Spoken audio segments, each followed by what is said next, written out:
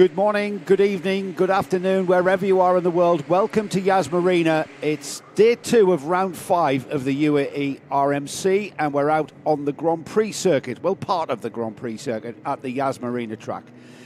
Welcome along. My name is Joe Bradley, and as ever, alongside me is my erstwhile colleague, Henry Baudet. Henry, day 2, and if day 2 is half as good as day 1, it's going to be a cracker. Yeah, thank you very much, Joe. Good morning to everybody watching on Karting Live TV and the UAE RMC Rotax Max channel. Sun shining as it was yesterday. The temperatures are already rising, and the drivers, over 130 of them, are enjoying their final day of the season, are racing around a circuit that their F1 heroes competed at just a couple of months ago.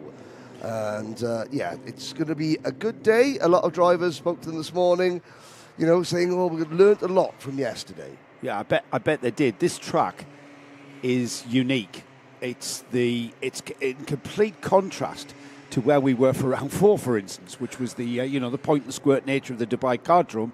This is a massively fast. Even the slow corners here are massively fast corners, and I think the stat that you used in yesterday's trophy presentation, Henry, really emphasises that, and that was the lack of bumper penalties. Yes, because there's not that sort of heavy braking zones that give the opportunity for drivers to accidentally run into each other.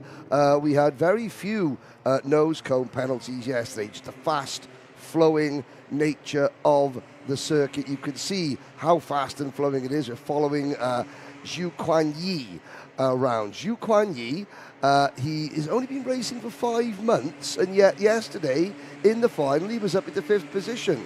I was speaking to Karol Dabski and Shogo Endo, the guys that run him for Sam Pollitt Racing, just saying how much he's progressing. And Adam, who was his English name, he was sort of looking a little bit down in the dumps because he got up to 5th and then wasn't quite, then had a bit of a thing of, oh, I'm up to 5th, and panicked a little bit. Well, I tell you what, Henry, we have got 2 minutes. We're in the midst of qualifying here. Yes. Microax class out on track at the moment, and at the moment, with less than 2 minutes.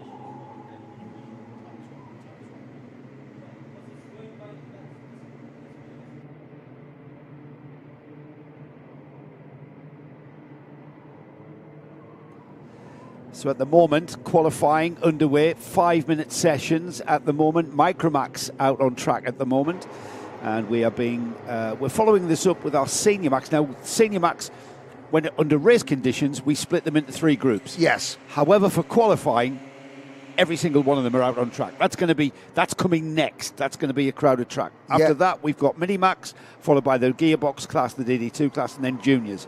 But at the moment, it's the Microax class, and I've got to say, Henry, the Microax class has been all about 2 drivers, Sama Chopra and Liam O'Hanlon, it seems. Yep, in terms of championship, yes. Liam O'Hanlon, 4th win of the season yesterday for Liam, beating Samar by 4/10 of a second, and it came down to the very last lap. But there's a number of other drivers in this class I think that we can look at as potential winners, round winners, certainly. Maybe Adam Al-Sheikh, Saif Al-Khalifa, Ivans Voronins, and Alex Freienstein, to name just a couple. Let's not forget that round 1 at Al Ain was won by Adam Al-Sheikh. Yeah, who then went to break his arm. Missed 1 round and has come back, is firing on all cylinders again. And they're right up there, and if anyone's going to challenge the 2 championship protagonists in the form of Chopra and O'Hanlon, it's going to be Saif Al-Khalifa and Adam Al-Sheikh. There's a few, Alexander Freienstein, for instance, he popped up, didn't he, not so long ago, and popped up. Enzo Falzarano is also a name that you can't really discount, and there's a lot of drivers that are ready to pick up any crumbs should the front runners trip over themselves. Yeah, indeed. Checkered flag is out. I'm going to be going down to speak to our pole sitter.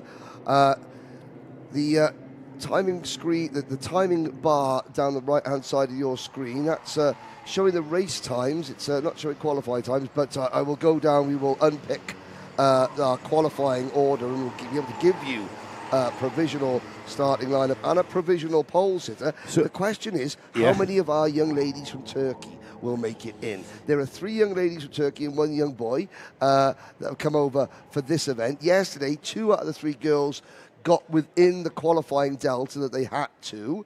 That was Ella Yasilte and Tugba Yasilte, Fatima Yasilte, and Sina Ozanoglu didn't make it. I don't think Sina has made it again today, but he's tiny and he knows he's just at the practice. But I've got to say, Fatima, that's not a bad... Well, they've improved through every session. Yes. They've improved. And in fairness to these youngsters, they are complete novices and they have brought themselves on board with perhaps the most competitive national series. They've thrown themselves into the mix and thrown themselves into the fire, so to speak. We've got the qualifying sorted now, and I can announce that the pole sitter for the first heat for Microax is going to be on pole Ivans Voronins. Ivans Voronins, the XL driver, on the pole position with a best lap time of a 36.454.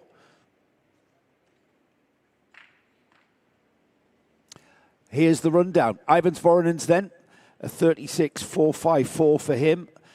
Just 34 thousandths of a second slower was Liam O'Hanlon, and behind Liam O'Hanlon, starting on the second row of the grid, is that championship protagonist, as we said, Samar Chopra, not that far behind. Saif Al Khalifa, we knew he was going to be up there as well. Third row of the grid, Rudrapatap Shekhawat with Cameron Harvey alongside. Row 4, Adam El Sheikh will be starting alongside Tadeusz Prochaska. Alexander Semenov will start on row 5 alongside Jensen Kelly, and on row 6, Roddy Harris over from South Africa. Great to have Roddy and the Telios team with the War Racing, of course. Alexander Feinstein starts alongside him on the 6th row. Vayav Ponna and Rofhiwa Didwambi start on row 7. Zukanyi and Enzo Falzarano on row 8. Row 9 is Amar Tabatsa and Saif Almina. Row 10, it will be Felix Sousa Jebjerg with Taya Baroon. Sebastian Storer will start on row 11 alongside Leo Reutmann. And then on row 12, Tugba Yeselte, great drive from Tugba, getting better and better all the time. Kilian Kudu Mabida starts alongside. Row 13, Ella Yeselte with Fatima Nilhan Yeselte alongside. And then Sina Ozgenoglu will start on the final row of the grid in 27th slot. Henry is going to pop down there. We'll get a chance to speak to a new driver. I'm not sure how many times we've seen Ivans Voronins on pole, but that was an outstanding lap to be 34 thousandths of a second on the pole from Liam O'Hanlon, and then just 18 thousandths of a second between O'Hanlon and Chopra. Yeah, great. It was a great performance there. I think Ivans was on the podium, wasn't he, last night? Yes, he was. So he's really on. Yeah, he's the Yas Marina circuit. He's riding a wave of Yas Marina, isn't he? Success at Yas Marina. Yes. It's great. It's great to see these. And what you see in the Microax class, this is the Rotax Cadet class, of course, is that as the season progresses, you see the midfield drivers progress and get better and better and quicker and more experienced. And by the end of the season, and I'm pretty sure by the time we get to round 8 at Alain in April, we are going to see more challenges being put to the front runners. If you think about it, during the course of the year, they've aged about 10 or 12% of their life. So that is a horrific stat to put. Yes, I suppose 10%. For a year, for us, it's like 1.5%. For these kids, it's like 10 or 11%. Yeah, 8 months is 10 or 11%. And they are little sponges, aren't they? They take everything on board. They are just soaking up the knowledge, soaking up the experience. And as I say, Ivans Voronins on the pole, then Liam O'Hanlon. Liam will be, in his debrief, no doubt, will be talking about how to get around the outside into turn 1. Samar Chopra, though, he's in a good position, actually, to follow Ivans Voronins down the inside into turn 1. We saw that yesterday, didn't we, where the left-hand side of the grid has that advantage of being on the inside line into turn 1. Turn 1, of course, here, using the former Grand Prix circuit of the chicane out of the West Hairpin, where they go through the left and right, which is where, can you remember, infamously, that's where Nico Hulkenberg ended up on his roll hoop not so long ago. I think we're ready for Henry down in the post-race interview area. Let's head down to Henry. Well, we're here with Ivans Voronins. Ivans, Is that your first ever pole position here in the UAE RMC? Yes, And are you really happy with it? definitely. Okay, talk us through the lap. How did you find the correct amount of track freedom, and then also anyone that you work with to get that lap time? It's like you have to get a big gap to the guy in front. I was following Samar, and I just did a very good lap time. The last sector, the first and the second was very good. So with the track position, it was a very good lap. Now, you qualified well yesterday, had the incident at the start of the heat, but you fought back to finish on the podium. As long as you get through the heat of the pre-final, okay, have we got the speed to win this race today? It matters about how the race goes. If nothing goes wrong, then we see how the speed goes, and I think that we can win it. Anyone you'd like to thank? Everybody that I thanked yesterday. Who did you thank yesterday? My mom, my dad, my sister, my whole entire team, my coaches, everybody. There we go. Everybody, consider yourself thanked early on this morning. Ivans Voronins, provisional pole sitter in Microax. Thank you, Henry. With Ivans Voronins there on the pole position. We've got people along for the ride already. Welcome to our UAE RMC live stream, and welcome along on Karting Live TV live stream feed of this, the UAE RMC. I want to say hello to Noah Kart Racer from India, Gul Rudra, a supporter there. George Geddes, wishing GNKD team well today, supporting Austin Gray from a very cold Aberdeen. From Grandad George, great to have you up very, very early, George. It's very early in the UK.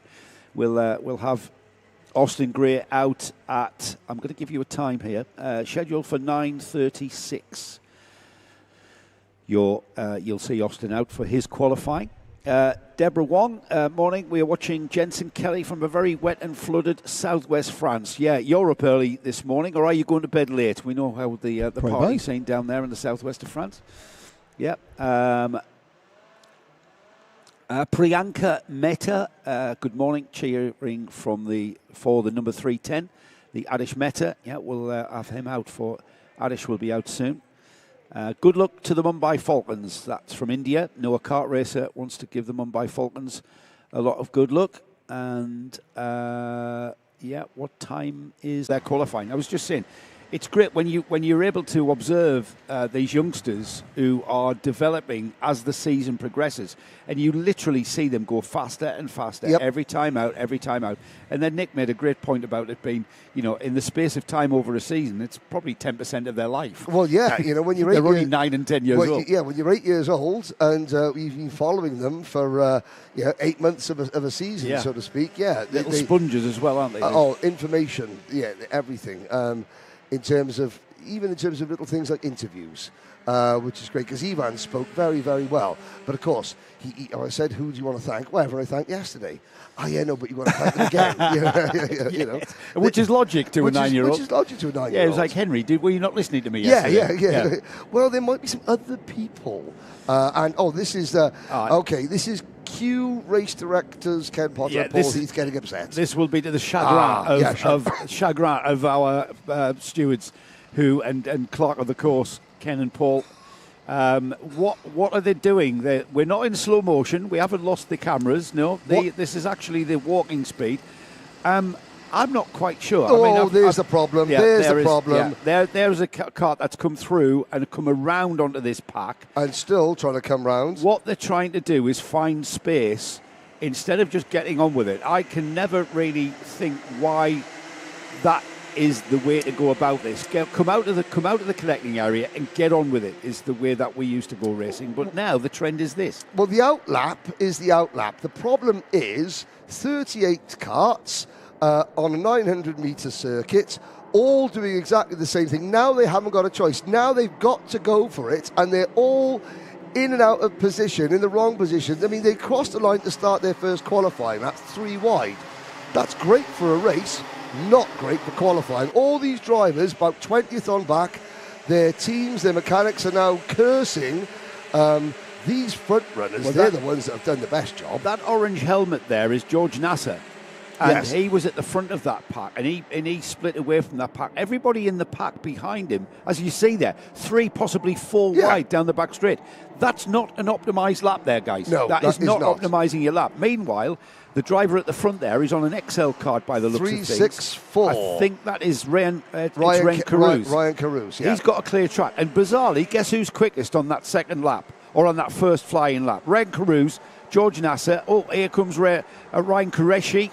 No. We saw how quick he is yesterday. Ryan Qureshi goes quickest, however, very early in the session, only halfway through.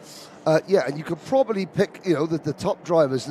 Let's see who got mullered at the start and has been forced back, because I'm looking down the order. You'll be able to see Andrea Remy, Oscar Lambert, 28th, 29th. They are the ones that are important. Now, we've got 37 drivers. One of the CRGs, Alexis Elzia, hasn't gone out. And unfortunately, she was never booked in for today. Zara Karua is not racing. Right. Okay. Now, if Alexis Elzia is here but has not gone out, that gives us 37. If Alexis Elzia is not racing today, that gives us 36, which then potentially gives us we'll see if there's a timetabling issue. Well, that's not our job. Well, no. Thankfully, it isn't our job to work that out as well. This session has got just under 90 seconds remaining, and at the moment, it's bouncing around. We've got a Mumbai Falcons 1-2 at the top of the screen as Connor Clancy. Dominant performance from Connor, I've got to say. That's the only word I can use. It was so dominant yesterday.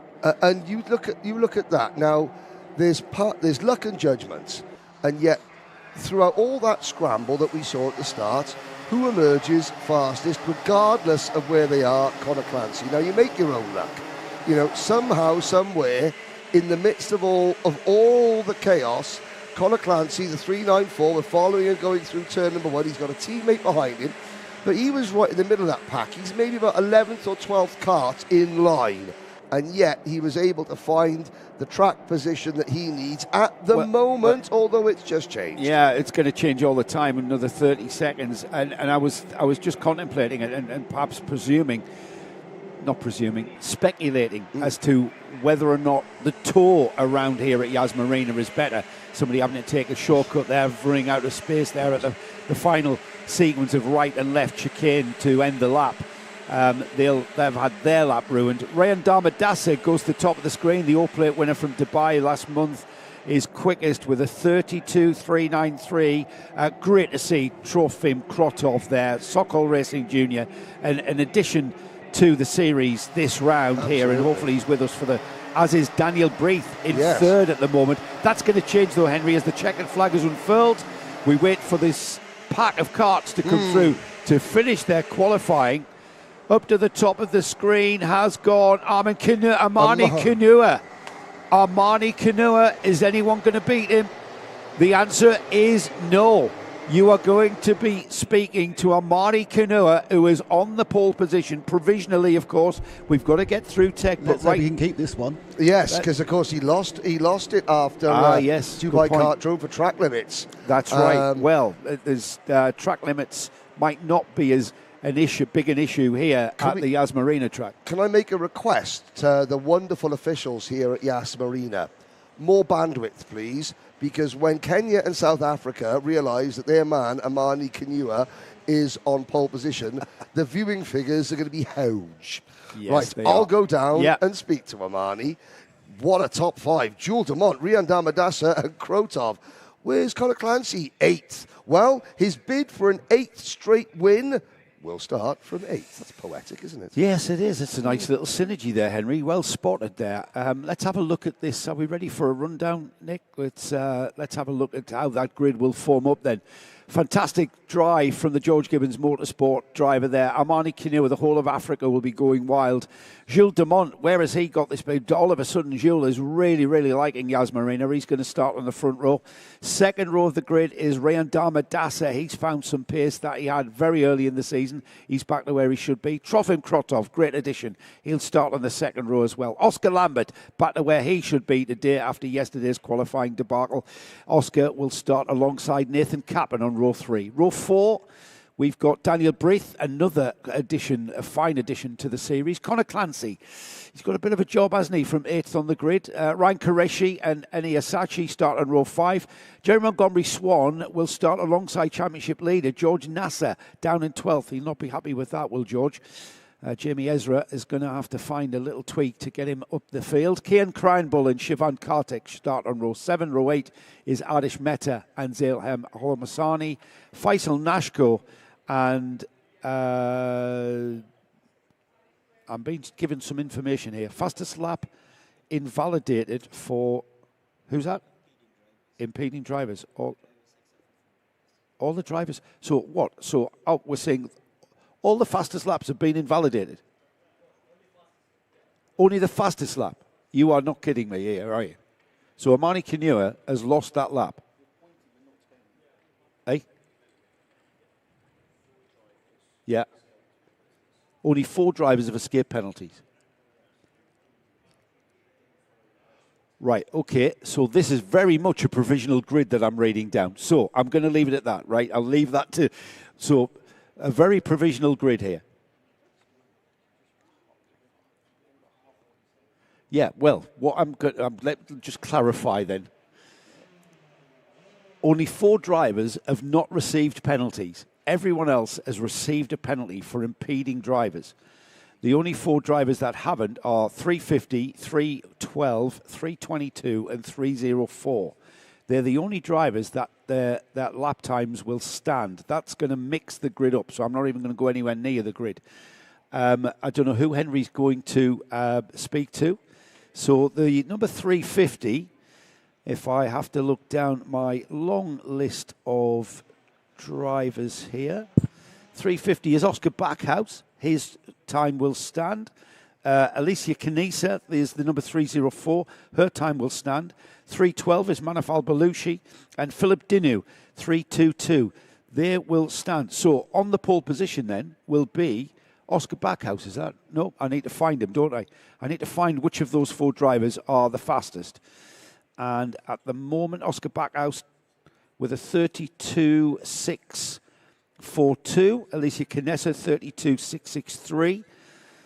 My quick estimation here is that Oscar Backhouse is our pole sitter. And that's just a quick scan of a very, very long list of drivers there. Joe, I think it's Oscar Lambert.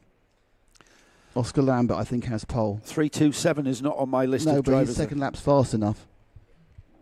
All right, he's set. All right, that's even more complicated for me. Right.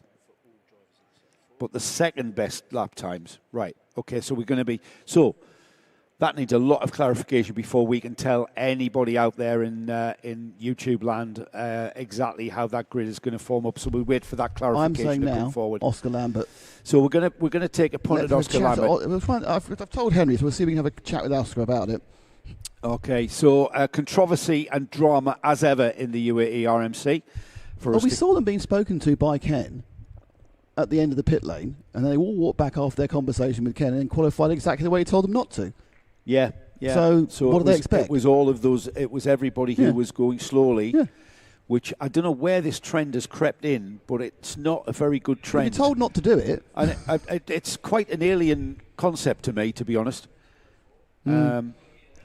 So we're going to provisionally call it as Oscar Lambert, who had a terrible qualifying yesterday and had all to do throughout the process yesterday. Want to say hello to Andrea Remy fans. Come on, Andrea. He's the number 3 for Andrea is 345, who didn't escape a penalty for impeding other drivers. So the grid is going to look anything like what we've got on our timing screens, with second best times being adopted as the quickest. Let's go with Henry, who's got more information. Okay, thank you very much. So we've got a bit of a situation down here, as you've been explaining. We think that 32 of our 36 drivers have had their best lap time deleted, including Amani Kanua. Now, the delay is, obviously, we're working out, we think, as you said, that Oscar Lambert has the best second lap time. However, because of the delay, there are, just behind off camera, a line of 36 drivers. Oscar Lambert is quite far back in the line. They have to go through the weigh bridge and then go into tech. Now, I'm not sure we're going to have time to speak to Oscar. We can't bring him away from his cart before he goes through tech. That's against the rules. And if he leaves his vehicle to come and speak to me, then that'll be an exclusion because, what's to say that I don't add weight to him or give him something, which can happen in karting, or that's the risk that you run. So we think that Oscar Lambert is. He's not sure. None of the other drivers are sure either. They're all frantically looking at their second best lap times. What we do know is that of the second best lap times, Amani Kanua, who was provisionally pole, he's around the top 5. Rian Damadasa has also got, I think, the second or third best lap time. And Daniel Brith also looking good as well. Provisionally, very, very provisionally, guys, we think Oscar Lambert has pole with his second best lap time. Race director Ken Potter has opened a book. It's entitled The Riot Act, and he might be about to deliver several passages of that book to the drivers. Certainly the juniors are all still sitting on the grid looking very, very nervous. But we think that Oscar's on pole. He hasn't gone through weigh scales yet, so we will have to maybe catch up with him later. Thank you, Henry. We think we've clarified. There's all sorts of conversations going on behind me here because we are in part of race control as well. So we are party to a bit of information. Oh, there we go, yeah. So we think, these numbers there are where they are, yes? So provisionally, we're going to call Oscar Lambert as the on the provisional pole. Ryan Damadasa was second. Third was Ryan Qureshi, and then fourth was Daniel Breath. So that's the first two rows. The other the other part of the grid will be clarified. All 16 other rows will be clarified. I got a question for you. A question? When was the last time somebody had 2 pole positions at different events and they lost them? Well, I mean, the lap was, you could argue the lap was quick enough and the quickest lap in the session. However, the regulations were breached, so we can't do that. So Oscar Lambert on the provisional pole, all to be clarified by the officials. Meanwhile, we've got track action already breaking out on track with Minimax qualifying, and certainly this is a class that has got a lot of drama and controversy and intrigue as ever, and yesterday was no stranger to all of that, with a very, very fine win by British driver LBJ Stubbs, who is out there for Sam Pollitt Racing. Easy to spot LBJ.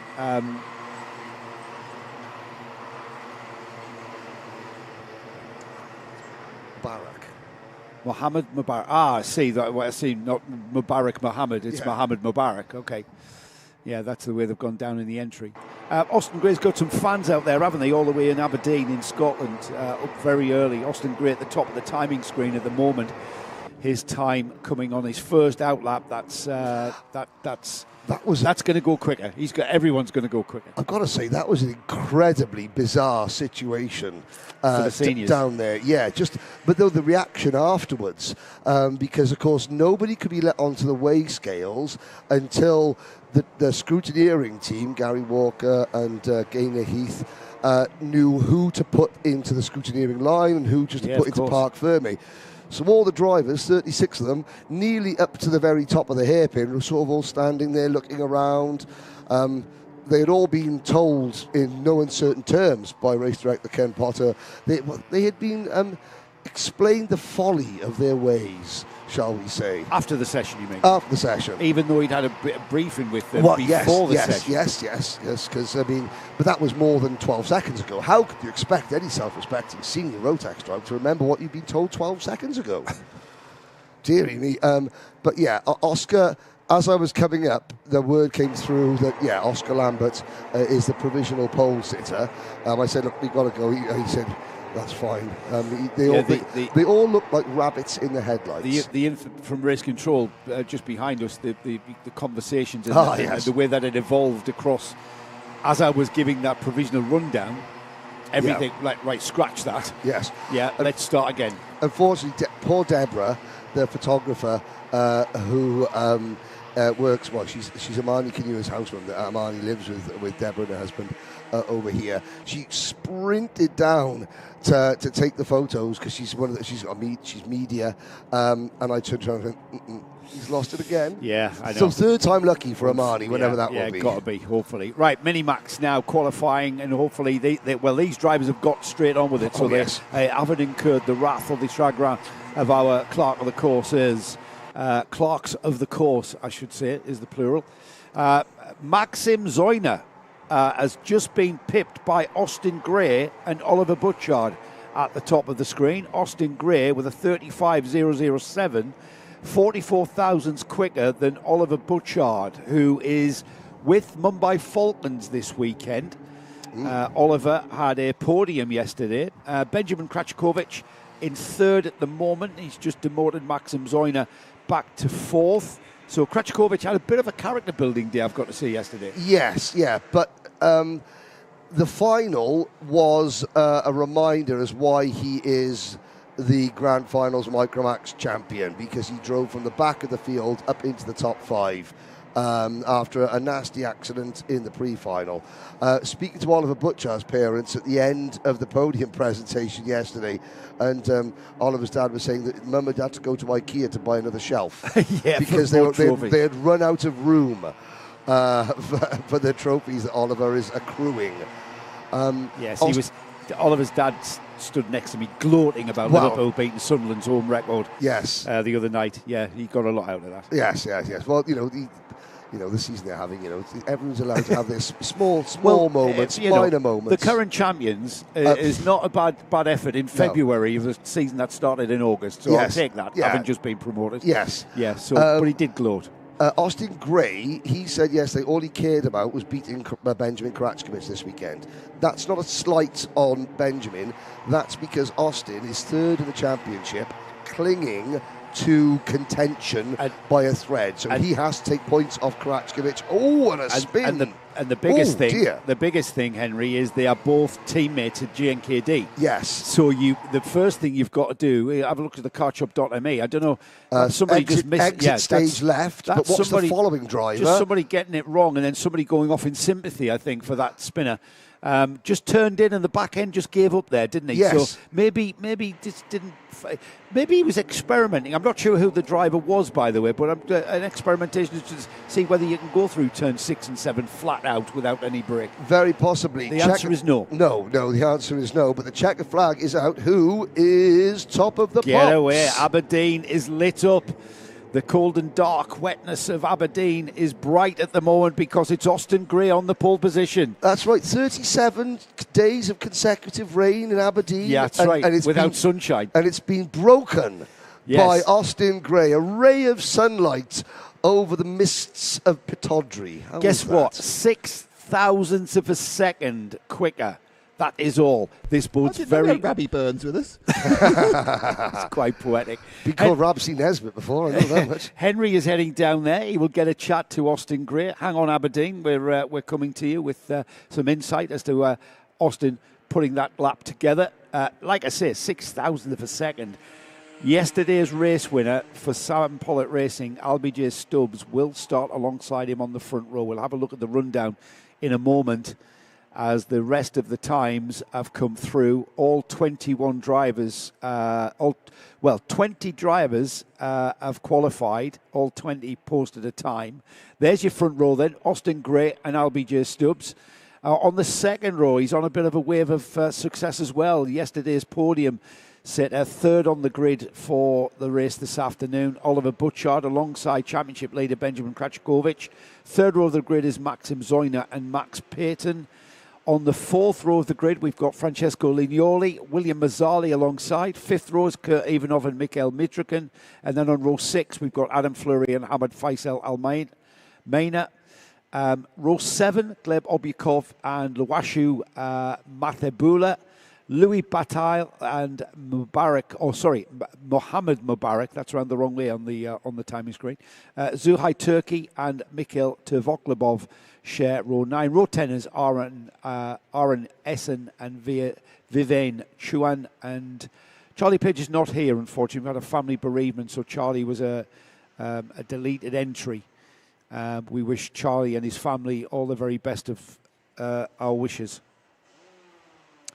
I have got a clarified grid for seniors. In the words of 1939, I have in my hand a piece of paper. I have. You are Neville Chamberlain of timing. Right. I'm gonna. We may as well leave this until the heat, and then we'll have a rundown of the grid because we're exciting, won't it? Yeah, we're about to go down to Henry, who will get a word with Austin Gray. When Henry's ready. We have got a clarified grid, though. That's the best news. Let's head down to Henry. Well, just discussing, it's 5:30 in the morning in Aberdeen. In Aberdeen, they have not had sunlight or sunshine recorded for 37 days. It hasn't stopped raining. Well, the sun's shining for them now, isn't it? Yeah, thanks to Spencer and all my cousins for watching me at home. Yeah, it was a really good session out there. Really tough, really challenging. Trying to catch everyone, trying to get better every lap. Now, just come and stand here a little bit. Now, after you saw what happened with the seniors, did that have an impact on how you approached qualifying, knowing that people slowing down on the opening lap were getting their times deleted? No, not really, because I knew it's very... I knew there was always going to be penalties for rolling over, so I tried to stay calm and tried to, get on with it. Like Albie, he got on with it, so I went with him. Yeah. Now, yesterday you said that this weekend your focus was on beating your teammate, Benjamin Karachkovic, because you're third of the points and you have to start taking points off them to stay in championship contention. You beat him in the final yesterday, you've got your championship points here. Are you looking at the championship, or do you still think it's between Benjamin and Albie? I'm always going to fight for that championship no matter what, but,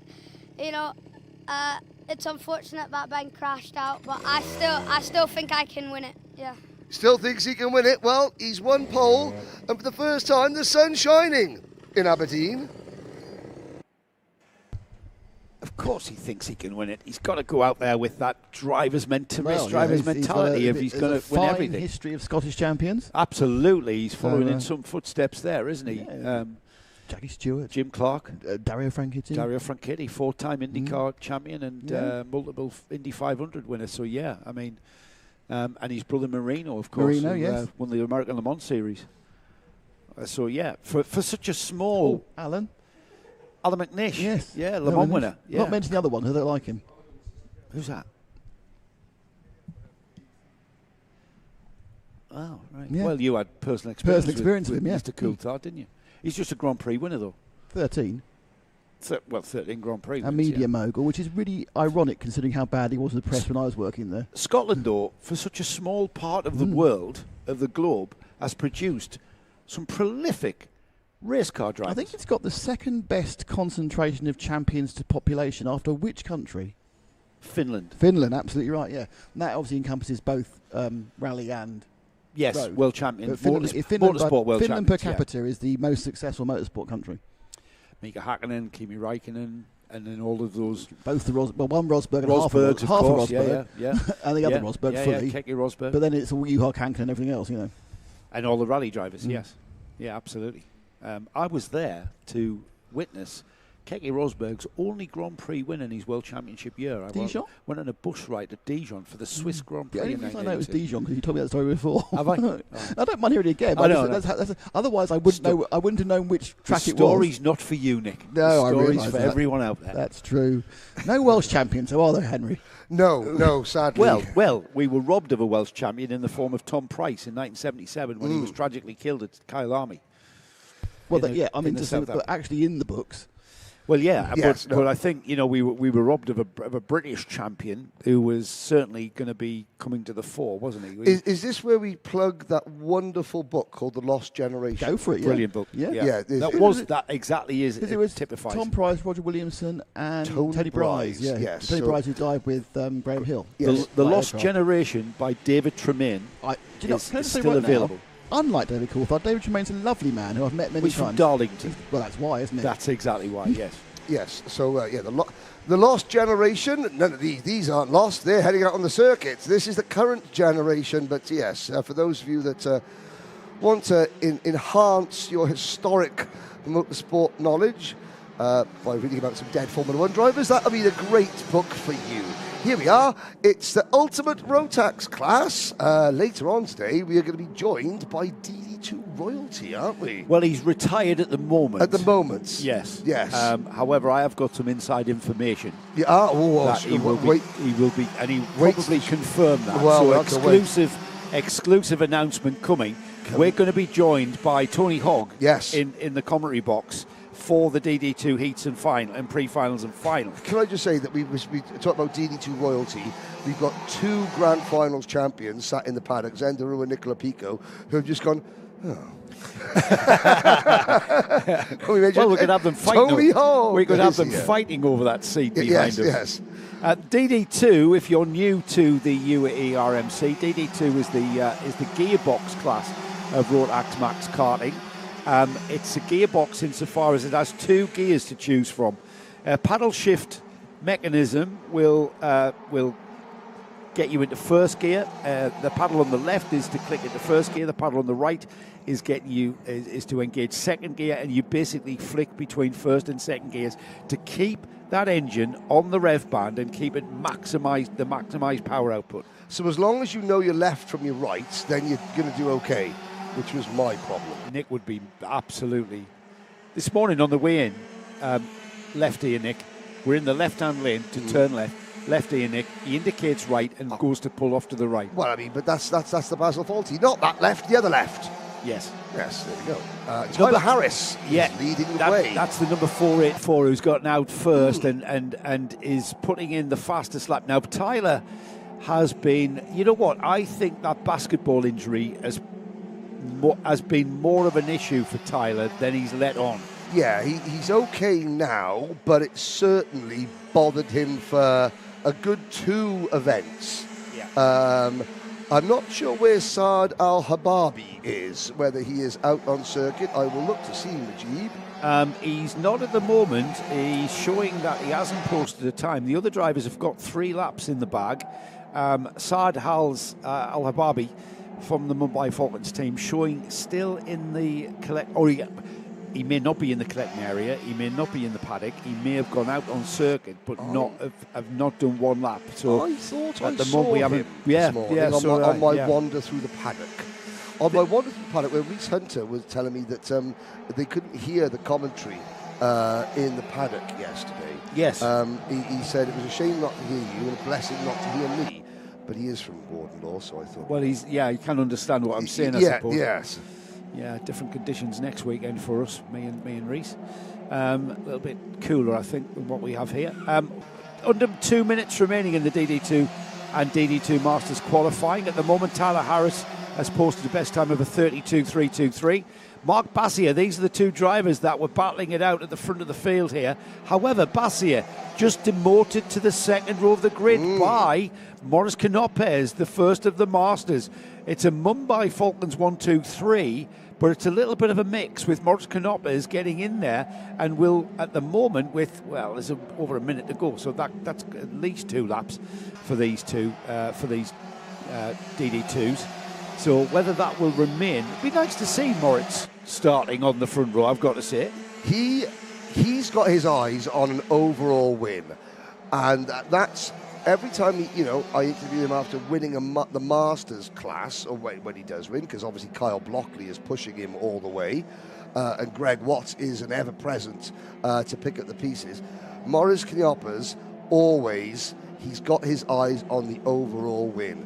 There's a slight difference in weight. I think, for the two classes. That isn't relevant for Morris. The fact that he is over 50 is irrelevant to Morris. He is a champion, and he wants to beat the main category runners on the road, and he will not be satisfied truly until he has. Yeah, and in fairness to Moritz, he's, very, very competitive to be in the top three at the moment. Adam Malik for M&M is the first non-Mumbai Falcons, or as they were, wasn't it Tyler Harris who named them the Mumbai Pigeons? Yeah, yes. The Mumbai Pigeons. That was funny. Yes. That was funny. 0 time on the clock, the checkered flag unfurled. Marc Bassier takes the checkered flag first. He is currently on the front row of the grid alongside provisional pole sitter. That man there, Tyler Harris, has got another lap. So he's just missed the checkered flag. He's got another lap. Nicolo Cacciatore is out there. He crosses the line. Tyler Harris has come in. So Tyler Harris is in the pits and is on the provisional pole. It'll be Tyler Harris again, Henry, who you get to chat to. Yep. In the post-race interview. We'll have a look at the rundown of the times when they become official in front of us. Still all provisional, as we've got to get through technical inspection, etc. The carts and drivers have to be weighed. DD2, just to remind you, they're on the Mojo D5 tyre, and they're 175 minimum weight, 175 kilograms, that is. There's your grid, though. Tyler Harris and Marc Bassier will start again on the front row. That's going to be a battle that's from yesterday, continues into today. Martin Knoppers with an absolutely outstanding lap time there to get him on the second row alongside Adam Malik for Matthias Najem Motorsport. Hamza Ashisho up there on the third row alongside the second of the Masters drivers, Kyle Blockley. He's with the KAA team. And then on row 4, Sami Al-Assad and Greg Watt, third of the Masters. Nicolo Cacciatore will start on row 5, and Saad Al-Ababi, he didn't put a time in, but he will start in 10th for his start of the DD2 heats, which will be coming up at the first of the heat will be 11:20 this morning. We have got one more qualifying session left to get through. Another 5 minutes of optimum laps needed from each and every one of our drivers. It is the Junior Rotax field that will be out next. DD2s, as I mentioned there, the fastest and perhaps more complex. Now, Nick, is Marc Bassier in the Paddock show today, or was that yesterday? Yes, he is. He is in today. Marc Bassier, yeah. because part of my editorial decisions is what is the most interesting interview, so he gets to be first. It's a great interview. Marc Bassier, we find out some very, very interesting facts about, because Marc has transitioned from Rotax Max racing to DD2 racing, and to add the complexity of a 2-ratio gearbox in there, paddle shifts left hand for first gear, right hand paddle for second gear, just adds a complexity into how he goes racing and how he goes driving. And it's a brilliant insight as to the difference of the Senior Rotax and the DD2 Rotax. Let's head down to Henry. I think we've got the Tyler Harris Paul interview. Thank you very much. Well, it's another double pole in DD2 and DD2 Masters for the Mumbai Falcons, Tyler Harris and Maurice Knoppers. Now, Tyler, yesterday you said that you felt that you and Marc had a clear pace advantage over everybody else. Not so much this morning. Maurice, just a 10th of a second behind you, third overall. First of all, give us your thoughts on qualifying. Well, I thought it was very good. I did a 32.20, which seemed very quick. So I came in a lap early because, well, I'd messed up my last lap. Yeah, and I suppose everyone else had taken the checkered flag. You didn't need that last lap. But just come this way a little bit. Now, yesterday, Tyler, you christened the team the Mumbai Pigeons, yes? Yeah. Now, as the leading pigeon, I need your best pigeon impression for the people. Come on now. I'll do mine. Morris. Well, Tyler, don't go away. Morris will come in here. This is third. Now, every time I interview after winning a Masters race, there's that look in your eye. Yes, but I've got my eyes on the main prize. A 10th off. You're starting third, directly behind the pole man. Could today be the day? I hope not, because I'm really happy for Tyler. Obviously, I always want to win, but I wish the best for him. He helps me a lot, in the team, in the data, all that, and we get along very well. So I'm more than happy to finish first and second. First and second. But best pigeon impression? I'm not going with you. I'm done with the pigeon. We're Falcons. We're king of the air, and hopefully we can show that today. Yes, your fault. Best Falcon impression? I don't know what a falcon sounds like. They sound like pigeons. Go on. Here we go. The Mumbai Falcons, first in DD2 and DD2 Masters. Normal pigeon. How many sugars do you put in his coffee? I think he's had an energy drink, hasn't he? Yeah, someone's given him a Prime He's or had a an Red energy Bull. drink. Yeah, he's had something, or other energy drinks are available. He was revoicing some stuff for Lelaine earlier, and he sounded like he had It's his 5 o'clock. Lelaine has given him sugar. Yeah, he had his 5 o'clock. He had his 5 o'clock. Actually, voice Matt on. Norman, our chief steward, has been in distributing sugary lollies. It's the lollipops, isn't it? It's the lollipops Yes. that's done it. Yeah, absolutely. Yeah, all DD2s are the same weight, by the way, same minimum weight of 175 kilograms. Albeit some of the over 40s can't quite get down to that weight. I think either of us I would wouldn't be down to that weight. I need the No, cart no. to weigh about 70 kilos. Yeah, I think 200 kilos. We should have a 200 kilogram class. Well, we did. We expand drove that stand a 2-seater. chance. There's 200 kilograms of us in it. At least 250 kilograms. On the camera, we see all the juniors sitting in their carts. Maybe but a that's moment what ago, it was. I'm not used to driving something as heavy as that. Thank you very much. Maybe that's what it That's was. what it was. I'm used to more nimble, whereas you just clattered across the curbs. I'm going to have another look at the data. So these guys have been read the right act as well, haven't they? They have. They've been read the riot act. They were yesterday. Now, the seniors didn't heed the riot act and have gone out, and everybody, apart from 4 drivers, incurred a penalty. That's why we had to deem the second fastest laps as being, we've got the clarified Senior Rotax grid. We're going to have a look at that when we get them out for their heat. Excellent. The juniors, Henry, were taken out of their carts and Yes. given a spoken to by the clerk of the course, Ken Potter, and they've gone out. Now, yesterday, we saw that happen, and the juniors got on with it. Which they appear to be doing exactly the same today, getting out and, by and large, getting on with it. That's Abdul Razak Al-Qureshi, who gets out first on the orange and white Mumbai Falcons liveried cart at number 217, getting on with it, fighting those cold tyres. They'll not be cold for very long, though. The temperature's already beginning to rise here at Marina. It is warm indeed. Joe Murad behind him, Mitant Jain, Antonio Husari and Harrison Stevens also among the early pay. And look at the difference. Look at the difference. Now, they're not all at 100%. They do have to warm their tyres up, but that is how you do an outlap to Ken Potter's liking. Well, that's how you do an outlap on a 5-minute session where Yes, you've got it's not about Ken Potter, it's about the time. Yeah. Well, you're putting a lot of pressure on yourself to get everything right. And I mean, I know there are some really, really excellent and experienced drivers who can deliver when your tyres are going to come on lap 3. That's when you're optimised. Bang, they can do that on lap 3. But generally speaking, the majority of that field just will build up time and go quicker and quicker and quicker as we get through the session. And that's pretty much down the order. Doesn't matter what class of racing it is.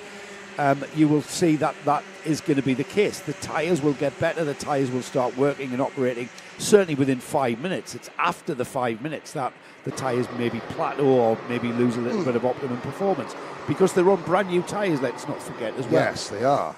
And these tyres on the junior Rotax Mojo D2s are the regulation tyre for this class. And brand new set yesterday for the qualifying heats, pre-final, final. Same thing today. We are on brand new tyres into this session. And I believe the brand new set unscrubbed will be starting qualifying. So they would have literally, they're fresh out of the wrapper. So even more reason to get to not dawdle in your 5-minute qualifying session. Yeah, you don't want to lock them up and flat spot them. We've got to get them scrubbed in before they get optimised. Yes, we're looking at Derek Rivera, who I have to say yesterday did very well.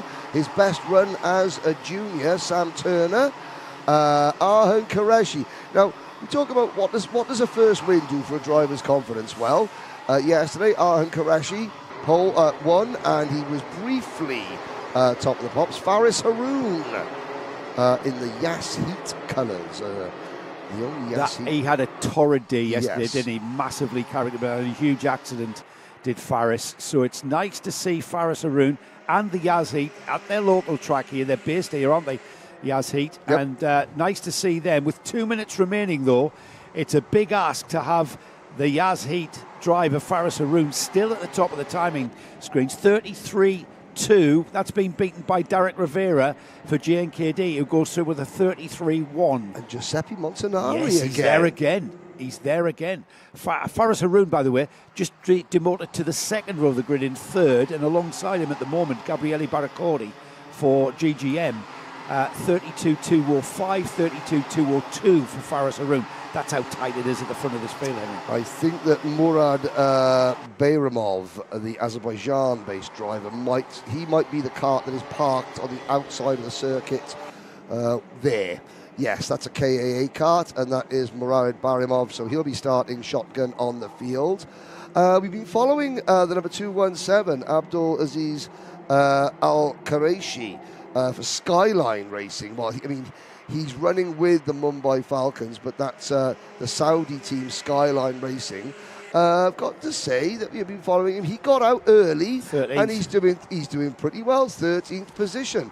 He's got the white and yellow FIA CIK Academy race suit on.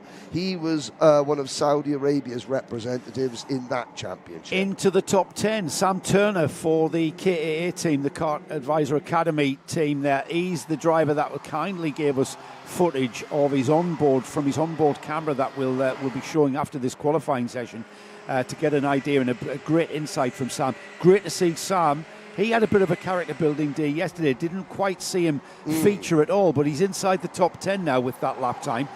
With 20 seconds on the clock, we are getting the checkered flag readied and unfurling it right now, because in about 10 seconds' time, we're going to be calling a day on this qualifying session. And Aaron Qureshi's time of a 33.011, that's the target for everybody. Not everybody going quicker, Henry. People have started to peter off here, so we might see, once again, Qureshi riding that wave of success. He's took the checkered flag, one of the first drivers through. Louis Radcliffe appears up there for Sam Pollitt.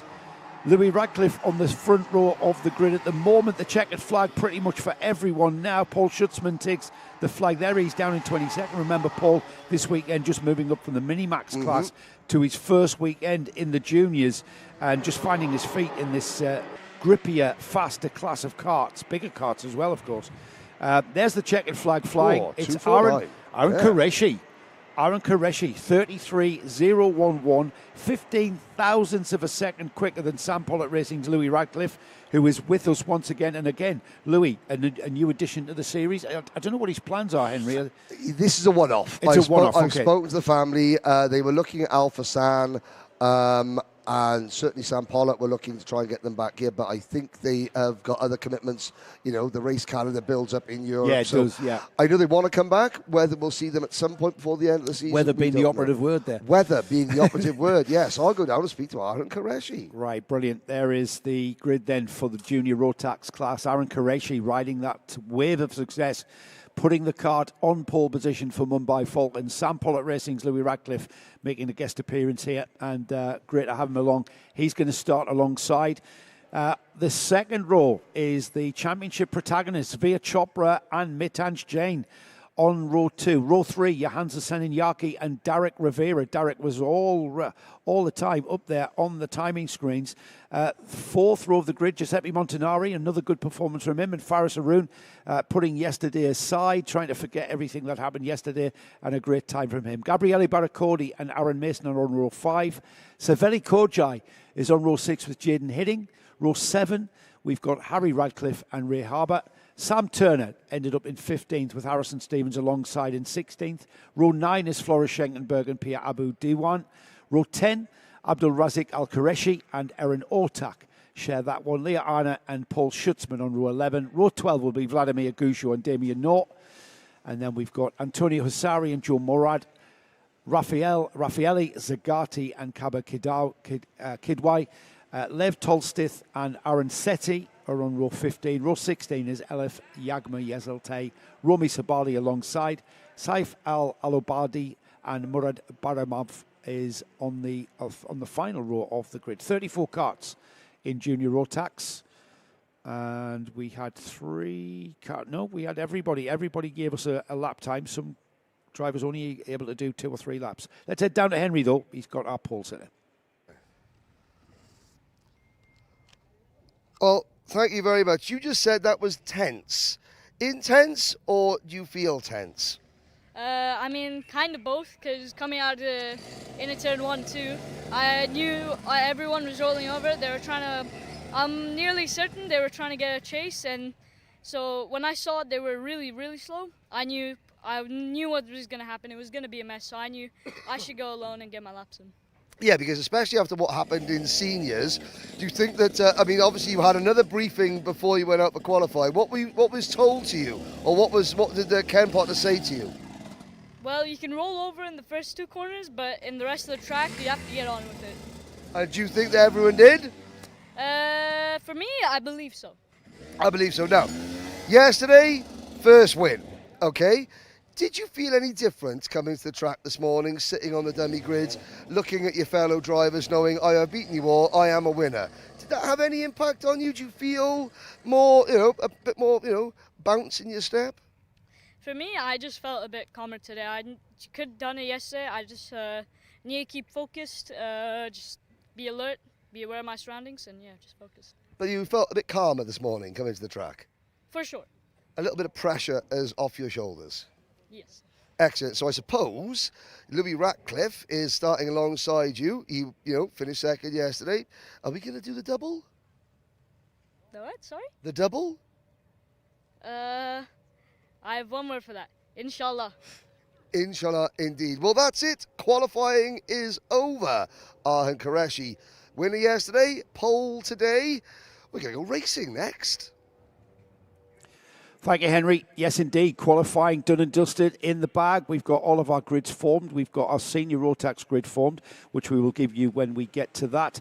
At the moment, though, it's all about Microax. Microax already lined up in the collecting area, ready for their first heat. And the Microax class, of course, the cadet class here. Mojo C2 tyres. This is for the 8 to 11-year-old category. 105 minimum weight, 105 kilograms minimum weight, I should say. This is the Rotax cadet class. And certainly here at Yas Marina, it lends itself to some very fast laps. This is a very, very fast track. It's quite different to all of the other venues that we go to. Maybe because it's part of the Grand Prix circuit here. It's a very fast and flowing track. Even the slowest corners here at Yas are very, very quick. And another big thank you to Sam Turner from the Car Advisor Academy, who gave us onboard footage from one of his practice days, which was a massive, massive insight, wasn't it? Let's have a look at that while we wait for the Microax grid to form. Yas Marina, a track that everybody has been excited to come to. Round 5 of the UAE RMC, and here we are on board with Sam Turner from the KA team. He's going to take us round a lap. This high-speed circuit is actually on part of what the Grand Prix takes place on here in Abu Dhabi. Out here onto the back straight, then Sam will take us down this back straight, hitting speeds of 120 kilometres showing on data before he turns left and then right into a double apex left-hander that kind of forms a hairpin here. Here we go then. This will end the lap through a little bit of a chicane and then flat out across the line. You'll notice the grid markings on the track as he crosses the line here. And then on another 120k being hit before we turn left and then right. The old Grand Prix circuit this bit is, and then into the hairpin and onto the Grand Prix back straight. Let's have a listen to Sam's engine revs. You'll just see how fast this track is and see how much throttle that Sam gets to use.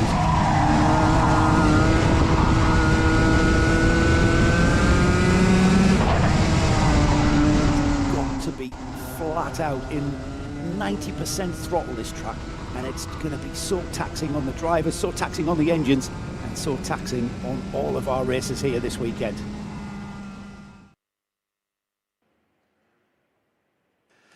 Yeah, great insight there from Sam Turner, and another big thank you to Sam and the KAA team, the Car Advisor Academy. Sophia, Nechi. Well done. Giving us the getting our foot in the door there. A team that's certainly improved in competitiveness in all of their drivers. They've got former British champion Reese Hunter across as a kind of consultant engineer. Was a kart advisor. He absolutely is a kart advisor. Yes, he is. Yeah, and you've seen some improvements as we've gone through the season. That will continue. We're round 5 here of the UAE RMC. Got some chat on the Karting Live page. We have. Can you see that? I can. Lawrence 312 goes 232. Got the X, and he's up there. Unfortunately, I don't quite know which one it was. 232. I think it was 2 races ago. Oh, and then, are you sure? For Mama Hello, no, 317. Go for it. 232 as a junior. Yeah. It's Elif Yagmer Yeselte. Oh, brilliant. It's one of our novices, I think. There's a Yamani Kanua. The fan club. Yes. But thank you. Keep on chatting. You can chat with us either the YouTube stream, either the Karting Live YouTube stream or the Rotax UAE RMC one. And Henry has returned from chatting to all the top drivers. Yes, and remembering to turn the camera off. Which was good lad. Yes, yes. Blooming heck! I know. Wow. I know. Sorry, but this is the most important thing of round 5. So at round 5, day 2, Henry remembers stuff without being told. Yes. Well, he was told, but more than 12 minutes ago. 12 seconds ago. 12 seconds ago. More than 2.6 seconds ago. That's it. Yes. Lads, you're gonna have to let that go. Yes. I know. I've worked it out though. I'm not used to driving something that's 250 kilograms of weight. Well, so my driving style is more suited to a more nimble chassis. And as a commentator, you're used to respecting track limits. Absolutely. I think that's where Nick went. I mean, if it was in an RMC event, he would have been penalty for track limits, times disallowed. He mullered, and I know David Bright will be watching this. He's got nothing else to do. The bills in the post for the painting of the curbs. Because the damage he did to those curbs. He mullered every single curb. The paintwork was destroyed. Horrific. Now then, this chap here sat beside the number 7 Shogo Endo. That's the chap on the left with the orange sleeves, the orange shoulders on his shirt. The coolest mechanic in Japan. He's not just a mechanic though, is he? No, he was, for many years, Ukyo Sasahara was a Japanese Rotax Grand Finals champion twice in juniors. Shogo in seniors was doing wonderful things. One of the top talents of his generation is Shogo Endo. He's now the coolest looking guy. And he's looking after Zhu Guanyi. Yes, he is. Who has come on leaps and bounds massively. Very promising young driver. Trying to explain, he's been karting for 5 months, and he should not be where he is. Well, he shouldn't be. He shouldn't be where he is in a national championship. No, he should still be at clubby level. He's doing a lot of practice. He's doing a lot of testing, and that's fine. Now I'm looking down. How many of our young ladies made it? I think. So you've got Ella, the same two as yesterday. Ella Yeselte, yes, and Tugba. Killian Kudu. Mabida is in there as well. Tugba Yeselte has been allowed in because they've met that threshold. The drivers that have not been allowed to race, they are still on a massive learning curve. And to be fair to them, Henry, this is an environment that is at a very, very high level. Let's have a look at the grid though. Ivans Voronins will start on the pole with Liam O'Hanlon alongside. Second row of the grid is Samar Chopra and Saif Khalifa. It's kind of again, we're going to do what we did yesterday. Rudrabatab Shekhawat and Cameron Harvey on row 3. Row 4 is Adam El Sheikh and Tadeusz Protaska.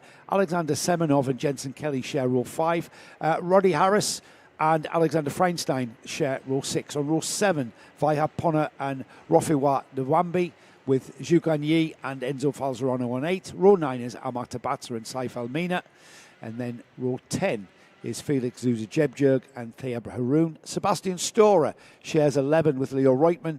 And then we have the 2 novices, the Tugba Yeselte over from Turkey. Great to have Tugba with us. And Killian Kudu Mabida is on the back. Ella Yeselte is the final starter in 25th slot. Which means that, sadly, Fatima Yeselte missed out by half a second. And Sinar Ozginoglu missed out by, I think, just over a second. So commiserations to those two. I know they're going to be watching and cheering their two countrywomen on. Here we go then. Ivans Voronins on the inside, the advantage of that inside line into one as, there they go, trying to concertina. That was Liam O'Hanlon who tried to get round. He has a little bit of a wheel banging session there, tries to struggle. I think he's about fourth now, Henry, as they come out the hairpin. He's make that. Well, he's the third in that four wide, just pointing forward there to Rudrapatrap Shekhawat to say, come on, let's work together. Rudrapatrap up to P4 by the looks of it. That was a very, very crowded first turn, wasn't it? It was. Massively crowded. Even though the field were quite spread out at the start, it was quite a fast start. They were let go. It still got very, very crowded, but they've all made it through safely. It's a complete lap number one. And it's Samar Chopra who slotted in behind Voronins. He's got onto the rear bumper there. Now, this is significant from the sense of the championship because Samar is currently behind Liam O'Hanlon in the championship. However, in this heat, the first heat of day two, he's ahead on track and looking like he's going to perhaps gain some points if it stays the same. But by all intents and purposes, Henry, he's not going to settle for second, is he? No. He certainly was a bit aggrieved yesterday after the last lap move from Liam O'Hanlon, although, to be fair, it was all is fair in love and war on the last lap. Samar Chopra to the race lead. We have a new lead of the O-plate. That was textbook, wasn't it? That was absolute textbook. The carchop.me replay will show this. Just moving to the inside at the hairpin. It's a very wide entry to that hairpin. You've got a choice of lines, really. And it was Samar Chopra who, I'm not going to say it, chopped down the inside. Very good, very good. He's carrying the O-plate, of course. He won that at Dubai last month. And now we've got a three-kart train developing with Chopra, Voronins and O'Hanlon developing that, using the science of aerodynamics to go forward and go forward very, very quickly. Yes, and the more they battle, the closer Rudrapatrap Shekhawat, Cameron Harvey, Adam Al-Sheikh and Saif Al-Khalifa will get, because they're not far. Well, certainly Rudrapatrap Shekhawat is only about 10 kart lengths behind these three drivers we're looking at here. There is Shekhawat taking a nice tight line through turns 6 and 7. The leading Synergy driver, Cameron Harvey, who put himself in a couple of wrong positions yesterday. Sorry, Henry. Yeah, this is cracking racing here. We have Voronins and Liam O'Hanlon on his rear bumper just going down the inside of the leader and taking the lead. We've got Chopra from first to third in turn one. Shekhawat, who's been urged along by all the support he's getting from Noah Kart Racer in India. Yes. And it's not over yet, is it, as O'Hanlon goes into the front? It certainly is not. That's the third leader in the space of about a third of a lap. Shekhawat is right there. Harvey, Al-Sheikh and Al-Khalifa are next. Yeah, I was saying Harvey, quick yesterday, couple of wrong decisions in terms of where to put himself in certain situations. Hopefully he's learnt and is now able to put his, put the pace and the racecraft together all in a single performance. Behind the top 7, we've got Tadeusz Prochatska for the Ital Course Middle East team, new second place driver. Down the inside there, very, very brave move that off the back straight. Let's have a look at the carchop.me replay there, and he just positioned himself really wide, did the number 12, left the gap, left the door wide open, did Ivans Voronins. And Samar Chopra says, thank you very much there. I'm going to take the optimum line through this corner, which doesn't have to be as wide as Pab Voronins thought it was. And he's proved the point. Yeah, no, I mean, there's the example of how wide you can take it. Liam O'Hanlon taking the optimal racing line. As you can see them fanning out now through turns 4 and 5, downhill. And then sort of they start going uphill now. Right at the apex of turn number 6, they keep over a little crest, and it's quite a different. Yeah. There's quite an undulation there, isn't it? Yeah, there is. That corner at turn 6 is quite uphill, so you can really throw the cart in there. It's got a little bit of that roller coaster feel over it, where you go over the top, and your innards sort of don't travel quite as quickly as Shekhawat makes a move. We'll have a look at it as Liam O'Hanlon continues to lead down the back straight. That's Samar Chopra. That's the championship right there. So it's this section here. We're going to go down, blast down a little bit of a straight. it goes uphill here. Yep. And you can really throw the cart in. Then as it goes through that left, look how downhill that is. It's a you yump. really get that, don't you? And that'll be a great feeling for these drivers. Yeah, we call it a yump. You know, Not a rally yump. No, not a rally yump, but it's certainly like, you know, you get that feeling of a roller coaster. Oh, my, a little bit of butterflies. A little bit of butterflies. And this is why we race. We race for the butterflies, of course. Absolutely. On lap 9 out of 9. This Check is flag getting ready, Henry. Shekawat has dropped right back. It's going to be between O'Hanlon and Chopra. O'Hanlon checks over his shoulder. Chopra has got a good run. I don't think he's got enough time, however. No, because the last left-hander on the track in this heat, 9 laps completed, and Liam O'Hanlon continues the 100% record here at Yas Marina. He won the heat, he won the pre-final, and he won the final yesterday. And he's going to be very, very hard to beat here. Didn't have it all his own way there. You had to think about that, didn't he? Because he was hung out to dry at that turn 1 at the start of this race. And that's a very, very intelligent drive by that youngster. Now, I'm just looking. So, best lap, once again, Ella and Tugba Silte, because you saw them just briefly as on the last lap. They were on the back straight, but they weren't in danger of going a lap down. Whereas yesterday, on the last lap, now I'm going to start getting upset with drivers because you can't do that. And cutting across the circuit there is a no-no. Well, it's confusing for the drivers coming in from the right, isn't it? Who are taking the correct route. Yes. Yeah. That's just chaos. That's going to be something that they're going to be admonished for, I'm certain. There's the provisional result then. I say provisional because we've got to get through tech inspection. It's a championship copybook here. Liam O'Hanlon takes the win. Samar Chopra trying all he can to chase him down. That was a great race, though. Ivans Voronins showing the performance from yesterday and continuing that. Noah Cartracer will be delighted with a 4th place for Ruud Rapatap Shekawat there. And then we had Adam El Sheikh in 5th. 6th place was Cameron Harvey. In 7th place, we have Saif Al Khalifa with Tadeusz Prochaska just off that, just dropped off the tail of the leading group, didn't he? Zhu Kanyi is 9th, Alexander Feinstein 10th, Jensen Kelly 11th, Alexander Semenov was 12th and 13th, Amata Batsa with Vaya Pona next, Roddy Harris, Rofewa Dwambi, Sebastian Storer, Saif El Mina, that was 18th, 19th is Leah Reutman, Felix Souza Jebjerg, Enzo Falzerano, Thayab Haroun, Kilian Kadudu Mabida, L.A. Yeselte, and rounding off a 25 cart field, Tugba Yeselte, improving all the time. Leo Reutman, first race off novice plates today. Really? He won best novice yesterday, and he was very proud to say, he did tell me off. He told you off? Yeah, because I said he had a trophy for best novice, and it wasn't a medal. All right. So yeah, I got it wrong. Yeah, you did get it wrong. He was like, you said I had a trophy, I got a medal. He was still happy with his medal. Yes. But it wasn't a trophy. Wasn't a trophy. It's kind of a trophy. It is a kind of trophy. It's a trophy in the form of a medal. Yes, exactly. I should have said that. But when you're only 9, well, you can be pedantry. Semantics. Yes. Now, we're looking at Senior Rotax. We had Harry Hannam here yesterday. Of course, this is the start of the second half of the season. There's a lot of firsts. We're going to get Matt Norman in here at some point there, because this is his farewell to the UAE Championship. He's abandoning us. He's abandoning us and moving back to Blighty. I have got the official qualifying result for Senior Max. Okay. So at the moment, we have groups B and C in the collecting area. Yes.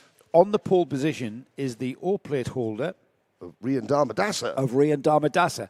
This is how it was second quickest in the session, by the way. Yes. This is how the session finished. On the fastest, so it's fastest here because all of the groups, A, B and C, were qualified together. Yep. We had that regulation breach by everybody other apart than from four drivers who just went out there and dawdled. After being told not to. Yes. So Oscar Lambert was quickest, Rayan Damadasa was second, Rayan Qureshi was third, Daniel Breath, Jules Demont, Jerry Montgomery Swan, Trofim Krotov, George Nassa, Nathan Kappen, 10th was Cian Cryenbull, 11th Conor Clancy, Eni Asachi was 12th. Oscar Backhouse, Shivan Kartik, Faisal Nashko, Alicia Kanisa 16th. Mohammed Menemate was 17th. Adish Mehta. Amani Kanua 19th. Oh, that's harsh. Andrea Remy, Zain El Amasani, Laith Momina, Alexander Bishi, Andrew Obaid 24th. 25th was Abdullah Al Qaita.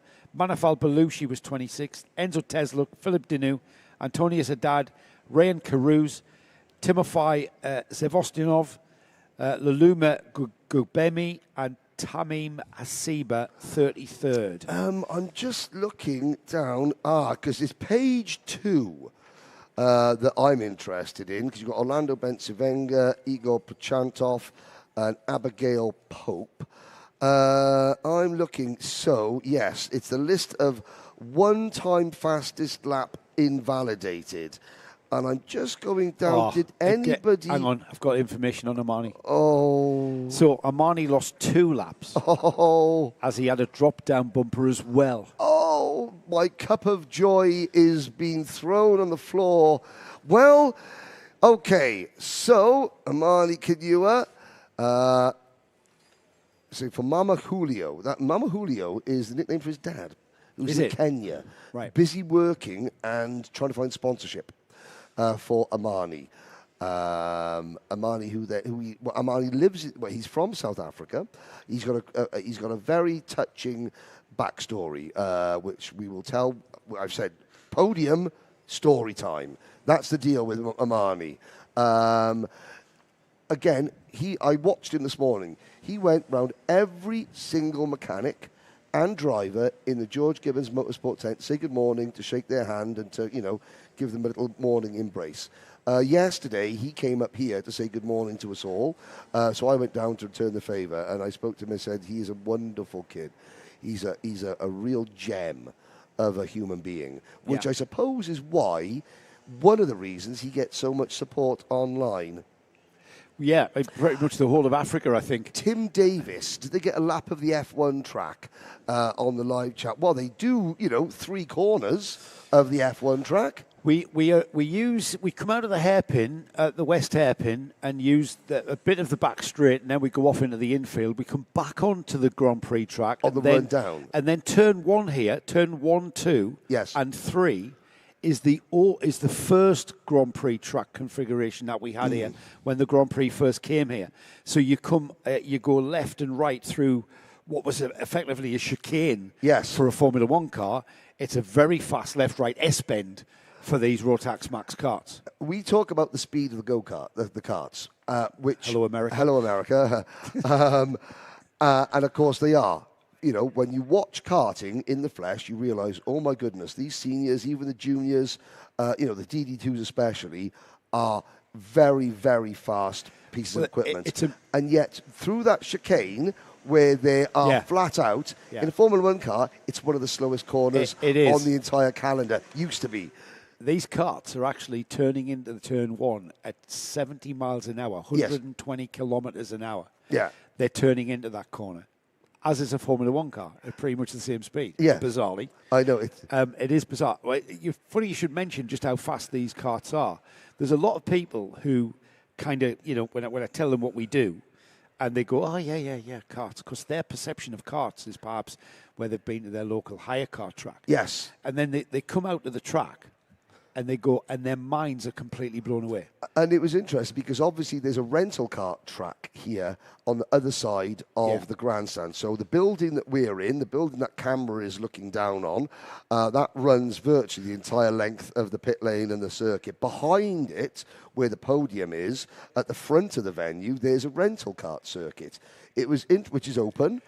Which I think they do run Rotax Max Racing on there as well. Oh, yeah, possibly. I think they do. But there was obviously some arrive and drive customers who happened to be about to go onto the circuit during the time of the podium presentation yesterday, and you would have noticed that there was some interesting sort of spectators who were just sort of like looking at, I did see. like, what's all this about then, with the fancy race suits and the young kids and the adults, and as they sit there looking down at their their fire suits, thinking, oh, I wonder. I don't have to get- I'm going to go and do exactly what those people It did. is quite mind-blowing. A friend of mine who's been to many, many Formula One Grand Prix, been to many British touring car races, came along to our local track at Wardenlaw and for the first time saw Rotax Max karting. And he said, how did they go through the corners? Turn 1 at Wardenlaw is very fast. How did they go through? How did they go through the corner so quickly? Well, it's simple. I was like, science, mate. Skill. It's physics. Physics, yeah, but also skill. Lack of imagination. Yeah. There's only one place I've ever raced a car where I was actually afraid, and that was the Hull Street race. Well, it's interesting, isn't it? Because we were at the Kuwait Motor Town, and we were due to circumstances beyond anyone's control, the cars hadn't arrived, so we got a free day on the kart track. And we were going round and round, and Joe was doing his normal thing, he had his race face on. And we were chatting about it afterwards. And I said, I was great. I said, I was this corner that, yeah, I did this corner. He said, yeah, I had a real problem with that corner. I said, why? It was a very big light stanchion, a big, huge lamppost right in the middle of the corner. It was putting me off. And Joe goes, what lamppost? Because he has no imagination when he's racing. He can't see the danger. That's the thing. You don't. I mean, wow. Oh. I Can I just say I did on a street circuit in Nassau. Can Bahamas. I just say before we talk about your Bahamas story? Well, I was quicker than Nick that day yes, a standard by about 1.5 seconds. 1.5. How many years ago was this? Just a couple of years ago. It was just a couple of years ago. 2008. I'll tell you when that was. It was the same year as the Qatar World Cup. So 2022. Yeah. So 4 years later, Joe still remembers he was 1.5 seconds. 4 years later, Joe's 2 stone lighter and going slower. And yet 3 weeks after Nick's rare victory, Joe's like, let's put that one to bed. Then let's leave that one. He can't sleep. He can't sleep. I'm still trying to work through the data. Here we go. Then let's get back to reality in the UAE RMC round 5, day 2. And we're about to go racing for the first time in the Senior Rotax class. Here's the grid then. It's Groups B versus C here. Rayan Darmadasa for George Gibbons Motorsport will start on the pole position. Ryan Qureshi will start alongside. Jules Demont with a great effort there. Jerry Montgomery Swan back to where he should be. George Nassa, championship leader with Nathan Captain alongside on row 3. Row 4 is Connor Clancy, who's going to beat that guy today. Eni Asashi alongside. Row 5, Shivan Kartik and Faisal Nashko with Mohamed Menemene and Adash Mehta on row 6. Row 7 is Andrea Remy and Zainal Omasani. Alexander Bishi shares row 8 with Andrew Obaid. Manaf Al-Balushi and Enzo Tesluk share row 9. Row 10 is Antonius Haddad with Ryan Caruso alongside. Luluma Ngobemi and Tamin Asiba on row 11. Igor Prachakantov and Abigail Pope share row 12. That's 24 karts starting this one. Abigail Pope, the younger sister of Jaden Pope, who raced in this championship last year, who is currently in university, but planning a comeback next year. Great stuff. Here we go. The Dubai O-Plate holder, Rayan Darmadasa, back to where we saw him earlier on in the season. He's found that pace again. It's just racing, he said to me in an interview for the Paddock Show. We're about to go racing. Everybody stays in the tram lines, please. Now they break free into turn 1, which is that very fast right-hander, into the equally fast left-hander, then into the hairpin for the first time. And I was looking, there was somebody on the outside, possibly George Nassa, who went very, very wide going into, or was it a JNKD kart? They went very wide into turn number 1 to try and get a better run. It didn't quite work for them, however. As you can see, the top 3, Nassa in 3rd, so I think it might have been Jules Demont that went wide and has dropped back a little bit. George Nassa cracking from 3rd row of the grid to get himself behind the 2 leaders is a great effort in the start of this race. He knows he's got to get up there and start gathering those points to keep that pesky Connor Clancy away from him. Yes, looking down, Clancy hasn't made the best getaway from the inside of row number 3. In fact, he's dropped from 7th to 12th. Right then, Connor. Time to get your sleeves rolled up and your elbows sharpened early. Darmadasa, Qureshi, Nassa, Dumont, Kapan, Eni Asachi, Montgomery Swan, Adish Mehta, Shivan Kartik and Mohamed Menemene, your top 10. Things beginning to spread out a little bit uncharacteristic for this class of Rotax Max karting, with Ryan Dhammadasa on the O-plate absolutely commanding that lead. Ryan Qureshi doing all he can to get on terms, and George Nassa, I've got to say, that gap is maintained. It was about 3 karts lengths. It is exactly about 3 karts lengths, so these karts are not closing up. However, behind these top 3, Jules Dumont is leading an absolute train of karts, with people beginning to just they may be biding their time, just taking their time. It's a 15-lap race after all. It's only a 32-second lap, so 15 laps isn't much time-wise, but opportunities throughout the lap of passing are very remote here at Yas Marina. Yeah, Laluma Ngubemi, who was the driver that arrived yesterday morning, had visa issues, literally made it out just in time for qualifying. He was allowed to race. He went through the safety briefing, spoke to him and his family this morning. And obviously he was looking to have a much better day. He's had a night's sleep to start with, yeah, that always helps. Which is helpful. Top 3 are clear. Jules Dumont, that's something he was a little defensive. Dumont holding on to 4th place, with Capon, Montgomery, Swan, Saatchi, Meta, Marina and Clancy up to 10th. And Jeremy Montgomery Swan moving ahead of Eni Asachi there to maybe have another bash at Nathan Capon as they cross the line then. 5 laps completed it is. Dhammadasa, Qureshi, Nassa gaining a little bit of ground and almost creating a 3-kart train at the front here. I'd say that is now, as Nassa begins to feel the toe of Ryan Qureshi. That will bring him onto the rear bumper of the Mumbai Falcons kart there, the orange kart there in the picture. But right now it's all about that O-plate holder there, Ryan Dhammadasa, who is absolutely on fire this weekend. Oh, and all kicking off for 4th place there. That's all change, Henry. Yeah, that was Jeremy Montgomery Swan made the initial move on Jules Dumont, but it looks as though Nathan Capon has emerged at the head of the 4th place train. Change for 2nd. Jeremy Montgomery Swan down to 19. Something's happened there. Let's have a look at the kartshop.me replay. Here's the move for P2. Nassa mirror signal maneuver P2. And he hasn't lost a massive amount of time. George Nassa would be told, okay, this is an opportunity to claw some points back on Conor Clancy, to stop the rot, as it were. Conor Clancy up to 8th, by the way. You mentioned his name. I'm not sure. It all kicked off in 4th place down over, didn't it? Including that gaggle of karts. That included Jeremy Montgomery Swan. The J&K driver now finding himself in 19th place. So he was the driver that paid the toll there for whatever happened going in off the back straight, I think, is where that incident happened. Unusual for a debt collector, having to pay early on.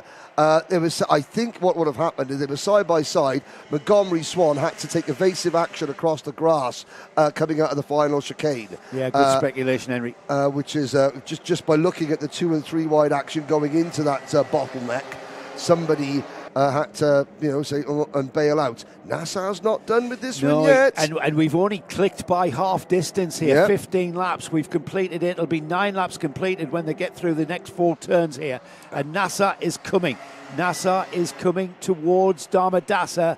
He's drawing up. He's got momentum. Momentum drawing him up to the rear bumper. That's the fastest lap of the race. Last time by, and the gap is down to just under 2/10, but we don't need to stop much, do we? Because we can clearly see that the challenge is coming. Yes, it's onto the back straight. Dhammadasa, to his credit, isn't looking over his shoulder. He doesn't need to look over his shoulder because he can now see directly in front of him the rear bumper of George Nassa's kart. Nassa just eases to the inside, makes his move, and here's the kartshop.me replay of Nassa. That is pure waft. That's pure momentum. Now then, Jamie Zaira is George's mechanic there at Matthias Ninja Motorsport, and he'll been working with Jamie, who's no slouch of a karter himself. Unfortunately for Jamie, he's about 7 foot tall, which has always been to his disadvantage, but put him in a 177 kilogram category of Rotax Max, and he's hard to beat. He's the mechanic and he's the engineer behind that kart, and he's got that running sweet, hasn't he? He does indeed.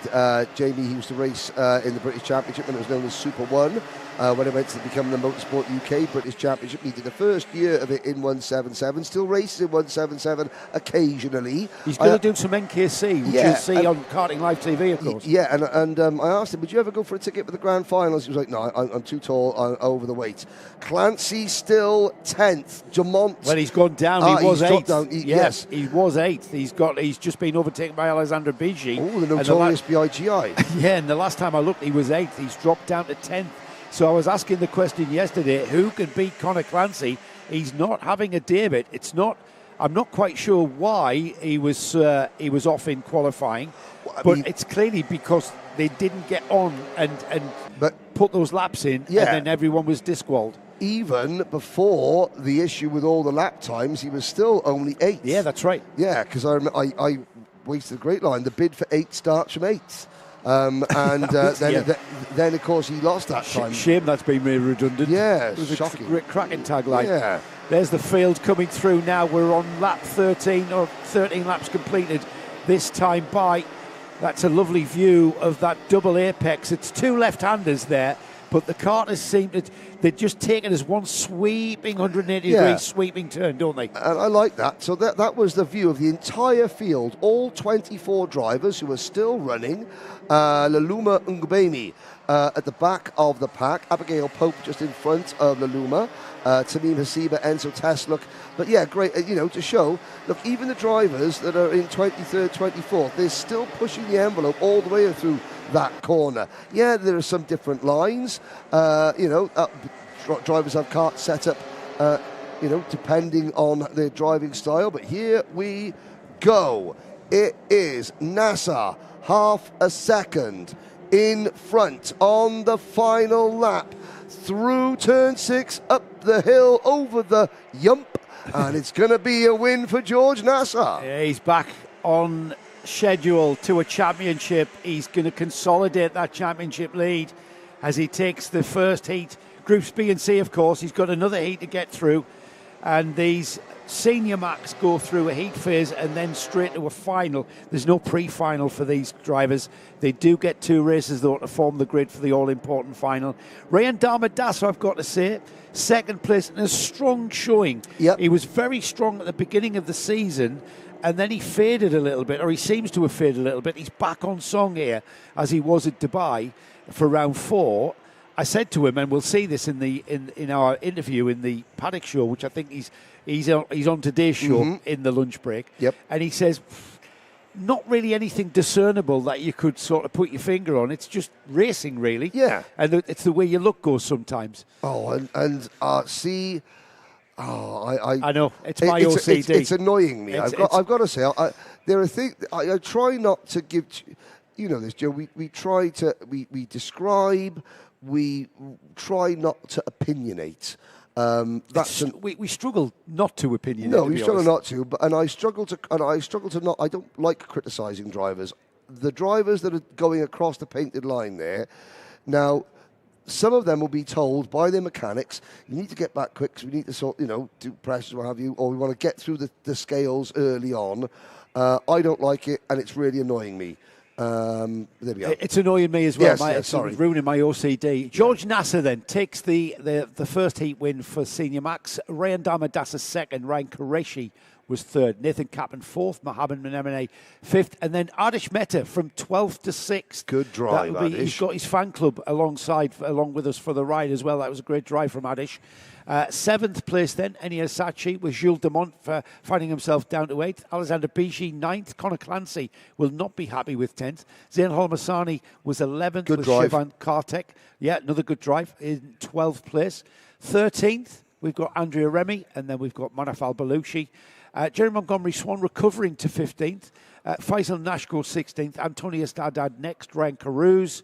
And then in 19th place, Andrew Obaid, Igor Prachantov, Enzo Tesluk, Tammy Masiba, Abigail Pope 23rd, and Aluma Gubemi rounding off 24 carts. Happy smiling picture there. Just happy to be here and getting delayed through customs or something, wasn't he? Was he delayed or a delayed flight or something? Delayed getting his visa approval. Ah, right. That was to get here. Yeah. You know, it's literally sitting watching last practice from your house, knowing that you've got to beat the next. You've got to be there next on track. It's terrible. I'm going to dive into the pits, guys. Okay, fair enough. We've got Minimax coming up next. Steph Mostef on the live chat. Team Amani. Amani Kanua is in Group A, so he wasn't in that Senior Rotax race. He will be in the next 2 Senior Rotax heats. So, yeah, plenty of comments coming in. The next Senior Rotax heat goes out in about an hour. Exactly an hour. Exactly an hour. There we go. One. So Team Amani, 1 hour.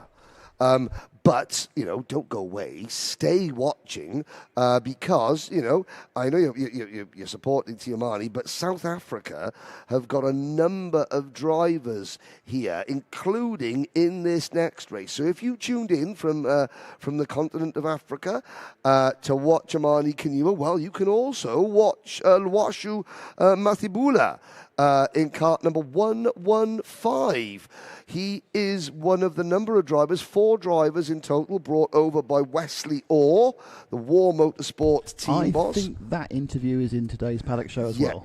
Which will be a great. So we're going to chat with the legend that is Wesley Orr, and also a little chat with Rodri as well.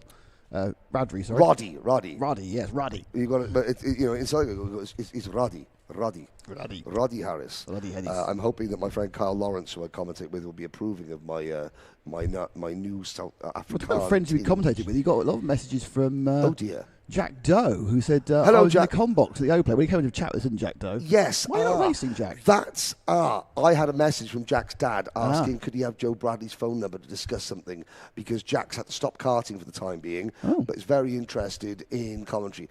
And he just reminded me because I forgot to pass on that message. You've now passed on when Joe's not here. Yes. Joe, there's a message for you from Henry. Henry has a message for you.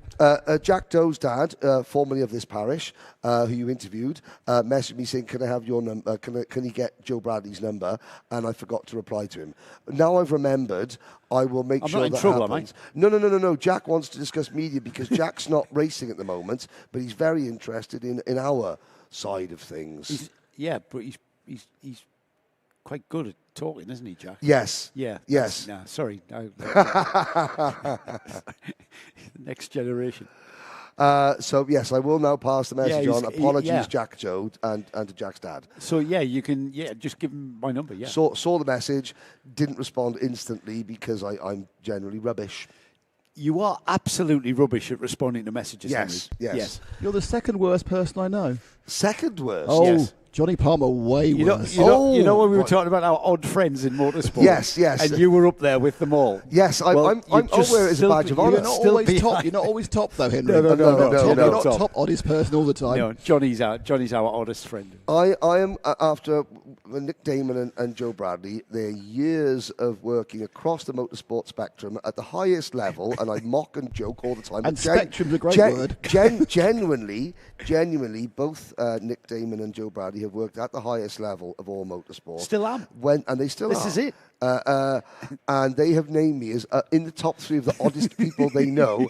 I wear it as a badge of honour. You should do. Who doesn't love lists? Motorsport's full of odd people. Yeah. You've got to be odd to love this sport. Wow. It's horrific. Maybe that's what makes me so odd, because I can't understand why not everybody doesn't love this sport. It's horrific. This sport is horrific. It tears your heart out. It tears your wallet out. It ruins your bank balance. It ruins your life. And yet... But it's great. I love it. It's fantastic. Yet you cannot live without it. No, you can't.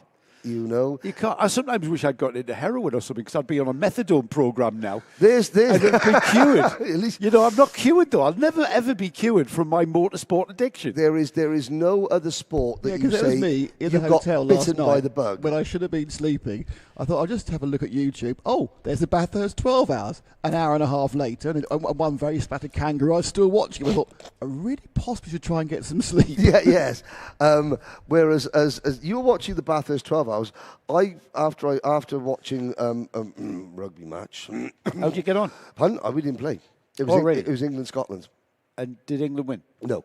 Oh, Scotland won. Scotland won. Really? Calcutta Cup 31 points to 20. Shh, we can't say it because Guy Sheffield's over there and he's a huge rugby fan. He was a little bit upset. He's not Scottish. No, but he would know he was upset because he's English. Yeah. That's why we can't mention it. Shh. Guy was telling. They played very well. Guy who is the UAE RMC organizer, took up rugby. And yes, and he's nearly 50, isn't he? You nearly 50, Guy. How old are you, Guy? 30. And he took up rugby because the first time we met you, you had a black eye. You had a black eye. Yes. It's like, that was. that was the missus, was it? Yeah, there are no other sport in the world where you say you got bitten by the bug. Because motorsport is a bug. You know, you don't get bitten by the football bug. You get into it. Or the rugby. You don't well, get in your bitten case, by you get hit by you get hit by the thug. Yeah, hit by the Millwall thug. Yes, Bath. There's one less kangaroo in the world after the Bathurst 12 hours. Is it still on? Is it still going on, that race, or is it finished? I think it finishes in about half an hour. We're talking about the GT3 race at the Bathurst Mount Panorama circuit. It's either just finishing or finishing in half an hour. Yeah. Because the time zones are weird there because they're X and like half half hours an hour ahead. or something, isn't it? Looking down at the Minimax field, we're just waiting to be given just a brief holding pattern at the moment. We're talking about Matt Norman. Matt, I think, who's our steward? Our steward. I'm going to look at Guy Sheffield, who's standing behind, who's sort of sitting there. The UAE RMC owes a lot. And in fact, even the formation of the governing body of motorsport over here, EMSO, owes quite a bit to Matt Norman. He was one of the formative people. The championship owes a lot to the work that Matt has done behind the scene in terms of legislation, setting things up, putting the correct licensing and stuff in place. A guy is. He's got some good people around him. Yeah, he's got some great people around him. He has got some good people around him. Might go and drag him in. So the Matt Norman is the person you do not want to meet here. No, I mean, because when you can have a beer with him this evening, yeah, great. Yeah. But if you're a competitor, the last person you want to meet is Matt Norman because he's kind of like the judge and jury, isn't he? He's the judge and the jury. Judge, jury, and if you're very naughty, executioner. But we've got the 1 minute board to go, so we'll catch up with Matt, provided, of course, that he hasn't got a room full of drivers to deal with. Well, he said yesterday that both Ken and Paul, Ken Potter, Paul Heath, were saying how, dare I say it, touch wood, how little incident there was. But they're all waiting for Matt's last day. They want to make Matt Norman's last day of the championship memorable. I think it's the way that the Yas Marina circuit runs. It's a very, very high-speed track with no real discernible heavy braking area where drivers can trip over one another or go for a lunge or be, quelled into a false sense of security. It's all about flow. It's all about momentum, high-speed momentum. I always talk about momentum in motorsport.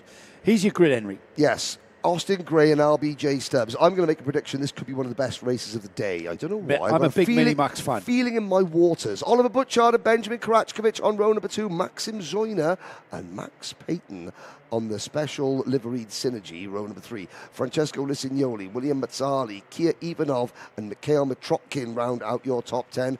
Adam Fleury and Ahmed Faisal Al-Maina are next. Galeb Obukov and Washu Mathimbula, Louis Bataille, Mohamed Mubarak, Zuhair Turki, and Mikhail Tverdokliabov on row number 9. Your top 20 is Aryan Ishan and Vian Chowan. Charlie Page is not here. We mentioned it yesterday. We'll mention it again. Charlie, suffering a family bereavement, is back in the UK. We do wish Charlie and his family well. And a number of the drivers on the podium yesterday wished Charlie and his sister a happy birthday because they both had a birthday last week. Yeah, everyone thinking about the Charlie and his family as we get this Minimax grid around the top hairpin there for the start process. They're being told to slow down. That's quite an acceleration, an early acceleration. Whether that will be given the get-go? I think it has. And into turn 1, as around the outside goes Albie Stubbs to snatch the lead from pole sitter Austin Gray. Austin Gray coming down the inside onto the back straight. Henry, it's side by side. Yeah, and look at Karachkovic in third. 3 drivers, 3 different lines for first, second and third. Behind them, Maxim Joyner in that green and white Tony kart for NI Racing, I think, is there in third. Look at Karachkovic, 2 in 1. That's an outstanding move. Gray comes back. Oh, they skim the barriers. Look at the Tony kart. Wow. 3 wide, and it's the number. Who's that? That's Adam Fleury. Adam Fleury started in the car park. That's an outstanding first lap. You look at him go. Incredible, incredible. And the part of the track here at Yaz where they did that is incredible, that they all got through there without hitting that barrier. Incredible racecraft, incredible driving, and incredible entertainment for us to watch here on the live stream as they go to battle there through the double apex left-hander there, and it's down towards the chicane. That looks like, is that Austin Gray back in the lead? It is. It is indeed. Hello, Aberdeen. Come in, Aberdeen. You're back at the front. My waters weren't lying. I thought this might be one of the best races of the day, and here we go. Gray, Fleury fighting back. Adam Fleury had his Weetabix this morning, for sure. He drives for McAdam, the only McAdam driver in the entire field. And LBJ Stubb is thinking, what the heck is going on? Made a great start from the outside of row number 1. Doesn't know whether he's Arthur or Martha at the moment. Albie's been hung out to dry here as they come across the line. Let's get our bearings. Austin Gray, Benjamin Krachkovic, Oliver Butchard, Maxim Zoyner ahead of Fleury. Albie Stubbs down to 6th, would you believe? Little bit of a gap for a breather before we've got Francesco Lignoli and the rest of the field. But things beginning to relatively calm down. We've got a race here with Austin Gray leading his JNKD teammate. You mentioned in the post-qualifying interview that the first person on his list to beat is his teammate, as ever. Again, because he's third in the championship. He's hanging on to championship contention by a thread. He knows that he cannot afford to allow Benjamin Karachkovic or even LBJ Stubbs to outscore him, on any sort of regularity. So every single time he hits the track, his target, just whether we're 10th, 11th and 12th, doesn't matter. I need to finish in front of those 2 drivers. This is the early part of the process today, though, isn't it? We've got this heat. We then go to a pre-final, and then we form the grid for the all-important final.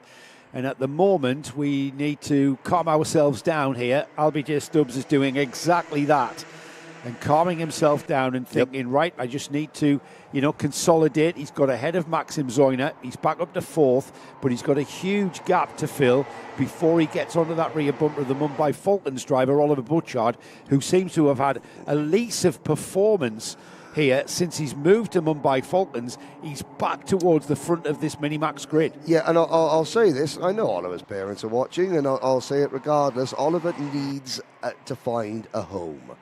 And I mean that. He has bounced around several teams. I think this is the 4th team that I've seen Oliver with. And again, every family, they've got to find the right environment for them, for their driver, the right mechanic, the right relationship, the right level of equipment.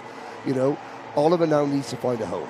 He needs to find a place, a solid place, where the team know him, he knows the team.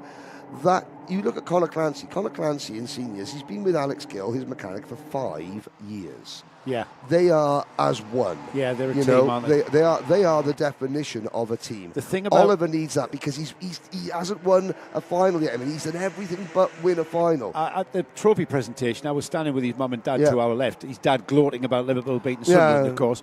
And after he got his trophy, as with new leader, or is it? No, Austin Gray back, switch back. Yes. So we're talking about the kid in the green helmet here in 4th, and LBJ Stubbs is coming as he goes 2 wide again.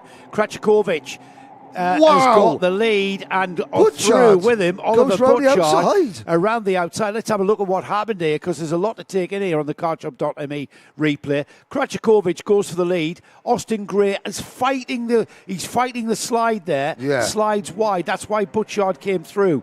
So the kid with the green helmet got his trophy yesterday for a podium finish. Here he goes. Is he going to have a go for the lead? Not quite. He was ready to leave, and then his mum and dad had to remind him, hang on, mate, you're part of the team here. That's just won the team's trophy. Yes. So you're part of a big team now. There's LBJ Stubbs. He was off the back of these top three.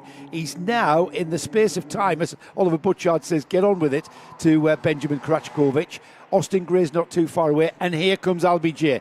LBJ Stubbs has gained ground because these three here have been squabbling, and I said to him, didn't I? LBJ, just calm down. Yep. There's a lot of process here, but he doesn't need to calm down now. He needs to get by the three carts in front of him. Last lap, Butchard to the lead at the hairpin. The crossover from Krachkovic. Oh, that was close. Now watch Butchard on the outside line. He's going to get a great run. Stubbs to the inside to P2. It's Gray, Stubbs, Krachkovic, Butchard. It's not going to finish that way. Look at Krachkovic. Krachkovic loves that move down the inside, but it's Austin Gray for Aberdeen at the front of the field when it matters, and across the line to take the win. It's Austin Gray and Benjamin Krachkovic who make it a JNKD 1-2. Incredible racing here from these youngsters. LBJ Stubbs third and not that far behind. He'll be a bit disgruntled with fourth, but that was down to literally the last couple of corners, Henry. Well done. Okay, Paddock beat that. Here's the kartshop.me replay of the last run into turn number 4. Krachkovic there squeezing Gray, who lost out in that corner a couple of laps previously, holding on this time. Francesco Lisignoli eventually finished 5th, but those 4 drivers, where did Adam Fleury end up? Well, we're going to find out now as we run through the list of results. 2 of the JNKD team, Austin Gray this time at the front, with Benjamin Krachkovic in second. LBJ Stubbs fought back to third in great style. Oliver Butchard ended up fourth, but very, very close. Francesco Lignoli in fifth. Maxim Zoyner, great to have him along for NI Racing, in sixth place. Seventh with Max Payton, and then we have Mikhail Mitrokin. Adam Fleury ninth. Luashu Matebula was 10th. Mohamed Mubarak 11th. William Mazzali 12th. 13th. On the results is Gleb Obakov, Ahmed Faisal Amina, Mikhail Tvoklabov with Veyan Chuan in 16th, Louis Bataille in 17th, Zurhai Turkey was next, and then in 19th place we've got Kurt Ivanov, which was the last of our finishers as we lost Aaron Essan. So 20 carts took to the start of the race, lost Aaron Essan on lap 2. And I'm joined by a chap who we were mentioning in the break between the race, who is the man in charge of everything. Hang on, I'll just switch you on. Matt Norman. Matt. Morning. How busy have you been as Chief Steward? It's been steady. Yes. I wouldn't say crazy, but things escalate as you go through the day. I don't want to tempt fate, to be honest. No, you never really sort of want to say anything like it's going well or anything. No, you never do. It's quiet. Yes, tonight's quiet was never a thing you said in my old job, because it then would come down on you. Exactly. So, Matt, this is your last event with us in the UAE RMC. It is my last event with the RMC. It's been, I think it's 12 years now. Well, it's not just about the UAE RMC, though, is it? It's about motorsport in general in the UAE, which you were a part. You've told me the story, but I want the viewers to hear it. 23 years now. Yeah, and you came out here when there was no ASN for the region. There was nothing. We had some rallying. We had one kart circuit down at Jebel Ali, but there was no main circuits, and it really was. There was zero. There was no regulations. There was no licensing. There was no structure. So from 2003 then up to 2006, we then started to put some plans together. Then the ASN was then created, and then we built the ASN from the ground upwards. So you've seen it sort of burgeoning sort of motorsport scene with the Dubai Autodrome, Dubai Kartdrome. You saw the building of the Marina circuit, which for me, I see this place as 21st century motorsport. Yeah, I was. We were part of the process of the build of the circuit back in late 2007 and 8, and then for the opening, obviously, of the first Grand Prix in 2009. It really was. It was the paint was still wet. I remember the Dubai Grand Prix before. I wrote a column for the Creventic magazine about the first Dubai Grand Prix, which wasn't a Formula One race, and it wasn't on the Dubai Autodrome either. It was on a makeshift track, wasn't it? It was in Dira. Yes, and it was and it was a Grand Prix. So, and it was a Grand Prix. Yeah, you can call anything a Grand Prix. It's a Grand Prize. Basically, it translates to that. Exactly. So, what sort of cars did we see out for the Grand Prix? That was my old the McLaren. I think it was John Watson who was driving at the time, and it was that era of drivers. Yeah. And it was a bit of really a showcase of an event. Yeah. That was muscled together, and it was. But people didn't really understand it because they had nothing to relate to, because you couldn't watch Formula One on TV. It was really only in the 2005 to 6 could you actually watch it on TV. Yes, you had to normally get a videotape sent back from Europe. Really? Yeah, to watch it 2 weeks later. So it didn't exist. It didn't exist. And now what we've got, certainly here with the UAE RMC, you've got a national karting championship that is feeding into into the car racing scene. I've seen for myself and witnessed the growth of Formula 4 here as a support race to the Dubai 24 Hours, for instance, is where we've seen it. A good friend of Paul Hardy's, who was XL, and he was there at the very formative years of Formula 4 in the UAE, and this is where acorns are formed, acorns grow into oak trees. It's quite ironic you mentioned Formula 4, because it's the 10th year anniversary when it was launched back in 10 years ago. Is it really? Yes, yeah. It was 10 years. And we did it at the Burj Khalifa, and we had the fountains going as well, and the unveiling of the car, and that was really the birth of the next stage for generation of karters could then move up and stay here in the UAE. Yes. To get their circuit experience before then they go up the ranks into the higher formulas. And it's become more than that, because it's become part of the European racing scene, because of the beautiful weather here we have in the European winter time. And I know it's the UAE winter time, but you can't really call this winter, can you?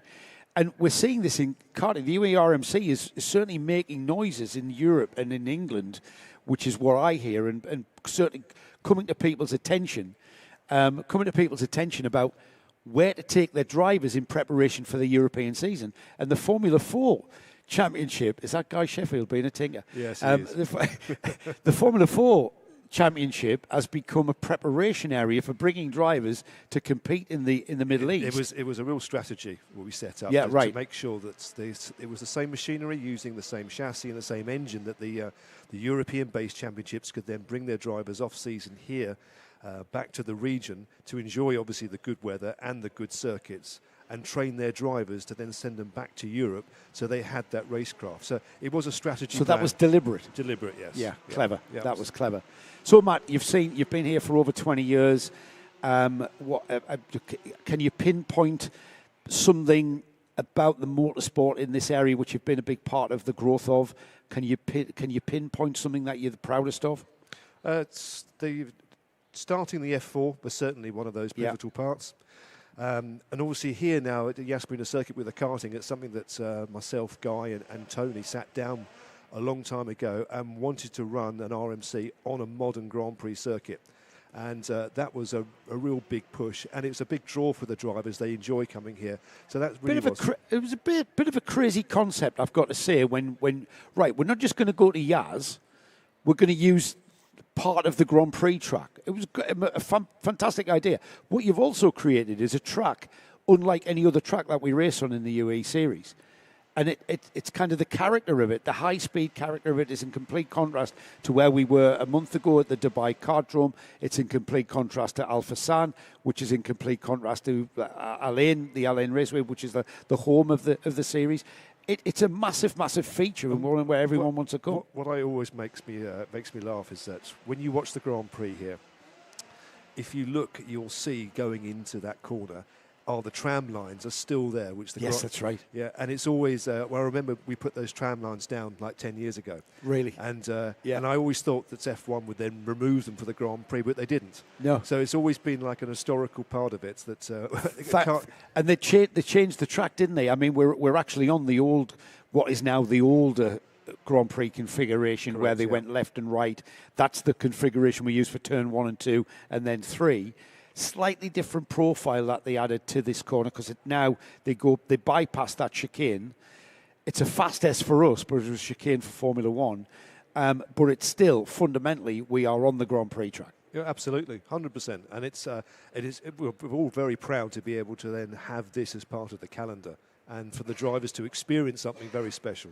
Now, the future has in store for Matt Norman a selection of anoraks and big coats, because you are, you originate from England, but you've been out here as an expat for a lot of years. But you're going back to England. Tell everybody what you're going to be going off to do. Yeah, so I have a new challenge, and that challenge was presented by Motorsport Vision, which is Jonathan Palmer, and I'm going back to be their championship manager for the GB4 and the GB3 championship, to oversee those now, as they've grown into real high-end premier championships, which is now attracting some very, very high-level talent. Yeah. So I'm going back next month, and to start the mission to then really push that, because particularly with the GB3, which is like an F3 championship, is now running half the season in Europe, so it's running on 5 F1 circuits. So it's got some kudos there. So I'm really looking forward to the challenge, and also nurturing with GB4 those drivers again coming out of karting. So it's completely new, but I'm looking forward to the challenge. It is completely new, but it's kind of same old, same old. It's motorsport, it's car racing, and it's it's where you belong. Looking forward to it. Thank you, Matt. Thanks for talking to us. Pleasure. Nick and I are sorted for passes for any of the GB4 and GB3 events that we want to go and mosey around. Just bring your hot chocolate, yeah. Yes, and you'll need your big coat, mate. I'll let you get back to work, because we're about to go racing. It's DD2 Masters and DD2 out here. Have we got our erstwhile retiree driver here? Here is the grid, though, while I look for Tony Hawk. No, he's not here yet. Right. Yes. Tyler Harris and Mark Bassier will continue their tussle from yesterday, going into day 2 of round 5. Moritz Canopes and Adam Malek share row 2. Hamza Rashisha and Kyle Blockley are on row 3. And then we've got Sama Al-Hassad, Greg Watt, Nicolo Cacciatore and Saad Al-Hababi, who didn't post a time. I'm just checking. Tony Hogg's he hasn't come out of retirement just for this race. That's why he's not here with us. Might be a bit early for him, in fairness. Jensen Chalk is wishing all the Mumbai Falcons good luck. Jensen, who came and raced for the Mumbai Falcons at the last couple of races. We do have 10 karts, so we have a full complement of drivers. Saad Al-Hababi is back out there. They're into the tram lines and underway. Harris sweeps across to take the Optimum Racing line. A good start from Adam Malek from the outside of row number 2 to briefly pass Morris Knopers, the 3rd position. Morris fighting back though, side by side, but just that first side-by-side moment has allowed these two, Harris and Bassier, to get away. And the nature of this track, Morris Knopers is going to have his work cut out to catch him. He did say that he was happy to finish second to Tyler Harris. Yeah, I heard him say that. I wonder if they go, if fate plays out in a way that Knopers starts the last lap of the final in second place, just behind Tyler Harris, whether he will remember saying that. I somehow think the racing driver in him may be, you have the white angel, the red devil on the shoulders. It's like waving a carrot in front of a donkey. I'm not saying Moritz is a donkey. That's not the comparison. But yeah, the donkey's going to grab the carrot, and I think Moritz would be only too willing if the thing is, though, Tyler Harris and Mark Bassier are the class of this DD2 field here this weekend. Yes. And you can see just how quickly these youngsters are driving, because they are youngsters. These are young lads, whereas Moritz is in his mid to late 40s, isn't he? Plus tax. Yeah. It's the same as Guy Sheffield is 30. Plus tax. The same dog years. At 80%. As we've got Moritz, big ask for him to catch Mark Bassier ahead of him, and then subsequently catch Tyler Harris, that's the kart who's leading, and then overtake them. At the moment, it's a Mumbai Falcons 1-2-3 with the first of the Masters. The driver who we're talking about, that's 3rd in the screen. In fact, it's a Mumbai Falcons 4th as well. Yeah. Saad Al-Hababi has come through and just behind Morris Canopes, Adam Malek has been demoted to 5th place. So you're getting a pecking order in DD2. Mumbai Falcons, I have to say, are at the head of the pecking order. I would say that Mateus Nagem Motorsport and Kart Advisor Academy are next in the pecking order. They're vying for P2 in the said pecking order. But certainly the Falcons are soaring high above the competition here at the moment. It has to be said. I've got to agree with Moritz. Let's. I know Tyler Harris sort of used the term Mumbai pigeons, but I just think no, it just doesn't sit right. Really, these are Falcons, all right. Oh yes, these are there to swoop and take a victory if they can. And Tyler Harris at the moment is the quickest Falcon out there, and pulling out a gap of just under a second there, just under 9/10 of a second. Mark Bassier, again, I'll repeat this because I really want to push this today's Paddock show. We get an absolute brilliant interview with Mark. He's a very, very eloquent and articulate. But his description, yes. You know, the way he describes how the differences that he's found in jumping into a DD2. I've never driven a DD2, and it goes back to, I remember Reese Hunter qualifying into the World Finals by winning, I think, the British Championship, and then he qualified into or winning an event, the Golden Trophy or something. Kai Hunter raced a DD2 at Sarno in 2019 as a lucky loser. He happened to be there with his helmet. He missed out on qualifying. One driver, Will Ellswood, was denied start permission at Sarno, and therefore they had 71 drivers. Kai Hunter was there and became driver number 72. That was 2019. I remember Reese recently, and Reese British champion in Senior Rotax, and just telling me exactly very similar sort of story that Mark Bassier will tell us in the Paddock show. Just how different. Firstly, what are the major differences? Well, there's the obvious one of the two gears. Left-hand paddle shift selects first gear, right-hand paddle shift selects second, and you basically flip between first and second gears on all of our drivers there. And then, of course, the biggest feature, I think, in changing the dynamics of these karts is the braking on the front, across the front axle. Yes. You've got a brake disc on both of those front wheels and a brake disc on the rear axle, which gives the kart a completely different feel. And Mark describes the kart braking and handling more like a race car than a kart. Yes. Again, he's extremely articulate young man, is Mark Bassier. An engineering brain, for definite. I think that whatever Mark chooses to do, the world of motorsport could use an engineering brain like Mark Bassier's. Here's Tyler Harris running lap 10 out of 12, 1.2 seconds ahead of Mr. Bassier. Oh, there's the battle, Henry. Battle for third. Saad Al-Hababi didn't go out qualifying, so his tyres are a little bit fresher. And he is coming up against one of the best to do it, Maurice Knopper's. This is where Morris knows that he is in the DD2 championship. Everyone is in the DD2 championship. Overall championship, there is a subcategory for the Masters. Do you think Moritz actually thinks of himself as an overall DD2 driver rather than the Masters is just something out there that I'm really not interested in? 100%. I'm not saying not interested in, but you know what I mean. It's no. First and foremost, my primary objective is to finish on that overall podium. Yes, 100%. No matter what he says here in person. Greg Watt and Nicola Cacciatore at the back of the field. We are a couple of corners from home. Another lights to flag victory for championship leader.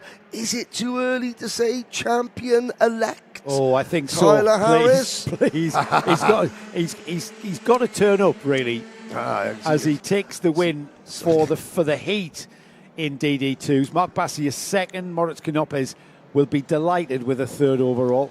Yes, I can say champion-elect. I can hear Tyler's dad Simon running up the stairs to greet me warmly by the neck. Yes, saying come on. Yes.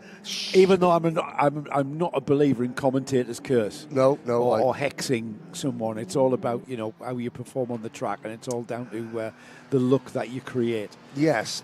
Interesting as we watch another 1, 2, 3, 4 finish for the Mumbai Falcons. We'll run down the full finishing order on screen very shortly. There it is. Go ahead, Henry. Tyler Harris, Mark Bassier, Maurice Knyoppers, and Saad Al-Hababi, P10 to P4 for Saad. Then, a fast-starting Adam Malik just beating his teammate, Hamza Hashisho, for 5th position. Kyle Blockley, the second of the Masters, 7th. Sami Al-Assad, 8th. Greg Watt and Nicolo Cacciatore. Great battle between the two of them. Nicolo Cacciatore saying, I'm just going to lose a bit more weight and I'll be there or thereabouts even more. Getting some comments in online now. Jensen Chalk is in Genk, which is freezing for the BNL karting series. Yeah. Supercar Henry, that's Henry King.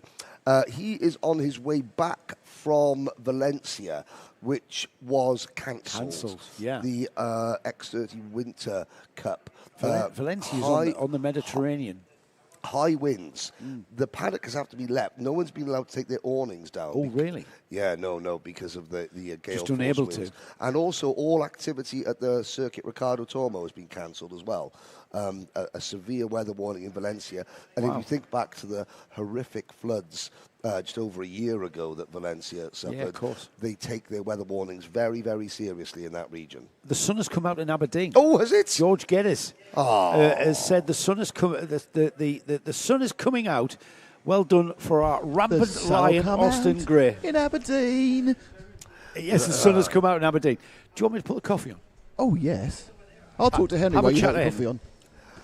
It's Slate. Is it now? Tell me, George. It's Slate. Is it Slate Mines or Who's George? George Geddes. On the live chat. Is it Slate Mines at Aberdeen or Granite. those Granite? It's the Granite City, Aberdeen. The Granite City. And That's it was the one. ticking along, just being quite Victorian. And then they found oil, and it became incredibly rich. Yeah, yes, ticking along. Yes. And I've been to Dundee with my son's basketball, and that's also a Granite. Did you get a cake? Pardon?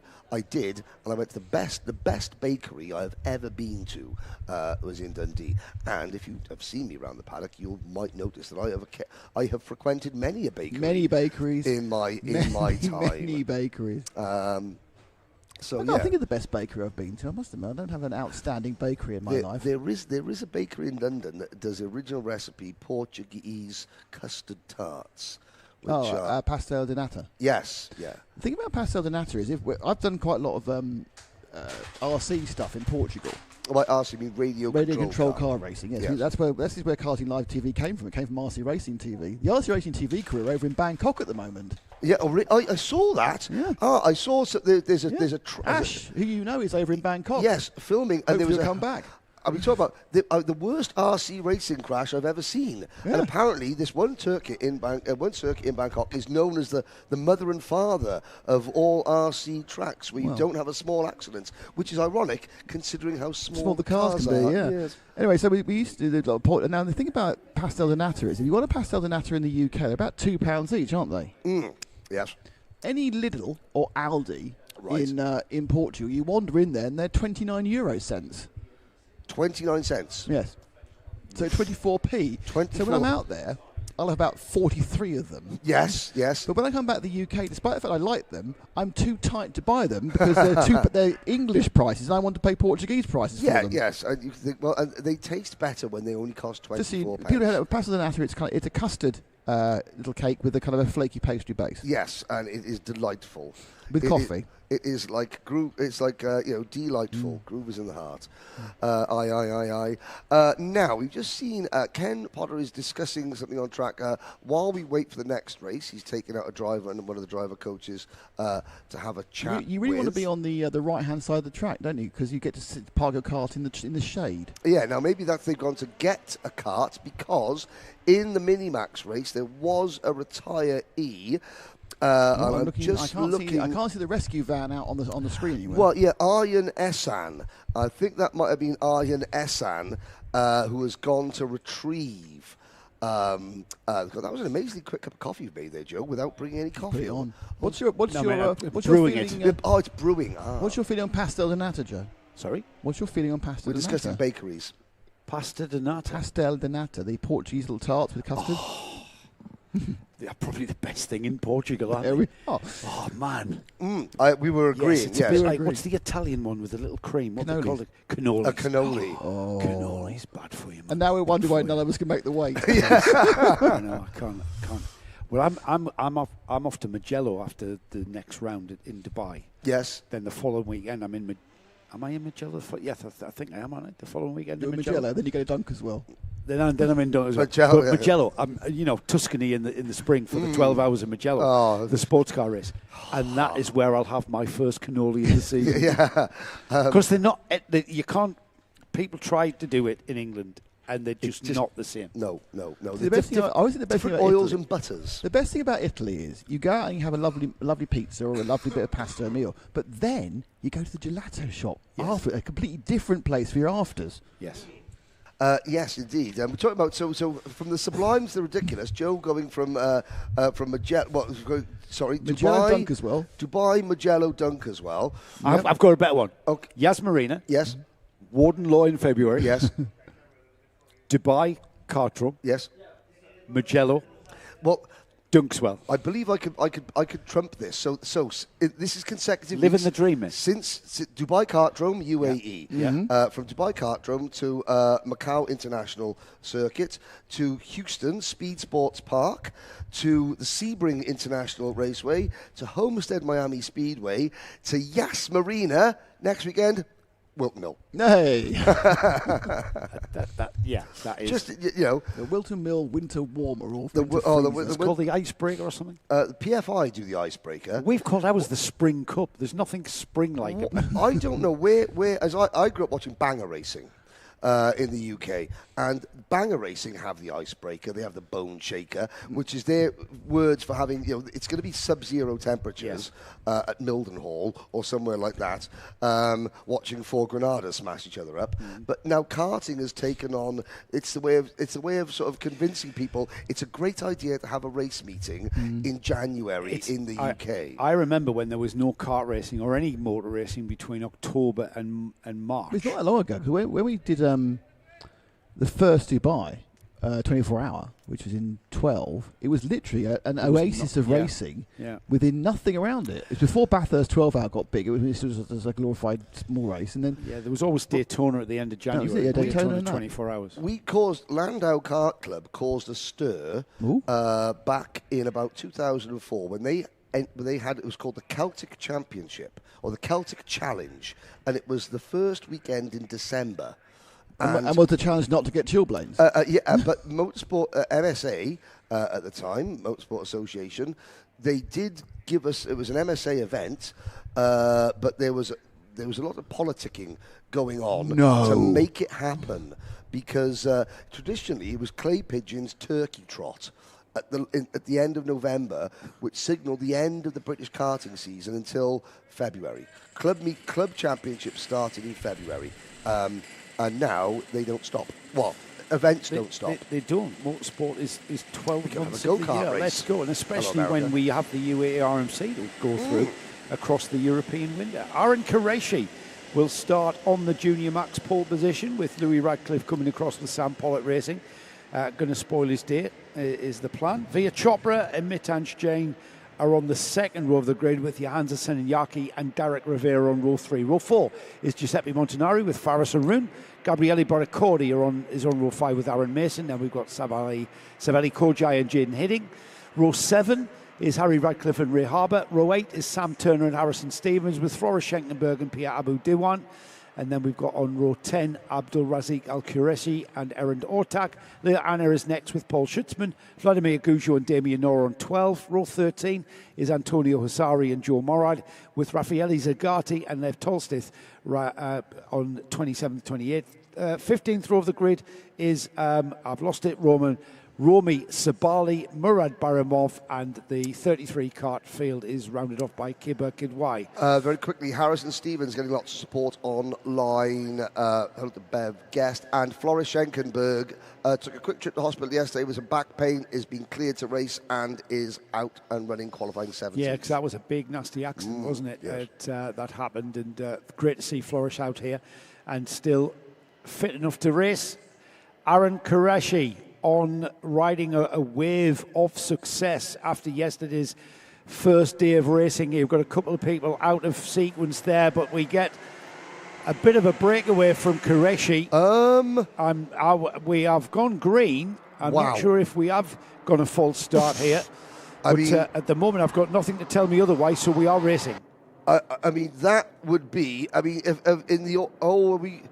we're racing, that is in the Hall of Fame of.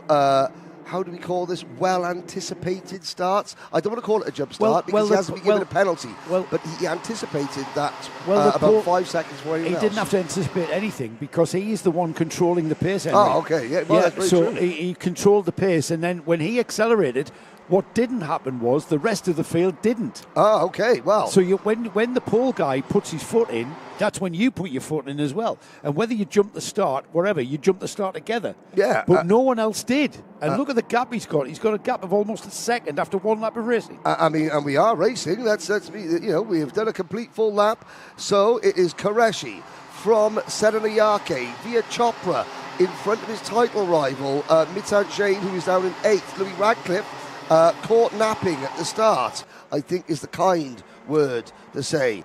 Montanari slipping back to 8th. Gabriel Barracordi up into the top 5. Faris Haroun for Yas Heat Racing up into 9th. Derek Rivera is your top 10.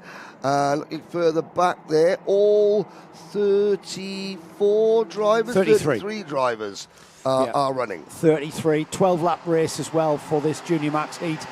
We are straight into a pre-final after this one, and at the moment Aaron Qureshi has a gap of just over a second. Let's see where it is. It's gone even further distance between himself and Johansa Senanyaki. It's gone out to just under 1.2 seconds there. Via Chopra in 3rd. Savelli Kojai is getting his head down. Savelli hanging on to Chopra there, just behind him. The George Gibbons Motorsport, the blue and white cart there, chasing down the M&M or plate holder of Via Chopra, and looking, I think, Henry, as though Savelli is lining up potentially a challenge.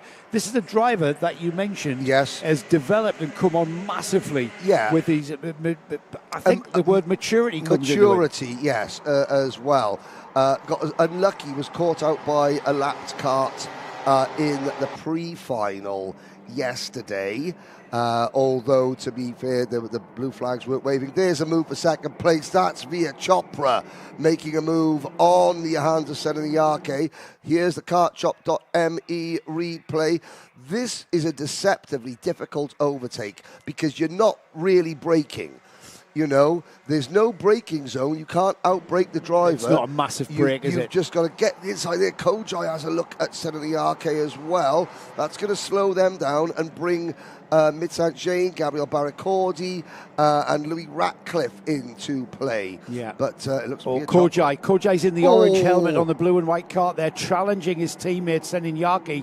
But Kojai now under pressure from Mitan Jain, who goes down the inside into 6 and 7. And he's joined by at least 2 carters there, making it 3 wide. Let's have a look and see who this is, Henry. Yeah, it was Barracordi and Ratcliffe who tried to make it 3 wide. Kojai hung on to it, though. Yeah. Barracordi ends up in 6th. Louis Ratcliffe doesn't change position at all. They all decide at the last second that discretion, the better part of valour.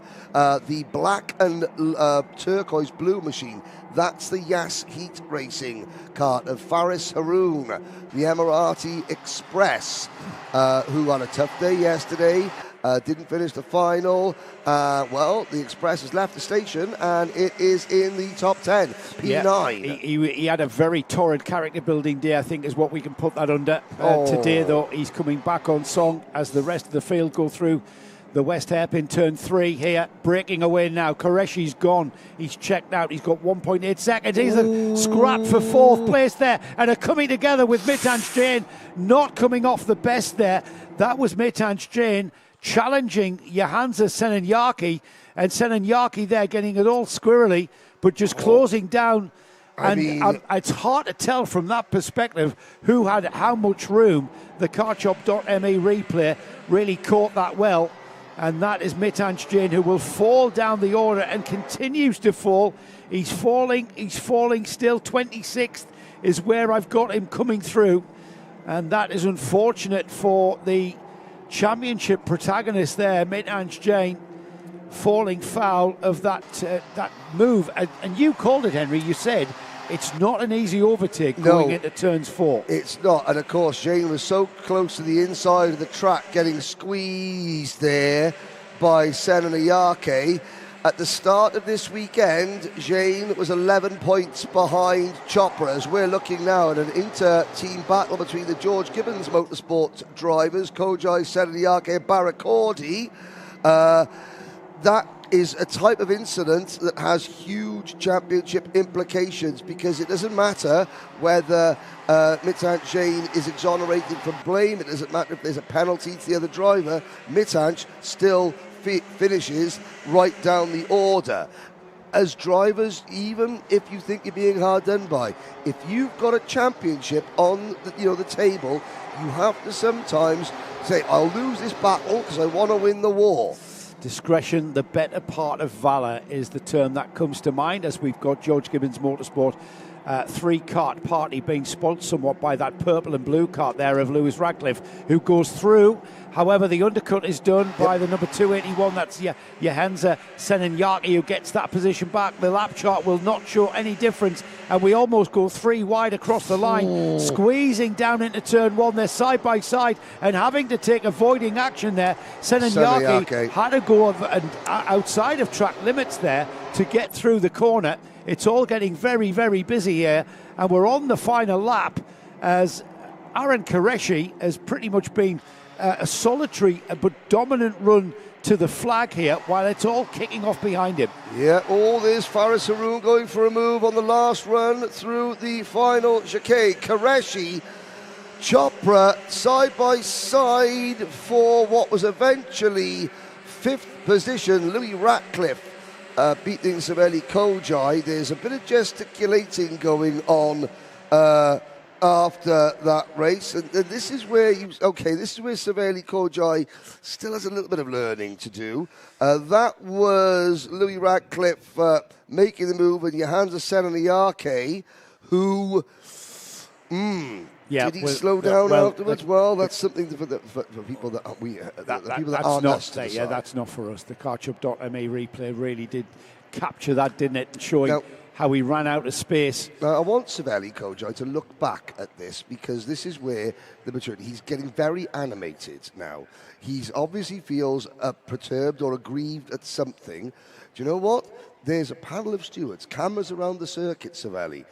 You don't need, you focus on getting yourself back to the pits nice and safely, and then let the officials deal with it. Here's your results. Aaron Qureshi takes quite a dominant win after that great start there. He was the one who was controlling the pace at the start. Fia Chopra is in second place, clawing some points back for that championship. Gabriele Baracordi came through all of that melee to third. Johansa Senenjaki finished fourth on the road. Louis Radcliffe was fifth. Savelli Kojai, an animated sixth. Seventh was Aaron Mason with Faris Haroon next. Giuseppe Montanari was ninth. Rounding off the top 10 was Jaden Hidding. Just outside the 10 is Harry Radcliffe. Ray Harbour in 13th is Derek Rivera. Sam Turner, Pia Abu Duwan, Harrison Stevens, Abdul Razik Al Qureshi, Leo Anna, Floris Schenkenberg, Aaron Ortak, Paul Schutzman 21st, Joe Morad, Vladimir Goujo, Mitanj Jain recovering 24th, Damien Noor, Raffaele Zagati, Lev Tolstith, Aaron Setti 28th, Romy Sabali 29th, Kiba Kidwai in 30th, and then we have Antonio Husari, Elif Yagmut Yeselte with Murad Baramov finishing and rounding off a 33-cart field.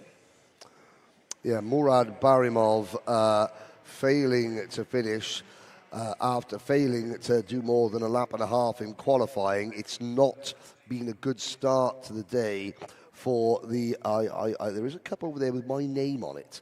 I have to say the support team that we got here, and when I say support team, I mean not Joe. Joe's a coffee maker. Oh no, it's not mine. So the support team. Oh, there's a cup. When there's a cup disaster going on behind us. The cleaners, and the trapped cat here at Yas Marina are doing a fantastic job. They have cleaned away the cup that I left out last night, which is my fault for leaving a cup left out, I suppose, even though I had my name written on it. But I have to say, all the auxiliary staff. That's the best way to say, isn't it, Nick? Auxiliary support staff. Auxiliary staff. Because they're people more that make things actually happen. Yes. Well, that's Majib and you. But Yes, no, it they've is. been fantastic.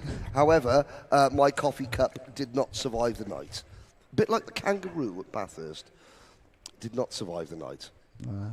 Now is the time where Senior Rotax Group A versus Group It's a while away before it C. starts, though. We have got a time, so we have a chance to say, well, So I think it gives us chance. It gives The official start time for the next race is about 7 minutes. Well, so it gives South Africa and Kenya a chance to populate Yes, tell the everyone. live chat. But what I want to know is this is going to be a 24-kart race. Why is there only support for one driver? On the live chat in each senior race. So come on, let us know where the rest of the support is. Now, there's 304 on our screen, one of the very few independent drivers, Alicia Canessa.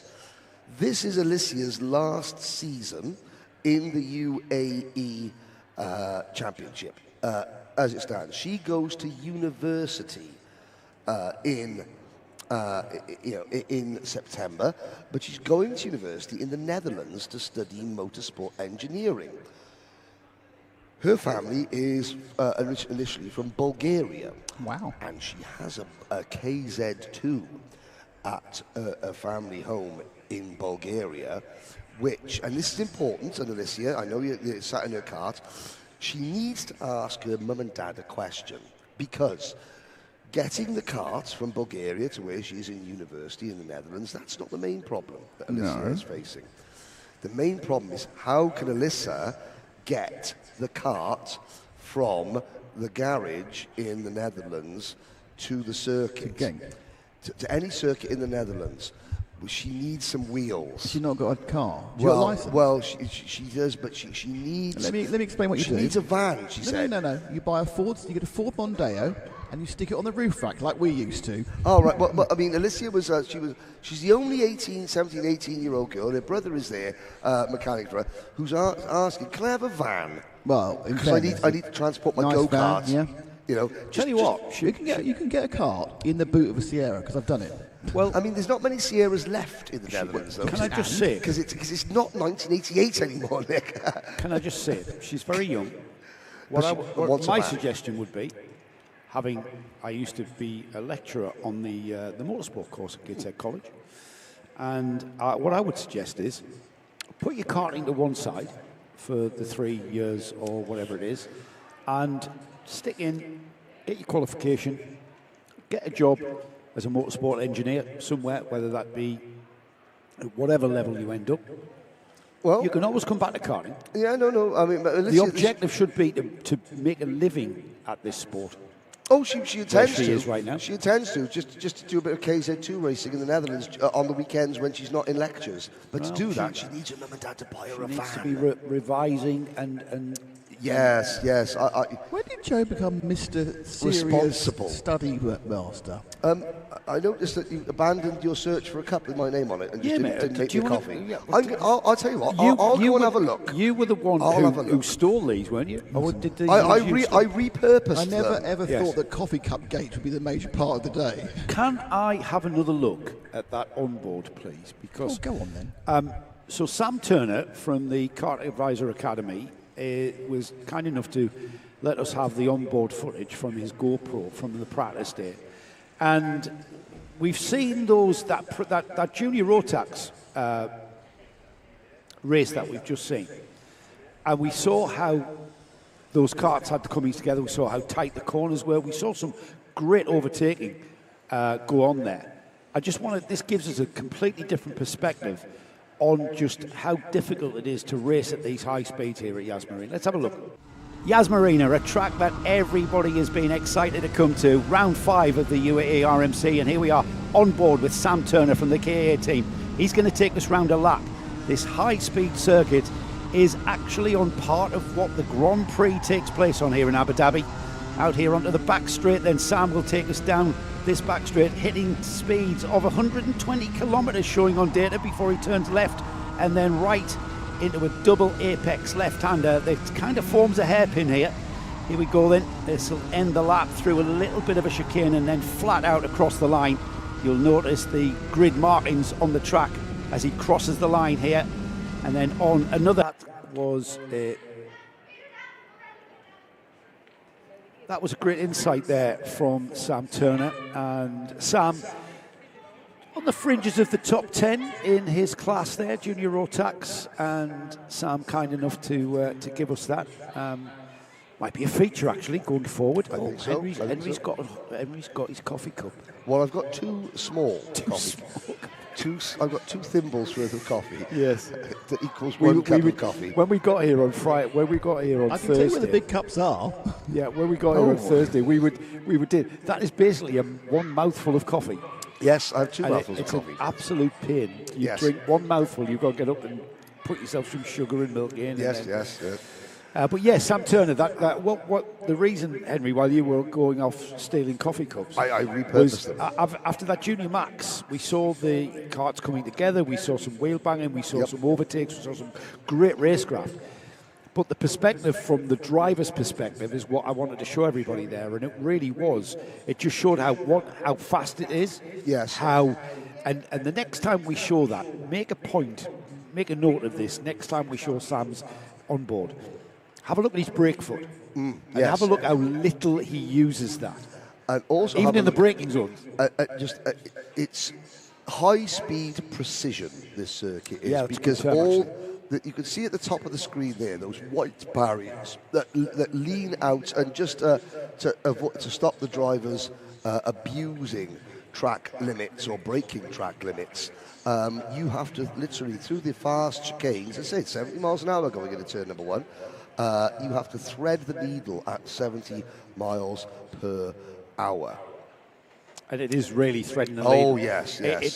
You heard, who was it that was saying, I think it was Tyler Harris, telling us how you grip the wheel. Yes. Because it's so fast. Yes. You grip the wheel. You've got to hold it into the corner. Yes, indeed. Because we're going so quick and creating so much grip from the tyres. Now, I'm wondering why Oscar Lambert, who is standing next to his car, why Oscar is wearing his old Dojo Moto race suit. Dojo Moto became Mumbai Falcons. They morphed into the Mumbai Falcons. Oscar Lambert, I'm sure, had a... I mean, maybe it's in the wash. He couldn't have outgrown it because that's his old race suit, unless his old race suit was way too big to start Maybe with. he just wanted a bit of nostalgia. Well, yeah, I mean, maybe it's just a throwback, you know.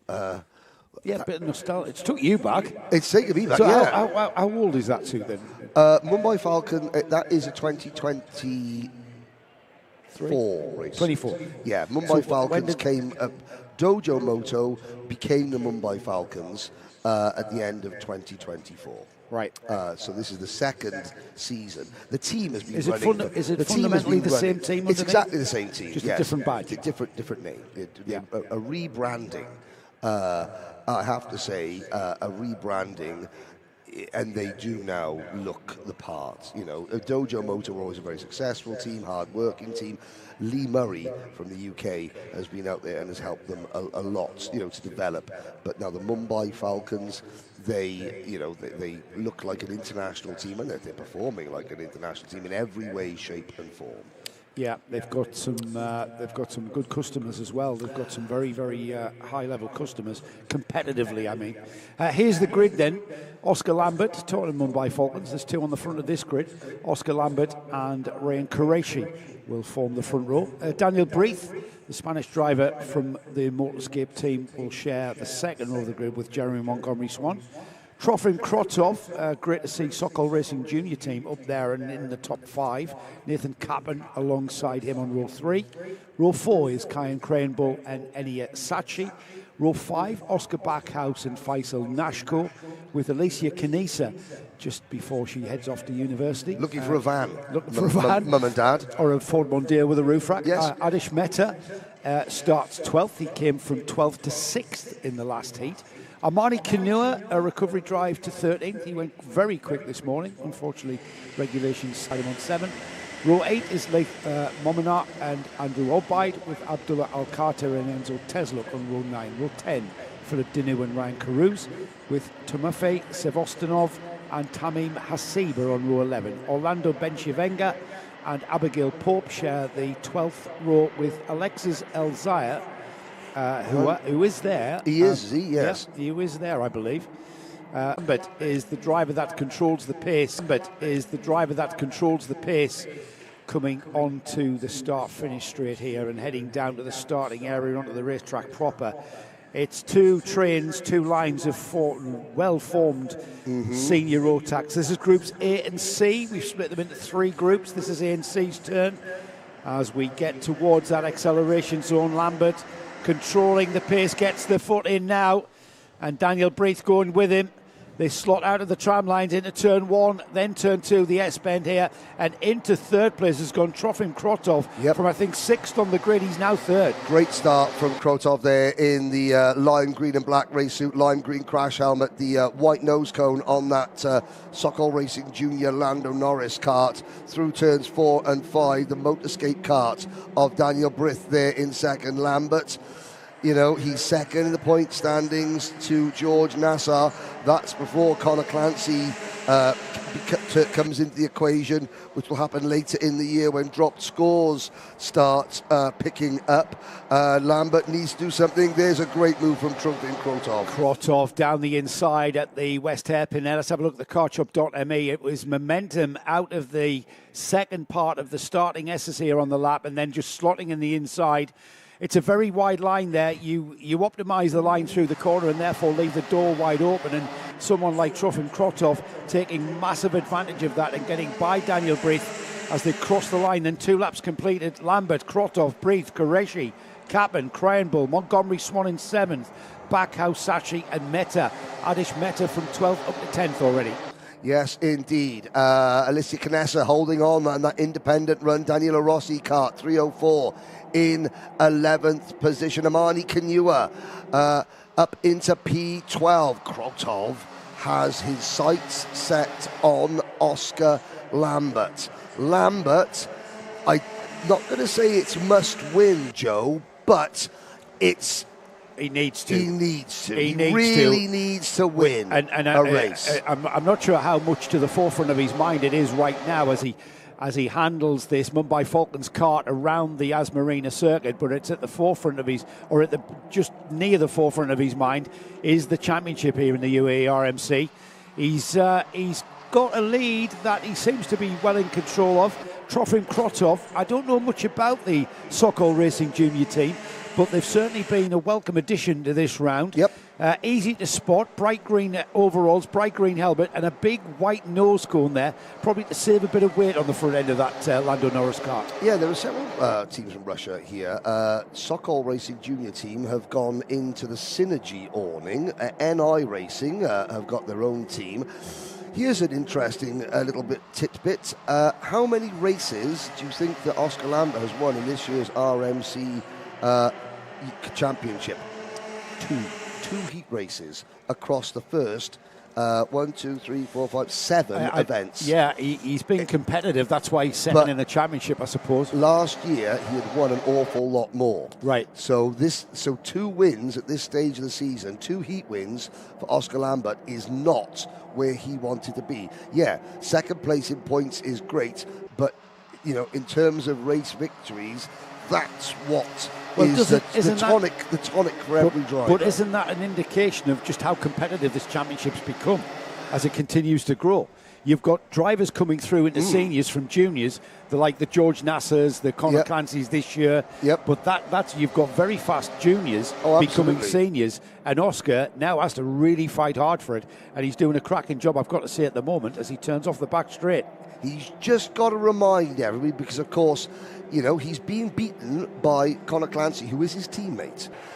You know, he just needs to turn back into that awning and remind everybody, look, I came into this season as your number one hope in senior for the title, and I'm still your number one hope for senior title. I can still win these races. Nathan Kappen, last year's junior champion, for example, he's up to 4th. We've got 3 Mumbai Falcons in the top 5. Lambert, Kappen, and Rayan Qureshi.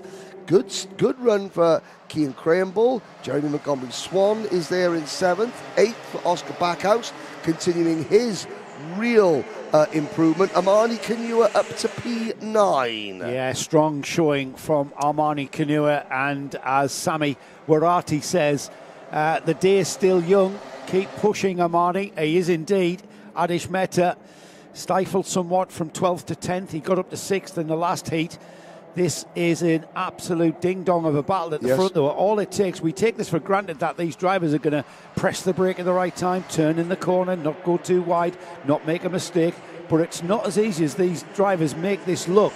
And chasing everybody down there, Trofim Krotov in that second place with Daniel Breath. These two drivers, brand new to the UAE RMC.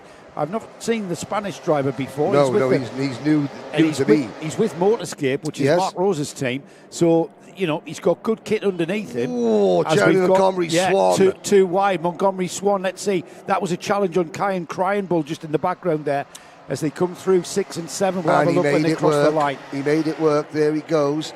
Motorscape, a team, you know, formerly known as Birrell Art Middle East. Oscar Backhouse. Last year, Oscar Backhouse, if there was 37 drivers in the field and 36 making the final, Oscar Backhouse is at risk of missing out. You know, I'll say that. This year, up into the top 10. Best he's driving by a long way. So he's come on a lot. Absolutely. Leaps and bounds. Zayn El Hamasani, P11. Kanessa still 12th. Faisal Nashko, Andrew Obi, Eniasachi are next. Emerson McAndrew-Uren, who won this year's Martin Hines Award for the most promising junior driver. He's also a British champion. And he is a British champion in Mini. Is watching, saying this looking crazy fast. It is over 90% of the lap, full throttle.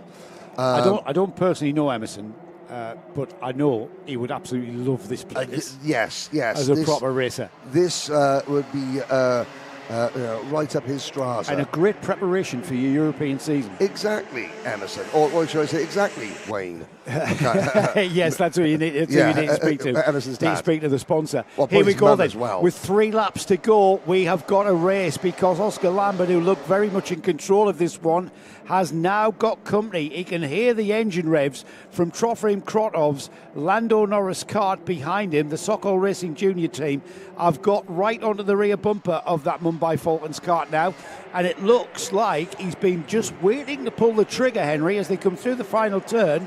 It's going to be 2 more laps of racing here, so a penultimate lap it is, and whether or not Krotov can make a challenge here, he's going to just sneak up on him, I think. I think Trofim Krotov, who it's very rare, I mean, he doesn't often get a chance to look at the race lead. If he gets half an opportunity, he's going to go for it. Lambert needs to be mindful of this. Lambert championship. Krotov, just a race win. You have to behave and drive accordingly. Krotov will not think, I'm just going to wait because I'm going to get another chance later on. No, I don't think that's in Krotov's lexicon. No, not at all, Henry. Especially we're on the last lap. The opportunities are probably about to run out. This is one of them. Tick that one off. That one's gone, by the way. You know what? Oscar Lambert's going to be a tough driver to get past, and I think Krotov is going to have to settle for second as Oscar Lambert has got this in control through the final turn, flat out across the line. Oscar Lambert takes the heat win, looks over his shoulder and sees that Krotov was right there on his shoulder.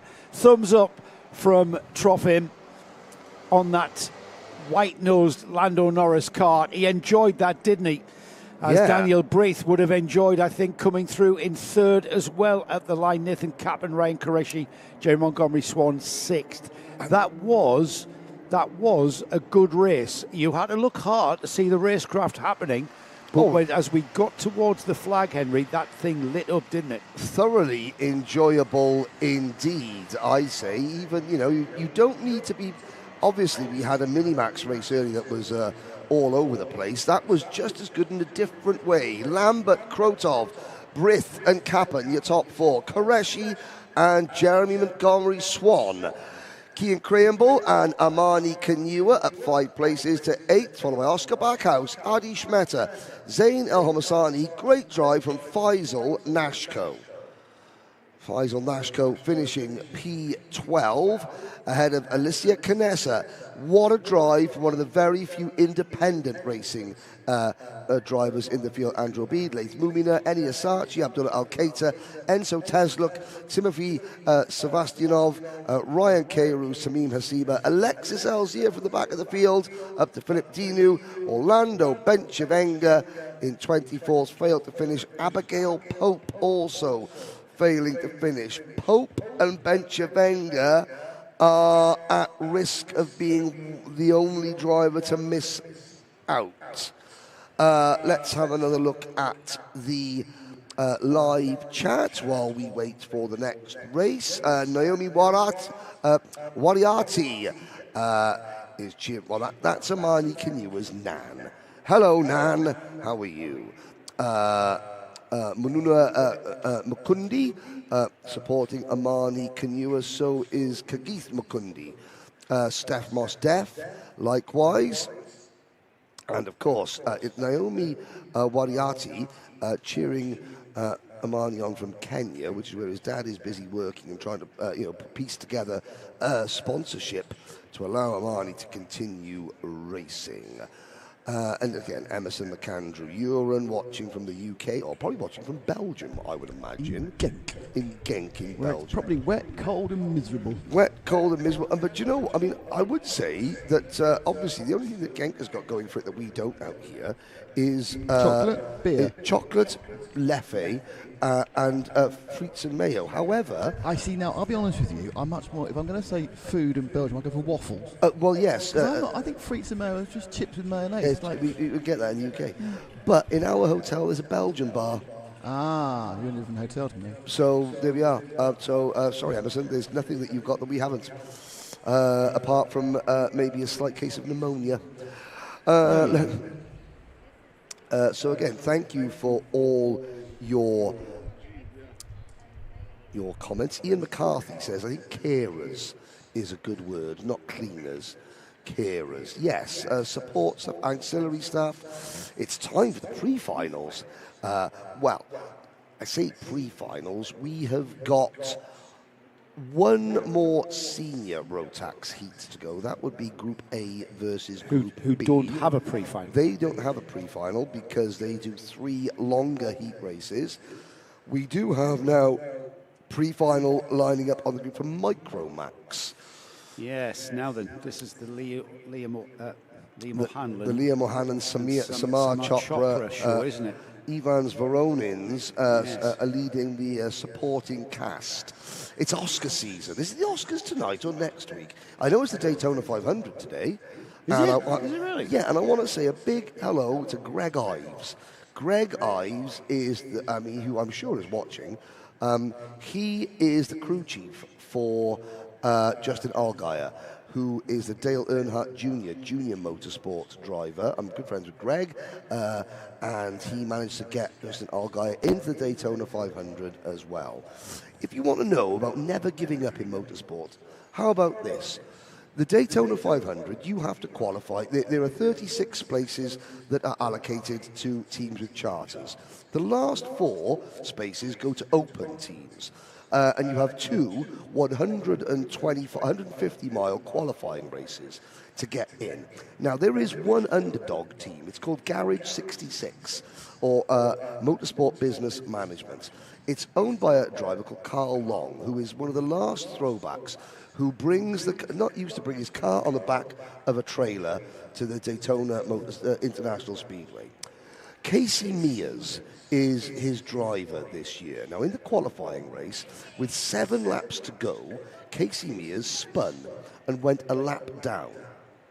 With 6 laps to go, there was another caution flag, and Casey Mears got what is known as the lucky dog, free pass to back onto the lead lap, but was still last and behind all the other open teams that were vying for just 1 spot on the grid. He entered the last lap still last. And at Daytona things happened. And the 3 drivers that were in front of him, who were all open drivers, crashed on the last corner. Casey Mears survived and has made it into the race. the underdog story to end all underdog stories, which is why drivers, you should never, ever, ever give up.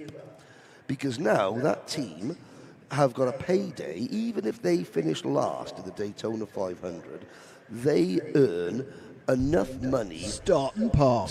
They're not going to start and park, but even if they did, they have now made enough money to allow them to race for the next 4 or 5 weeks. Yes. That's the American way, though. Prize money. Prize money. Yeah, America's got prize money. It do indeed. Yes. It's got huge prize money on offer this Even weekend in karting. karting. Yes. Yes. Have we mentioned the chat on the UAE stream? I was mentioning the Karting Live TV Right. chat. Have we mentioned Corgap Pete? I'm going to make a very quick pit stop. Go on. Great and much needed result for Oscar Lambert there taking the heat win there. Good support from him. Arc 247, good drive Abdullah. That's Abdullah Al-Qaeda, who drove to 17th place there. And Sami Warati, of course, good job Amani. That was from a few minutes ago. So that is us up to date with everybody at home watching on. We are about to go ahead with the Microax pre-final in about 4 minutes' time, Nicholas. I'm mid lollipop. Oh, lollipop. I thought it was a biscuit.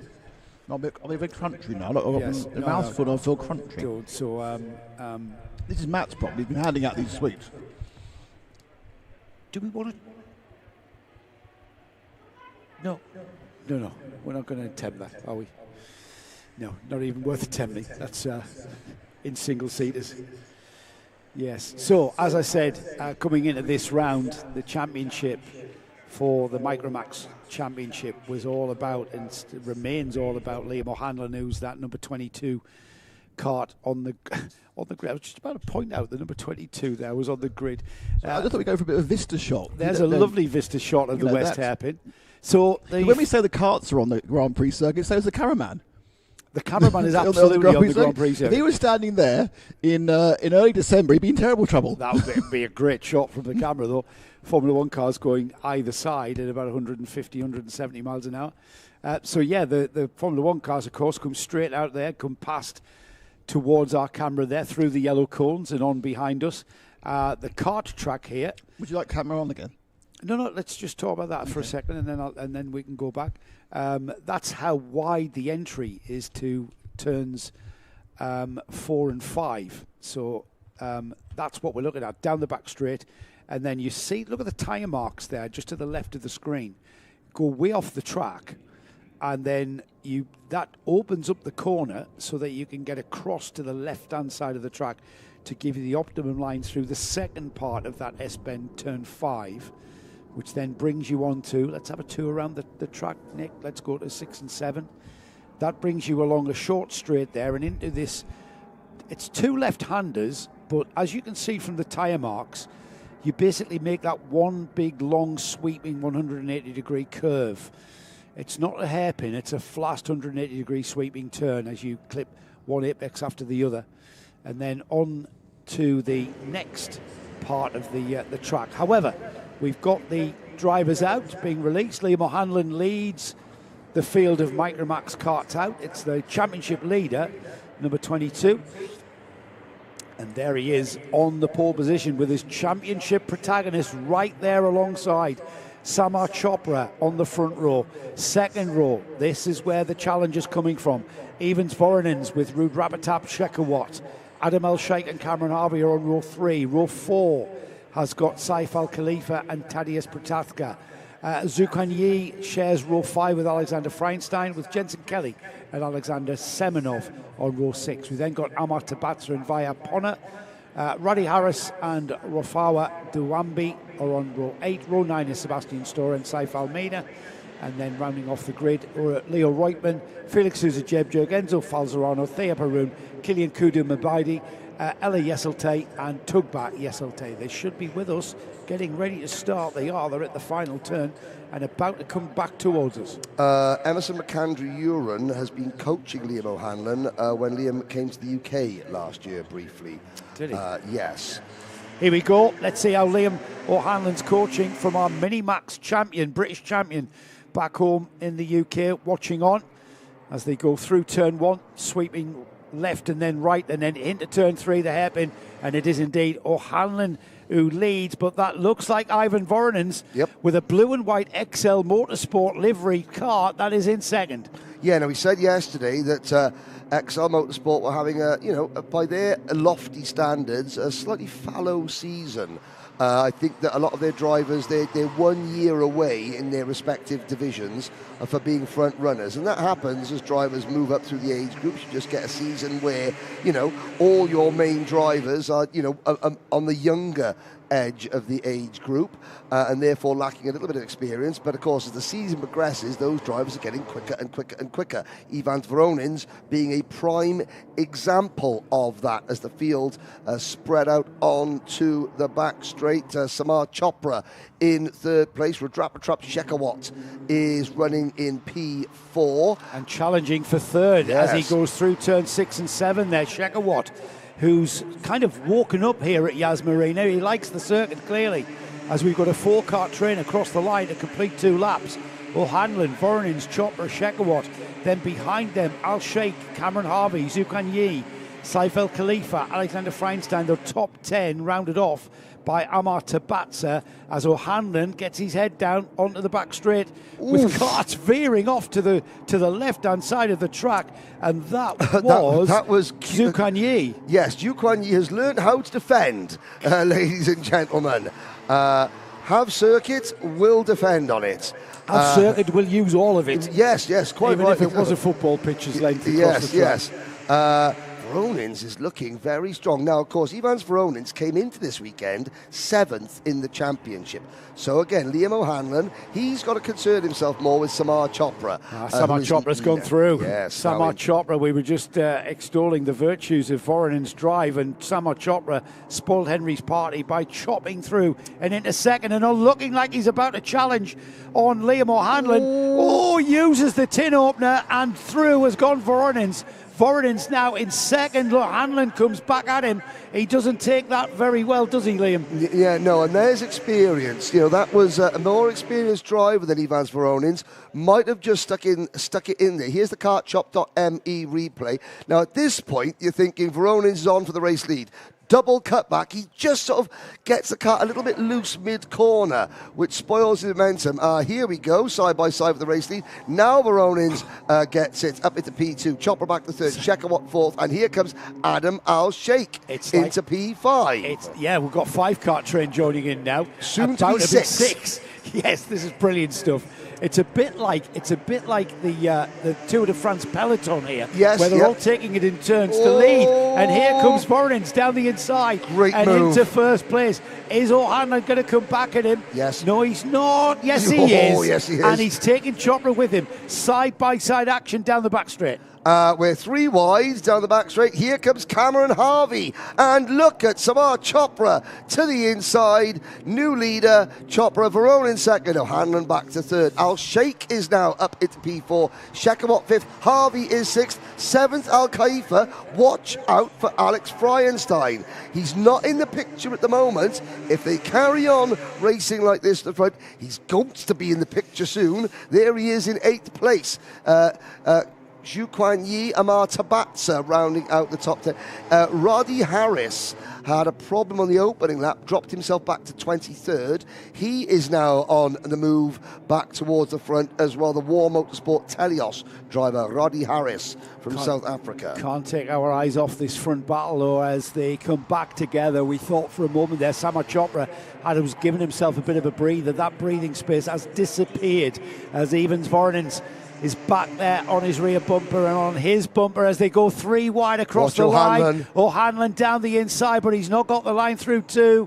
Chopra has got the lead, or has he? O'Hanlon hangs onto the inside. It's a very, very wide line through that sweeping hairpin at the west hairpin, and O'Hanlon chose the line that benefited him the most. He's back into second. Yeah, that move from O'Hanlon, he didn't have the line, so he made his own groove.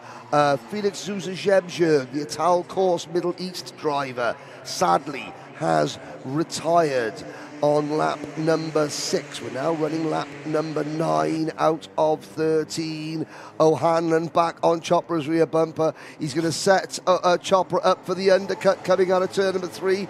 This is going to create a side-by-side battle. Look at Voronins. What could Voronins do? He looks to the inside. Can he squeeze up to P2 at the expense of Chopra? He does. Great move. And that was all about that very, very clever racecraft from Liam O'Hanlon. That's kind of hung out to dry Samar Chopra and disadvantage it, but not for long. Yeah. Not for long, because Chopra comes straight back. I was about to say Voronins had the momentum to get into second. However, Chopra's got back.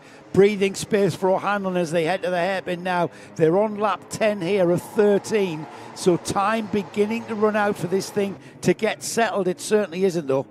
Traffic up ahead. This is lap 10. The two, Tugba and Ella Yasilte, are running around having their own battle. Minding their own business. And again, at this point in yesterday's pre-final, they've already been lapped. The progress those two young ladies have made is remarkable. They're only 6 seconds behind the next drivers. Now they are having their own scrap here, yes. Henry, and whether they're aware of Liam O'Hanlon, there should be blue flags out there. O'Hanlon's going to go around the outside of the two novices. The novices are going to get out of the way if they can. He has to go off track. Oh, they don't know he's there. They don't know he's there at all. No blue flags again. Oh, I'm sorry. I know Finally, the top 3 make their way through there. Ruud Rabatap Shekawat has been disadvantaged massively there, tripping over the two novice drivers there. This has spread the field out, though, as O'Hanlon comes through to complete 11 laps. And right where we were expecting a grandstand finish, again, it's all part of motorsport and how you deal with the back markers. The back markers were having their own tussle, were completely unaware that the leaders were upon them. And again, I can't see every angle, so I don't want to, say there may have been blue flags. I couldn't particularly see them, but that's not saying they weren't there. So please don't think that I was unduly criticising the marshalling team here at Yas Marina, who have got a very difficult job to do at the best of times. We are on lap number 12. It's O'Hanlon leading from Chopra, Voronins, Al-Sheikh, Shekawat, Al-Khalifa, Harvey and Fryenstein. And we're about to embark on the final lap of this pre-final, and it looks quite settled. It hasn't been. It's been one of the most eventful Microax races we've had all season long, this pre-final here at Yas. As the battle for second continues, Ivans Voronins looking like he's about to challenge. This is all happening behind the leader here. Liam O'Hanlon making this look like he's had an easy race here. He certainly has not, as he comes through the final 2 corners here, and he will cross the line and take a very emphatic win on paper. It certainly wasn't emphatic on the track. Had to absolutely fight and use his brain with some extreme racecraft for Liam to be used. I hope that's not going to be him going to be penalised for overtaking that novice there on the slowdown lap. Liam O'Hanlon, Samar Chopra, Ivans Voronins, Adam El-Sheikh and Saif Al-Khalifa ahead of Ruud Rabatap Shekawat at the very last there. Championship protagonists, Adam El-Sheikh and Saif Al-Khalifa, Henry. Yes. And they've got through to 4th and 5th, so they've clawed some points. They have indeed, but they've clawed some points back on Alex Fryenstein, for example, but not on... now let's have a look. Have the micro drivers been given the memo? Apart from the one that just cut the cone there, and the 2. Most of them got the memo. Graham and down in scrutiny is going to be upset with that. Here's your unofficial results. Liam O'Hanlon and Samar Chopra, 1 and 2. Ivans Voronins, Adam Al-Sheikh, Saif Al-Khalifa and Ruud Rabatap Shekawat. Apparently the Crown Prince of Bahrain was very impressed with Saif Al-Khalifa's interview yesterday. Excellent. I was told he was watching. Genuinely. Hello. Cameron Harvey, Alex Fryenstein, Amata Batsa, Zhukan Yi, Jensen Kelly and Tadeusz Prochatska, the top 12. Alexander Semenov, Vaibhav Ponna, Saif Al-Maina, Rafiwa Ndwambi, Radi Harris, Sebastian Storer. The next in line, then Enzo Falzerano, Leo Reutmann, his first race off novices, Tayab Haroum, Kilian Nkudu Mambida, and then Tugba and Ella Yasilte, Felix Zuza Jebjerg failed to finish. Yes, I was told the Crown Prince of Bahrain was watching yesterday, and Saif Al Khalifa's father said that he was very impressed with the coverage and with Saif Al Khalifa's interview. It was a good little interview. It's as if these are born racing drivers, aren't they? I'm not sure if he's had any major training, but it was a lovely chat. I mean, it's when the driver, when the kid can relax and just tell you their story of their race. That's what it's all about, or their event. That's what it's all about. Now, my last pit stop, which is universally derided as being a cigarette break, it is not. It's journalism. Sokol Racing, named after team boss Dmitry Sokol. The Falcon is the same graphic as the Atlanta Falcons NFL team on their logo. Emerson McAndrew-Uren taking complete credit for Liam O'Hanlon's victory. No, he's not. He's just saying that was really calm and composed. He is a calm and composed kid, and he did need that calmness and composure when dealing with the lap traffic, because he was at the disadvantage. He was the first leader to come across the lap traffic. Once the one leader goes past, then the back marker's like, oh goodness me. The thing is, Henry, with a kid like Liam O'Hanlon leading the championship, he's expected to win. He's expected to win, and when he's not in the lead, a driver of his age can easily be overwhelmed by the necessity and the desperation to get back where I'm expected to be. Yes. However, whoever's coaching Liam is doing a great job. Just to when that happens, you stay calm, you stay cool. That's how you win a championship. If you can't get the lead back, you try and get the lead back. If you can't get the lead back, then second is better than being in the gravel trap. Exactly. Speaking of gravel trap, you can see the gravel. Now, that is where Felix Zuser-Jebjerg went off. So, and again, please don't think that I was being critical of the marshalling team here. I didn't see the blue flags, whether they were or not. But between the races, you've got the track staff out here removing bits of dirt and stones from the circuit, which, of course, is vital. When you're sitting, 6 inches off the ground, the last thing you need is a stone hitting any part of your body, let alone it's in your visor. Speak to Helmut Marko about said stones. That was a French stone at Clermont-Ferrand. I've experienced that quite a bit. If you're on a motorbike, you often experience having stones flicked up on you from the road. Yes. It's a little painful. That's why I can't understand these kids that you see with the motocross helmets, which have no visor, and they're not wearing goggles. Yes, but they're idiots because they're riding around on their e-bikes, and there's always the Darwin Awards, which filters some of those idiots out, or at least filters them off the roads temporarily. Yes, what you need if you're a youth in the UK, you need your black bally, which is balaclava, by the way. You need your bally on. You really are with the kids, aren't you? Well, yeah, you need your bally, and then you need, your motocross helmet, all in black at night on an e-bike with no lights, and then you get really upset when you get run over by a driver that cannot see you in the dead of night with no street lights in all black. There we are. That's just youth of today. We are getting ready for our Minimax final. So if you enjoyed Microax, these kids now are getting slightly bigger. They are. They're slightly older. They're slightly more experienced. I mean, I'm not sure how old Liam O'Hanlon is or Samar Chopra. 9. Well, there's every chance that next season, I know I'm ahead of myself here, 26-27 UAE RMC, we're likely to see Liam O'Hanlon and Samar Chopra moving up into this class. Yes. Oh dear. Liam Smith International has at the front there. You can see him standing next to Benjamin Karachkovic's cart. Yes. He's having the same hair problem that I am, as in he's losing it Liam, at the top. So Liam Smith, that's why he wears his baseball cap backwards when he's Liam Smith International. He's been out here a long time. Look, Why? He's got his sleeves rolled up. His Ashtia sleeves rolled up. He's confident to leave his driver there, the number 183. Well, he doesn't know he's just been caught making a pose. Yes, he doesn't know. Now, the JNKD, you can see the text. If you look at that, that is made up of racing terms. All the letters have got small. The the big J has got maybe 30 or 40 smaller race words, like Apex, and it's got Marina written on it. All designed, very, very nicely designed, I have to say. When I went there to get my J&K But why have they gone Italian coffee gold this from morning, their blue and black? they wanted to look more regal. Oh, okay. They wanted to country of riches. No, she's married. Can't. I have no idea who that is. I know. Nice it's name. Is that an Apple Watch? Yeah, it's an Apple Watch and an Apple phone. Yeah. That is actually Philip Dinu's mother. How do you know that? How do you know that?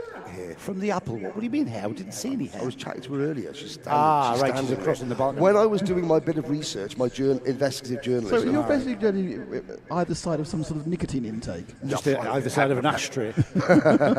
yeah. Standing round the ashtray. Finding out, finding out lots of interesting things like Dimitri Sokol and the Atlanta Falcons logo. So whereabouts are they from exactly? Russia. Did you find? Yeah, whereabout? Big place. No, I didn't get It's into a big the place. Didn't get this side of the Urals. Right. Okay. Is it not this? No, not this side. The other side, the European side of the Urals. Right. East. Because Western. Yeah, Western Russia. Yeah. Yes.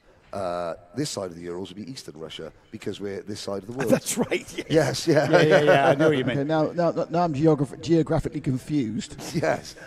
Yeah, it's great to have them along. Did you find out whether or not they have committed to the rest of the season? They appeared infrequently last year. Did they? Right. Yeah. Obviously, with racing, which doesn't take place in Russia, Kyrgyzstan is now a big hotspot of drive. Well, yes, that's where all the licenses Which one are is issued. that? It's red and gold. It's Kyrgyzstan because you got all the stans together. Is that next to Azerbaijan? It's south Tajikistan. of Azerbaijan. Tajikistan, Turkmenistan, and Uzbekistan are not far below China and Mongolia. Anyone here? Obviously, Stan stands for something. Is it land? Must be. Yeah. Must be. Yeah. Must be. I suppose the land of the Uzbeks, the land of the Kazakhs. Yeah. Yes. Gosh, we're learning with each other today. Well, it's you know what? This is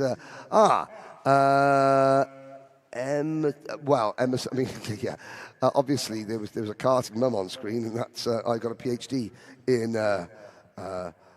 being friendly with cars. It was Valentine's Day yesterday, and I got away without getting punched by anybody in the paddock. It's time for the grid, ladies and gentlemen. Austin Gray and Benjamin Karachkovich on pole position. LBJ Stubbs and Oliver Butchard on row number 2. Francesco Lisignoli and Maxim Zoyna for NI Racing on row number 3. Max Payton and Mikhail Mitrokin are next. Adam Fleury, who made the best first lap of any race I've seen in a long time, starts 9th, alongside Washu and Mathibula. Mohamed Mubarak and William Mazzali are next in line. Then it's Glenn Obukov, Ahmed Faisal Al-Maina, Louis Bataille, Mikhail Tverdokliabov, Zuhair Turki, Kir Ivanov, Aryan Isan and Vivan Chowan are your 20 starters. Are you watching Aberdeen? Oh, yes. Oh, well, the sun came out for the heat. This is all about the pre-final.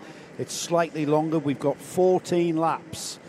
And whether Austin Gray can continue beating his GNKD teammate is what's on everyone's lips, especially in Aberdeen. Behind them, though, LBJ Stubbs.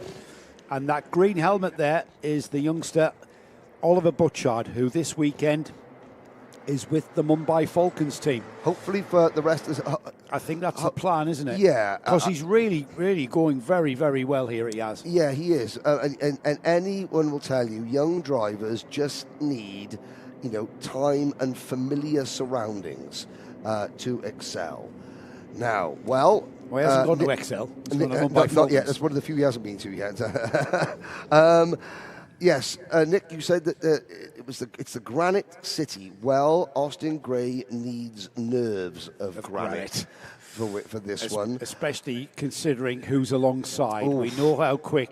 Microax World Final champion, as we've got the JNKD team well represented. We know how I want to say harder driver Benjamin Kracikovic is. He takes no prisoners, does that young man. But then again, neither does the Scotsman. But you can't take prisoners. You know, nice guys tend to finish, if not last, generally not first. Nice guys on the track. That's right. You could be the nicest person in the world. Off track, on track, you have to be absolutely stony-faced as the Granite City King leads them to the line. And he caught them. He caught Benjamin Kracikovic on the hop here as LBJ Stubbs down the inside and looks like he's about to wrest the lead from our pole sitter as they go side by side now down the back straight and then into turns 4 and 5, and it's LBJ Stubbs. Fleury's at it again from 9th to 5th in the number 111 kart. Let's have a look. P4, Adam Fleury, take a bow. 9th to 4th on the opening lap. He went a lot better in the heat. He led briefly, but still, that's an excellent dive. The only driver for the McAdam team here. Can he now hold on? Oh, Karachkovic is already back to his inside, though, Joe. It's that left-hand side train that followed Austin Gray into turn 1 because we've got Francesco Lignoli, the Dubai O-Plate winner, carrying the O-Plate here, going with them and into 3rd place there on the George Gibbons Motorsport blue and white kart. Yes. 3-car battle now as LBJ Stubbs for Sam Pollard leads out across the line. But Austin Gray biding his time. All these youngsters know that there is 14 laps of racing, so no need for any urgency quite yet. Let's just get on with this. Indeed, out of turn number 3. On to the back straight. There's the NI kart and Maxim Joyner and Max Payton going side by side for 7th position. Butchard is 6th. Fleury still in P5. There goes Fleury on the green and white Tony kart. Butchard with the lime green crash helmet chasing him up at the front. Austin Gray and LBJ Stubbs. It was a really wholesome moment after I interviewed Austin Gray, for pole position. LBJ Stubbs was there giving big high five, and that's LBJ Stubbs high-fiving a driver that has just taken championship points off him. These two know each other from UK karting, though, don't they? They don't. Austin Gray, I haven't seen Austin Gray racing UK karting at all. I thought I recognised the name from the UK, but no, he's obviously a UAE resident, isn't he? Here we go then, these two breaking away because Austin Gray has shown no urgency to get by LBJ Stubbs and has quite readily sat there using the 2-kart aerodynamic train to pull out a gap.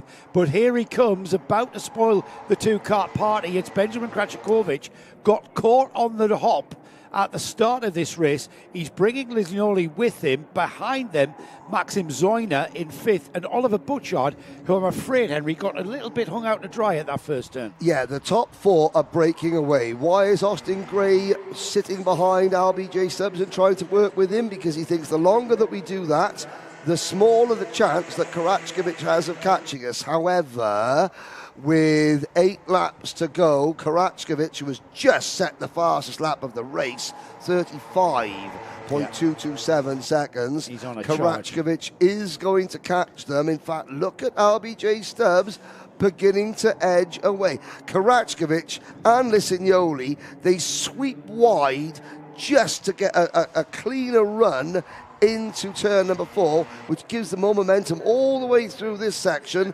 and Austin Gray is going to be in trouble before long. Gray is going to come under attack. Watch for Karachkovic. If not at the hairpin at this corner, watch for him going down the back straight into turns 4 and 5. LBJ Stubbs' fastest lap of the race. He was fractions of a second, thousandths of a second slower than Benjamin Krachikovic's fastest lap on the previous run by. This time he puts his foot down, looks over his shoulder. Nobody there, really. That's a gap, the biggest gap we've seen between himself and Austin Gray. If Austin Gray's not careful, and he's not going to be careful because Kracikovic is now sucking up that slipstream now and being dragged along by his teammate through turns 1 and 2, and now into the hairpin. It's all about speed down the straight with a little bit of turning oversteer I saw on Austin Gray. That's going to cost him time. Yep. And look at that, Kraczkowicz right on his rear bumper now. Did you see the little signal there? Gray turned over his shoulder. Kraczkowicz, one figure says, go forward. Austin Gray nodded. I wonder how long they'll work together. Will the urgency for Kraczkowicz, trump his the team player aspect of this race? There's plenty of time to go.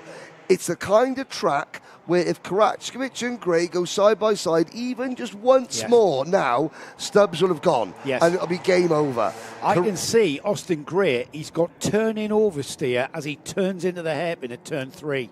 And that's costing him a fraction of a second there. It's just scrubbing a little bit of momentum. Kraczkowicz sees that.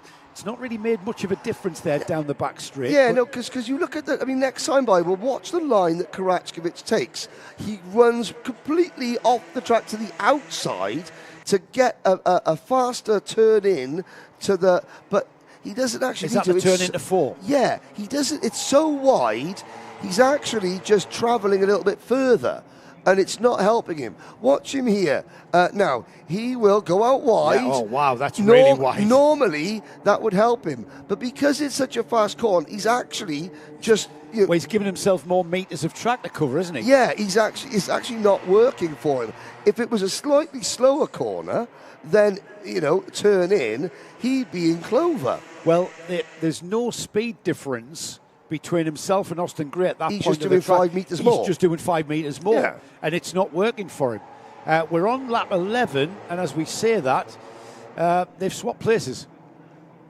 No, they're back. No, they're back. Kraczkowicz has learnt the lesson. He's listening to Henry Baudet's driver coaching here, and as he comes alongside Austin Gray into turn. This is the undercut that There it is. Kraczkowicz He's is really so good there. Yep, Really good there. And Austin Gray fighting back. No, Kraczkowicz has got it. Here comes Lisignoli. And now Gray is sort of signalling, I thought we were going to work together. Well, you did work together for a number of laps. It wasn't working. Stubbs has gone. It's now going to be game on from here to the flag between these 3 drivers for second. 3 wide. Lisignoli trying to come and pick the pockets of the 2 J&KD drivers. And they swapped positions twice there in the space of about 50 metres.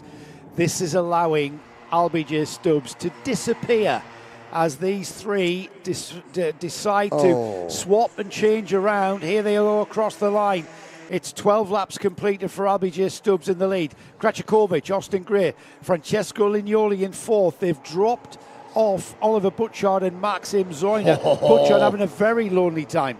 This is going to be good. Adam Fleury has had a moment and has fallen to the back of the field after such a... Well, it just means he's got more karts to pass on the opening lap of the main event. Look at the undercut. Here comes Kraczkowicz. Great move. I gotta say, if you know that's what he's going to do, so try and defend against it. Force him to the outside. 1 to go. Gray back to P2. This is going to be corner after corner. Gray has got to now try and get it stopped on the anchors to avoid Kraczkowicz getting the crossover. Oh, it's side by Gray's side, going to Henry. squeeze him. It's side by side into off the back straight there. That's such a he's Gray got it all himself. wrong. He slid wide and lost out massively. LBJ Stubbs has disappeared. Kraczkowicz solid in second, and it was carrying that speed, not braking as hard as he might, as LBJ Stubbs takes the checkered flag and takes the pre-final win in Minimax. In second place, Benjamin Kraczkowicz takes second place at the S's at turn 4 and 5. And that was all about Austin Gray sliding too wide, carrying too much speed in. Let's have a look at it again. Look at Kraczkowicz. Carries too much speed in, ends up on the outside of the track, and almost went off the track, Henry. Kraczkowicz anticipated that beautifully. If you notice, Kraczkowicz, well, he went for the move, and he saw that that Gray was easing him to the inside to sort of defend. Kraczkowicz realised, okay, we got to the point now where you're not going to make the corner. So he backed out and braked, and then, so he backed out of the move halfway down the straight. Let him go. Let him go, because I'm gonna just get you on the exit of the corner. At 10 years old, that is and it's not just Karachkovic that has that. So many of these drivers have that racing instinct, that ability to look 2 or 3 corners ahead and just set drivers up. And to compromise themselves to accommodate a driver that's trying to overtake, because sometimes by not compromising for the other driver, you cost yourself time. Now, I'm going to step aside now. Why? Because I need to get my marker book out, because I'm going to grade our new commentator. I'm not. I'm going to go. No. Tony Hogg is going to come in now and join us. Grab that seat. Oh, okay. He's going to join us both. He's going to join us both, is he? Excellent. I thought Yes. I was going to critique from afar, but I won't. No, Henry. Hang on a sec. Hang on, Tony. Hang on. There you go. Lesson 1. Hoping to learn from the best, I think is where you stop. Hoping to learn from the best, at least to turn the mic on. Yeah. Well, I turned it on for you. Thank you. DD2's coming next. This is why we've got Tony Hogg, who's freshly just into retirement. Tony, are you enjoying this the weekend retirement? at least? Yeah. I mean, I was on track at Dubai this morning doing some laps, just keeping my eye in should I wish to return. Well, of course. Make a return, yeah. It's separate. As is my want. First of all, it's great to have you up here, Tony. Pleasure. It's something that we joke about your pending retirement from the driver's seat. We've created a caricature, really, haven't we? But you've got so much to offer this championship from your years of experience. Number one in life to start with, and that's almost is just as important when dealing with humans, because you're dealing with people in karting, and you've certainly had a lot of experience just in life that has got you to the point where you could take up karting later in life. Yeah, I think above all else, it is a sport, and it is an individual sport. You are backed up with a team of mechanics and engineers and data people, but ultimately it's an individual sport, and it is obviously people oriented, and you do need to be able to build relationships in the paddock with other drivers to an extent, and with other teams to an extent. And I think for such an individual sport, there is such a human side to it. Often difficult to separate the sports side of it, you know, when you're competing in the same grid. But typically, the people involved, the drivers, the teams, are all genuinely good people, and they all want to win. I think that's You've got to put your. Nick reckons I've got a game face whenever we go karting together, and he says my personality changes. You do. It's a team sport, and all the team is funneled towards this point here. Correct, when your visor goes down, and this point, and then here it's on you. Yeah, this point here is quite interesting if you look at the dynamic. So myself, I had a little routine that I would get myself into, particularly at this moment at any given race day, and it basically, I was always pretty much the first one to sit down in my car. That was my thing. I'd always put my left glove on first, and then my right glove. Then I'd lean round, look at the radiator cap, make sure that was on. Then I'd twist the fuel cap. Then I'd just look at the carburetor and make sure that the choke's not up. That was me. That's that's like a little that's mental routine. Yeah, just getting myself into a slot. Other people a bit more casual about it. People don't mind joking around and having a bit of banter. But I like to just get in early, get comfortable, and then start thinking about the race. Here now is where the negative thoughts come in. I think for everyone, to be honest, even if you're at the front even if of you're the on grid, pole, you're expecting to lose out in the first turn, aren't you? Of course, you know that every man behind you is trying to get that bit of tarmac that you're on, and I think a very key part of this game is to just get the negative talk away from your thoughts, and then just start to believe in your own skills and that you've got every right to be there, and then you get focused. There's quite a lot of psychology comes into any sport, whether you play, whether it's football, tennis, whatever. Yeah. Race driving, I think, is exactly the same. That when that negativity overwhelms your ability, you stop being able to actually compete. You stop being able to hold the racket or to kick the ball. Correct.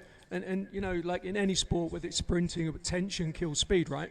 So you need to be as relaxed as possible. And I guess for me, the final thing that I would always do was 10 deep breaths just to calm the mind. I always felt a lot better after the 10 deep breaths. 10 deep in, 10 deep out. and then relax into it. But That's the same thing when I'm teaching drivers about interview techniques. When they're nervous, I say, shake your shoulders out, breathe in, breathe out, and your shoulders relax a little bit, and then you're prepared for an interview. Yeah, You know? yeah, and it's pretty much the same. But really, the key thing is tension kills speed. So if you can quieten down your mind and really focus on where you need to be and think about every mark, lap by lap, then you'll extract the best that you can out of yourself and out of your equipment. And that little process that you described there, you're also doing some vital last-second checks. If the radiator cap isn't tight, that's an issue. If the fuel cap isn't tight, that's an issue. If the choke's on, that's an issue. Correct. So that little sort of psychological switch, you have to go through that. Yes. Or else you will, you've got to do that. And they're last-minute technical checks. And then that's your psychological switch to say, right, race on now. And to be honest, it's one of those little things that can make such a difference. And if you think about it, it's probably the last thing the mechanic does before you get on the grid is he's going to fire up the engine. Yep. The choke will come up. And it's just the last double check to make sure that everything is just as it should be before you go out and do battle.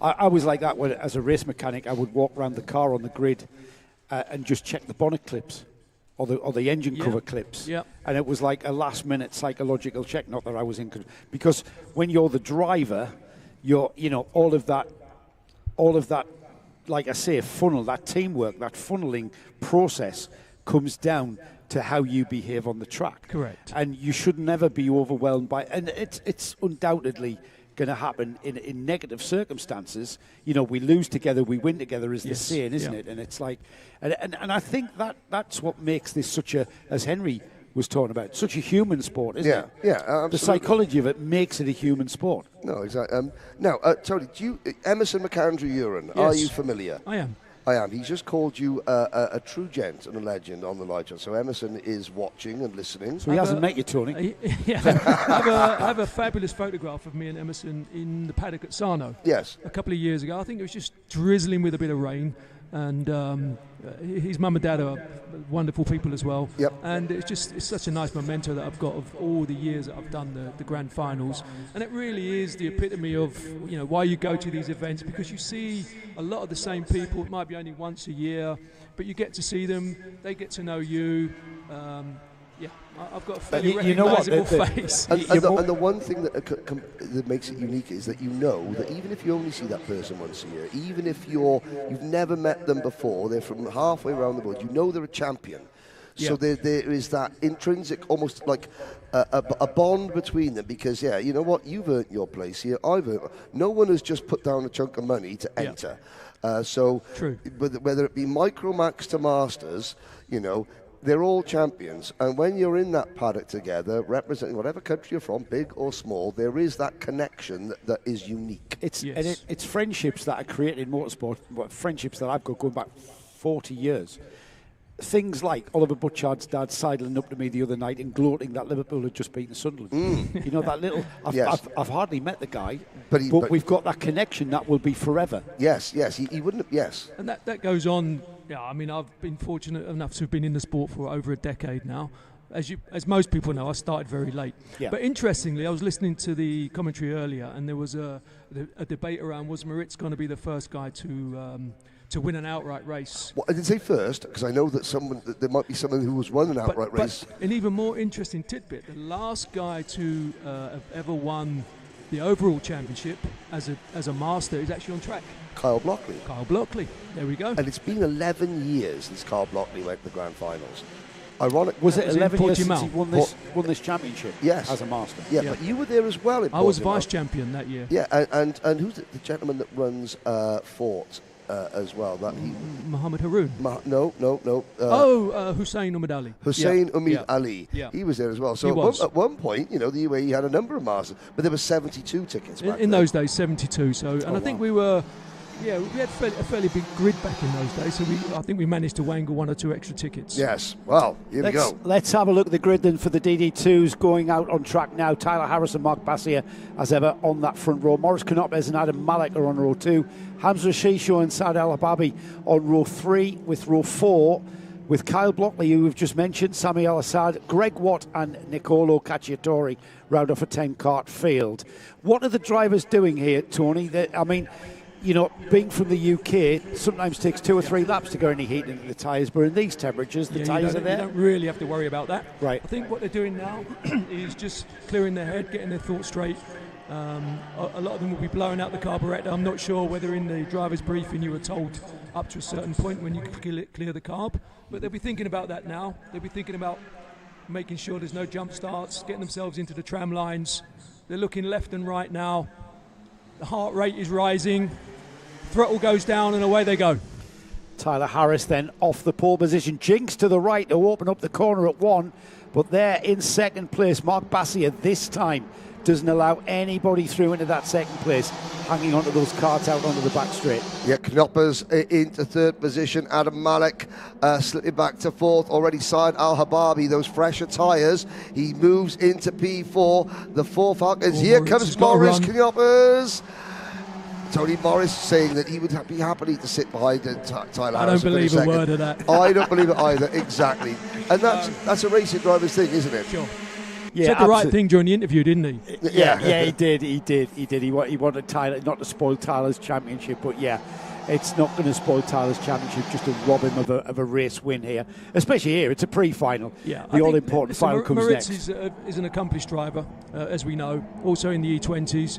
I think this track lends itself to the physiology sometimes. I mean, Moritz is fairly small in stature. He's got a big stature in racing terms, but he's quite diminutive, and I think down that back straight it helps. Sorry, something has just fallen off a cart coming out of the final corner. There was definitely it could have been a bit of black tape. It could have been something a little bit more substantial, but there was certainly something on the racing surface that Tyler Harris clipped as he went past. Now, Knoppers has lost second place. Bassier is back into P2. Didn't really put up much of a fight, actually. It was virtually as if he was allowing Mark Bassier through. It's probably sensible, to be honest, at this stage. Yeah, you think that comes into it? Yeah, I think you know, if you realise that the guy coming through is a little bit quicker, then you let him go, duck in behind him, and just get on with your own race. But also that could work out better for you in the long run, because Bassier Morris is thinking Bassier might help tow me up towards That's Tyler exactly Harris. the point. Yeah, so when you see that happen, let them go, tuck in directly behind them, don't let anybody else get in, and then head down and really try and use them as the tow. Because it's not you thinking, oh, that driver's got a better chance of winning, so I'll let him go. No, you're thinking, I've got a better chance of winning by letting him go. And also, look, Moritz wants to be in the main race, but he needs to win the Masters first and foremost. So if you're battling with the youngsters, okay, you might win the day, but in the end, you know, you might lose the war. Yeah, and it's, of course, the Masters and the DD2 drivers are all competing in the same overall championship. Correct. There's a subdivision for the Masters. Of course, there is a ticket to the grand finals. Morris Knoppers hasn't written his name on the ticket yet by a long shot, because anything can happen. Yeah. Kyle Blockley, and of course it's difficult with it. There's a 3-car field. There's the third member, Greg Watt. A guy that you know really well. Greg epitomises the sport for me. He turns up regularly. He misses practice. He misses practice. Yeah. Turns up for the briefing in his shirt and tie. We spoke about physiology again, and he's one of the bigger guys, to be quite honest. It's good to see him having a battle out there. Often he gets sort of dropped, and I had a chat with him earlier, and at the point when you're dropped, you know, are you really pushing? Do you think you're pushing hard enough? He's got a nice battle going on there with Nicola. I think that's good for Greg as well. He's clearly looking a bit more lithe these days. He's either on the Manjaro or he's... Well, apparently, I thought that yesterday. He went, no, I haven't lost any weight. I've just been in the gym. It's transferred itself to different parts of his body. Can you do that? Can you do that? Well, apparently, male ski jumpers in the Winter Olympics have been doing that. You lose your belly. You lose your belly. You do. So it sort of moves up to your shoulders, doesn't it? A couple of interesting points, which are succinct to this particular track, for example.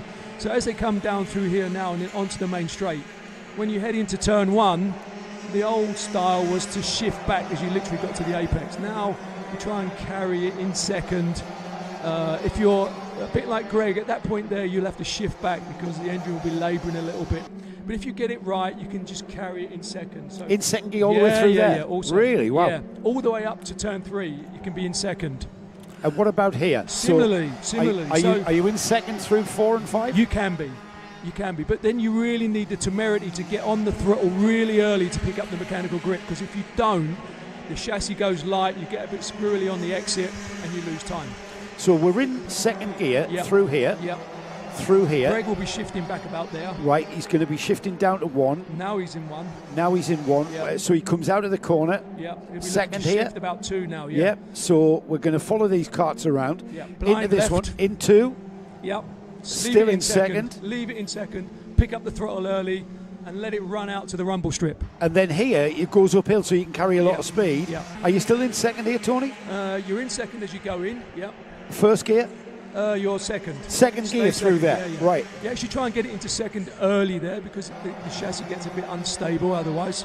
So in complete contrast to where we were for round 4, yes, which was up and down the gearbox at Dubai Kartdrome, isn't it? This is a this is a pure racetrack of speed, isn't it? It's speed. So here is really where you need to have it's a leap of faith as you turn in. I don't know if you guys have driven the track, but literally where you're that low, you don't see the entry to the corner at all. It's a leap of faith. That's what coming off the back straight. Yeah. So you can see that the white barrier. Yeah. That's it. And where are you aiming for? Are you aiming for because the barrier could be put in a different place next time. Probably about 6 inches after the end of the barrier. Just about. Yeah. That's just about. So you can clip the barrier on the way in, you can clip the barrier on the way out, and it's devastating. Yes. If you do. Yeah, if you get that wrong. Yeah, it's interesting. We're getting to see Greg now. It's ordinarily you wouldn't see Greg during the race. Well, I thought we'd take that opportunity because it's become a processional race. Well, and we don't get a chance to see Nicola Cacciatore. They're having a good race, aren't they? Having a good little battle here. Nicola, as his lap times across the season have got faster and faster. There he goes.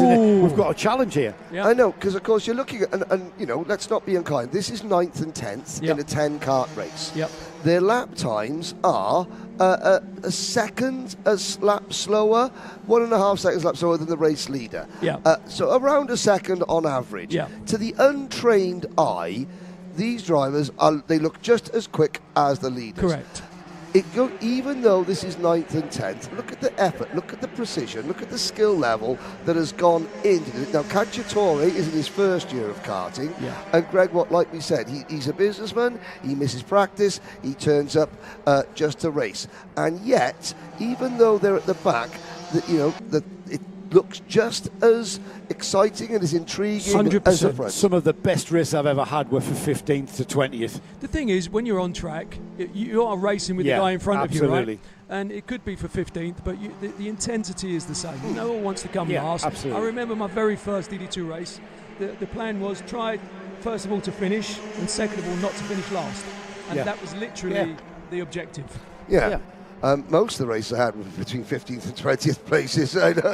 You said, but I mean, Cacciatore, he's had one look, and this is a show. And one mistake.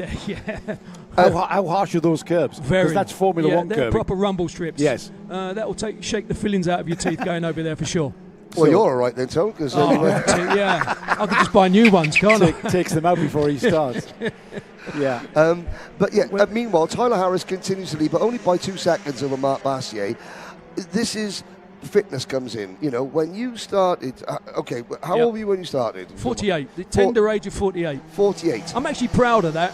It's we mentioned, or you mentioned inadvertently, you mentioned me in the same sentence as Zenderua and Nicola Pico, which was quite nice. And I was thinking about it, that perhaps those guys weren't even born when I did my first race, which is that's a good point. The age the physicality. The age of 48, your first season, obviously it was harder physically than at the age of 58 plus when you this recently.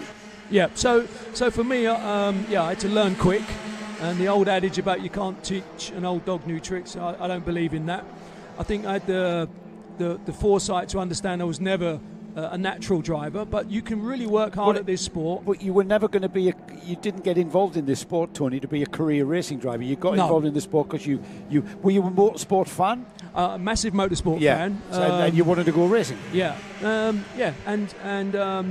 you know, I had the likes of David Bright back in the day suggested I should go racing, and I never looked back. And you know, you talk about the sport getting into your blood, and that's testimony to the fact now that I find it very difficult just to leave the sport. I'm really struggling with it. You can't. We were talking about this. I made the comment of I wish I'd gotten into heroin because I would have been on a methadone program by now and been cured. But this is an addiction that we will never ever lose. As long as and these youngsters here, Tyler Harris, about to take the checkered flag and take the pre-final win. He will go on for the rest of his life being a motorsport addict. Yes. Here's the thing about the DD2 as well. So often you'll find that youngsters that didn't quite shine to their potential in senior can often jump into a DD2 and they just take to it like duck to a water, and their driving style just seems to suit. So Tyler was one of those. He was quick, but he wasn't really at the point, was he? No, he was top 6 in seniors. Same with Mark Bassier. Yeah. So Mark's the classic example. He's jumped in, he's taken to it really well. Yep. He understands the engineering and the dynamics of driving these things. They are very physical. I would challenge anyone to jump in and do 15, 20 laps around here.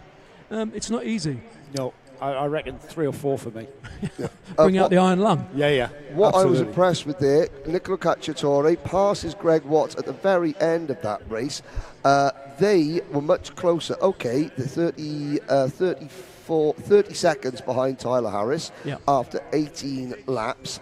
Yesterday, that was almost a full lap after 18 laps. Yeah. So they're by racing with each other, goes back what you said, Tony. You know, they are pushing themselves 100%. Here's a look at the results. Here is the result. Tyler Harris takes the pre-final win, puts himself on pole position for the all-important final. Mark Bassier still needs to search around the toolbox to see what he can find to take it to Tyler Harris. He comes second. Maurice Canopes, first Masters and third overall. He'd be looking for that third place overall podium. Yeah, absolutely. Saad Al-Hababi was fourth with Adam Malek fifth.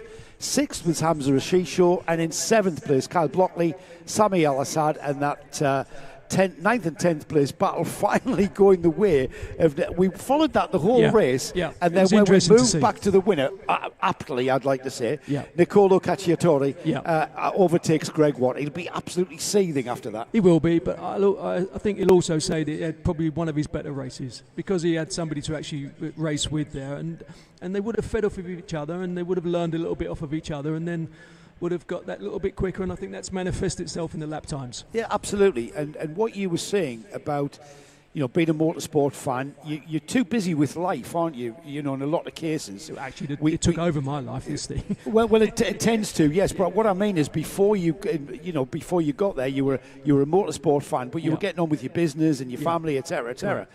There seems to be this culture of like, if you're not in karting by the time you're 10, then there's no point in even trying. Whereas when I started karting, it was an adult sport, and the odd kid did it. Well, I remember back in the day, World of Sport, they used to show a bit of karting when Dickie Davis was the presenter. Yeah. And I can remember back then, I was like, wow, that's a really good-looking, interesting sport. And it is, you know, you hear the term, it's the purest form of racing. It really is. Yeah. There's nothing else that gets that close. Yeah. There's nothing else that gives you that same bang for your buck as well in terms of, you know, the feelings, the grip levels, the power. I think you mentioned earlier, people look at these things and they think they're toys. But they're not. You jump in. Yeah. It really isn't a toy. I did mention earlier that the people, you know, I've got friends who are motorsport fans. They've been to Formula One Grand Prix, they've been to British touring cars. They come to the kart track and their minds are blown. It's like, and a friend of mine actually said to me, how do they go through corners as quickly as they do? Yeah. It's like, they're not toys. You know, this is proper motorsport. Ayrton Senna was the person who coined the phrase that this is pure motor racing. It is, yeah. Tony, I want to say thank you very much for joining us for that and giving us that insight. You're going to join us for the final? If you want me to. Absolutely, mate. Absolutely. I'll do that then, for sure. Absolutely. I mean, you can stay as long as you want, really. We've got the Senior Max final heat coming up next. And that was... that has been a complete mixed up situation for Senior Max. this morning, I don't know if you were here and you saw it, there was only 4 drivers that didn't incur the wrath of the stewards. Oh, no, I didn't know. Only 4 drivers didn't get penalised and get their fastest laps taken away because of this new fashion of going out for a qualifying session and dawdling around after they'd been told that they weren't supposed to. Yeah. Personally, I used to get on. We used to get on with it. You went out and it's only 5 minutes, so you want to kind of get that fastest lap time, which doesn't necessarily come at your first effort. I think the idea of reducing the qualification time to 5 minutes is such that you have to get on with it. Yeah. And yet, they'll now stretch it to the last lap in terms of the time to get a qualifying lap in. It doesn't make any sense to me. I asked Kai Hunter, who's a former British champion, UKC champion, why are you doing that? And he said, because everyone else is. Yeah, I guess that's what happens. And then at some point, somebody has to be at the front of the queue, right? But also what it shows you is the faith they have in each other as well as drivers to be able to sit bumper to bumper and then put a lap in. Well, what happened, Tony, is a couple of drivers went off. The pack are dawdling around literally at walking pace. Those kids on the fast lap came upon that pack and that's what incurred the wrath of especially the stewards. On a 32-second lap. Well, exactly, like yes. this. And it's quite dangerous in my opinion. Yeah. And in the opinion of the stewards. Absolutely. So, been an absolute pleasure, gents. Thank you very much for the opportunity. Great to have you, Tony. Great to have Henry's you. here. Go and relax, enjoy the hospitality. I'll see you for the final. Yeah, well, yes. Great stuff. I just as Tony leaves, I just part of my journalistic break there. See Sami, not Sami Al-Assad. Who did I just see out there who raced in Mr. Al-Maina, who raced in the Invitational. He's got 3 sons racing. Joined the DD2 Masters Brigade at the Invitational, the Rotax O Invitational at the start of the season. Just spoke to him and he says, next season I'm going to come and do a full season now that his 3 boys are more settled into karting. So that'll be quite good. That'll mean that the DD2 Masters, I feel, is one of the most important classes. In fact, all the Masters divisions are the most important classes. Well, I feel that. Yep. Because I have an issue. Nick has an issue. Yeah, you have to be 31 to be a master. It's way too young. I mean, it's interesting because as people get more, I think a lot of sports are getting slightly older as people stay fitter for longer. I was talking about RC racing. When I started covering RC racing intensity in Europe, the masters was 35, and they've actually moved it to 45 now because they recognise that people are growing old with the sports and carrying on their hobbies and sports. Obviously, that's a sport that isn't that much that physical. But if you look at, we're here at the moment, and in Abu Dhabi is the Veterans World Championship here. So we're having a breakfast, and there's all these guys and ladies who are obviously in their 70s. They're fit as fiddles. They've got their competition T-shirts on. I think karting's a bit wrong at 31. Well, I think it should be 40 over. There are some classes. So in South America in Rotax, you have Masters and Super Masters. Oh, I like Super Masters. The cut-off, I think, for Masters is still 31 and above, but then Super Masters is 40 plus. Which I think is not a bad thing at all, because of course karting is a sport in its own right. And if you don't have the Masters that are well represented, and if you don't give the Masters the same coverage as the other, then karting then becomes just the stepping stone, which of course it's not. It is a sport in its own right. Yeah, absolutely. I think we've mentioned the grand finals a few times, and the Masters category is the only one where you can get a 30-year spread between the drivers. So the reality is, when you get to the more tender years, you're really not going to be challenging at the front.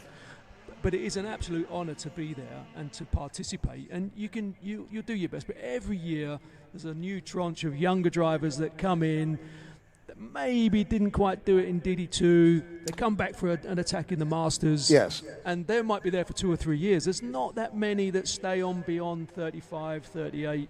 Although the Lebanese driver at the grand finals, Hector Ramirez, at the age of 70. In the E20. Is the E20 Masters. Yeah. He has raced in the last 4 grand finals for Chile. qualifies every year. Helps the fact that he owns the biggest circuit in Chile, so he gets a bit of practice time in. He goes to the grand finals. He qualifies every year. He goes to grand finals as a delegate as well, to try and see if Rotax will head his way one year for the grand final, shall we say. Do you think the criteria for Masters is a bit too young at 31? Well, you were having a pit stop. Oh, were you talking about that? Yes, yeah, right. and the Supermasters. Because, I mean, they're category. ancient at 31, aren't you? In South America, there's a Supermasters I category. think 35 would be 35. a good number. It is a in good the UK. number. I think it's 35 in the UK for any kind of Masters class. We have a Masters category in the 177 Rotax class. Yes. Which is for the older drivers. For the Colin Davises of the world. Yes, yeah. Yes. Over 35. So I look at some of these kids with absolute envy. You know, these kids that start at 8 years of age and they are at the beginning of their careers. You know, the world is their oyster, as they say. They really do have an opportunity. I hope they realise how privileged they are. They probably don't until they get to our age, Tony. I mean, we're going to go racing very shortly. So the very last story is that I was speaking to a mum this morning. The mum will be nameless, and she just said she grew up council house, 2 up, 2 down. They've moved out here. In the UK, they moved out here. Her and her husband. They work really, really hard, and they hope that their son, who's 8 at the moment, and 8 is 8, but they just hope that their whole point of doing this is to give their child the best, most rounded childhood of knowing how to cope with adversity, knowing how to be part of a team, knowing and how lucky he is to see parts of the world that they were never able to see during their childhood. Yeah, absolutely. And it was a really enlightening conversation. And the mum, because again, I don't want to embarrass the kid or anything like that, but it was just, that is, they don't realise how lucky they are not to. Yes, to drive karts, round and round in circles, that's amazing. But you're sat at a Formula One circuit, you're meeting people from all over the world. Yeah, and you look at when we bring the grid up, you'll see the flags that the drivers originate from. You know, a lot of them are expats. Different cultures, different cultures. Races. Yeah. There are no colours. No. You very quickly learn discipline in this sport, and whether it's in the paddock, on track. You need to understand very quickly that there's a lot of investment involved, that the sport is inherently unfair. And unfair, and you really have a responsibility to put every ounce of yourself into what they're doing right now and make the most of it. And hopefully the kids do realise. I mean, most of the kids are very well balanced in the paddock when you speak to them, and in fact it amazes me just how mature they are. I was going to use the term mature. I find that when I'm in a karting paddock around the majority of the kids, when you come to chat to them, they are mature. Yeah. Here's the grid. And look at the flags. While we run down the grid, just look at the flags and the coaches. Thank you very much, Tony. Oscar Lambert on the pole position then. This is the final, I'm not going to say final heat. It's the last heat for Senior Max. I'm going to rush through this. Oscar Lambert and Ryan Darmadassa. Then we've got Daniel Breath and Jules Demont. We've got Trofim Krotov and George Nassa sharing the next row. Then we've got Kian Crimeball, Connor Clancy, Oscar Backhouse, Shivan Kartik, Alicia Kanisa, and then we've got Armani Kanua, Andrea Remy, Laith Mominai, Alexander Biji, Abdullah Al-Qaita, Manaf Al-Balushi. We're moving on, Philip Dinu, Antonio Haddad. We've got Timofey Sevastov, Laluma Gomebi, Orlando Benchevenga, Igor Prokantov, and Alexis El-Zaya. 16 different flags. Talking about what Tony was saying there, I used to have a great saying that I think it's a great saying. You've got to learn how to lose to learn how to win. Yeah, exactly. Once you've sorted out learning how to lose and dealing with the adversity and the disappointment, then you relax into this sport. Yeah, indeed. 25 drivers from 16 different nations, 16 different cultures. We had the Middle East, Europe, Africa, Asia, even the North American continent. Who call them go-karts. And Henry's been there a while. Here we go then. Oscar Lambert. controlling the pace with Rian Damadasa for George Gibbons Motorsport alongside. That's the blue and white cart on the left. The orange and blue and white cart is Mumbai Falcons of Oscar Lambert, who's got the Motorscape red and white cart right behind him. Gets very crowded. It's going to be Lambert and Breath who lead into 1 and 2 into the hairpin for the first time. Daniel Breath up into second place from that second row of the grid. Yep, finding out 3 wide behind, and there was somebody at the back of the field. It looks like it's a KAA cart or an M&M cart. Difficult to tell them apart at a distance with the colour schemes, who was slow away. Hopefully that driver has managed to cure whatever problem was ailing them. And one of the XL Motorsport carts goes very, very wide indeed. And that would be...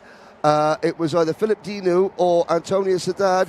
It was actually, no, it was Mohamed Manaim there who was forced wide. One of the front runners out of the race. Back into second place has gone the red and white cart of Daniel Breath, who lost second place to Rian Damadasa. That's a battle that's going to continue. Just behind these two for second and third, that's Jules Dumont on the Telios cart. That's been overtaken, I think. Is that Trofim Kotov or George Nassa?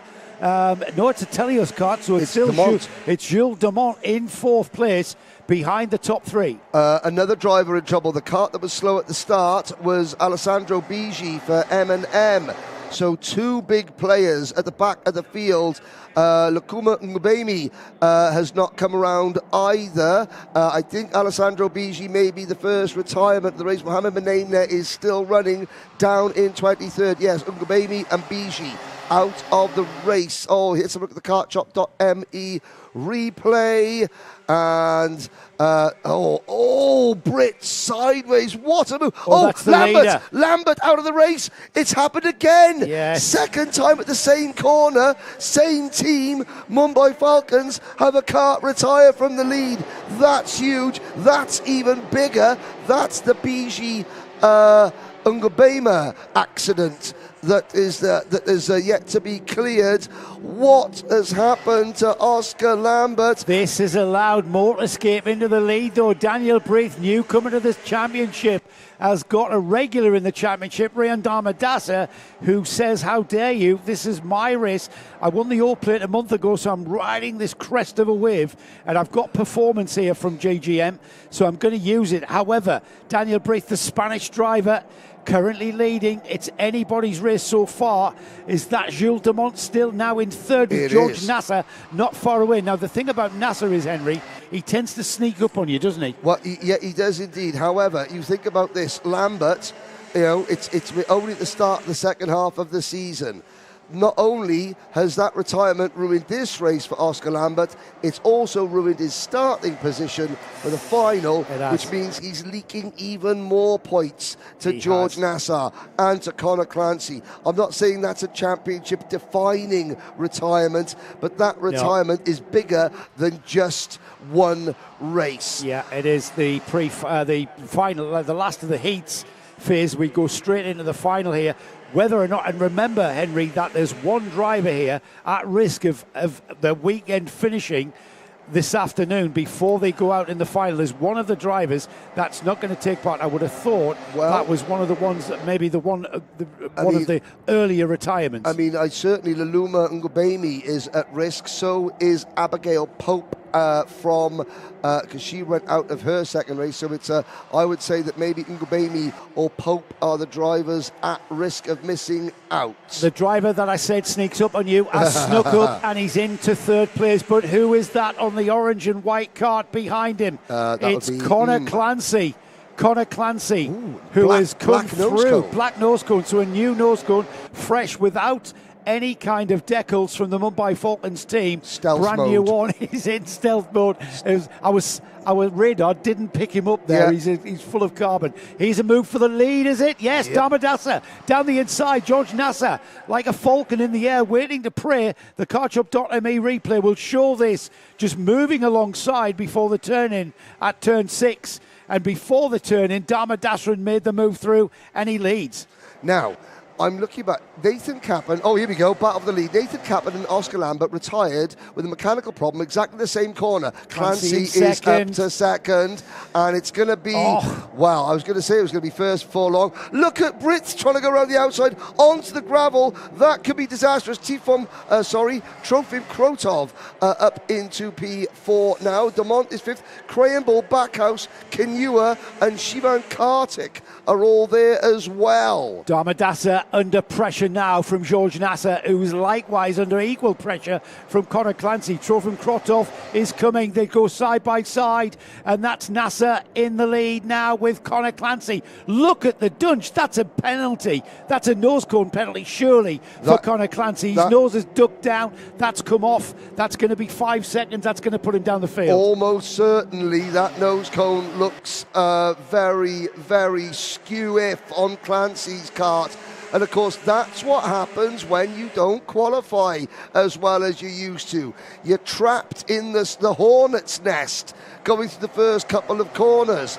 So Clancy, Nassa, will not be aware of that. Look at Krotov in fourth. No, you've just got to race, Henry. You've got to wait for, whatever happens at the end of the race. This is the bit where you may, for Conor to be able to see that nose cone, he may get a bit of a hint there when he looks down between his feet. You can sometimes see the clip that's come undone. Yep. But usually he's going to be going for the lead here. Whether or not he knows he has to build a 5-second lead, that's an impossible ask there as he dives down the inside of Nassa and takes the lead. Off he goes. He needs to clear 5 seconds to be sure, but that nose cone is definitely trailing the ground. 3 wide. Darmadas is going to get a great run. The kartshop.me replay shows Clancy looks to the inside. Nassa, not aware he's there, doesn't close the door, but Nassa's going to get back onto his rear bumper. Nassa to the inside.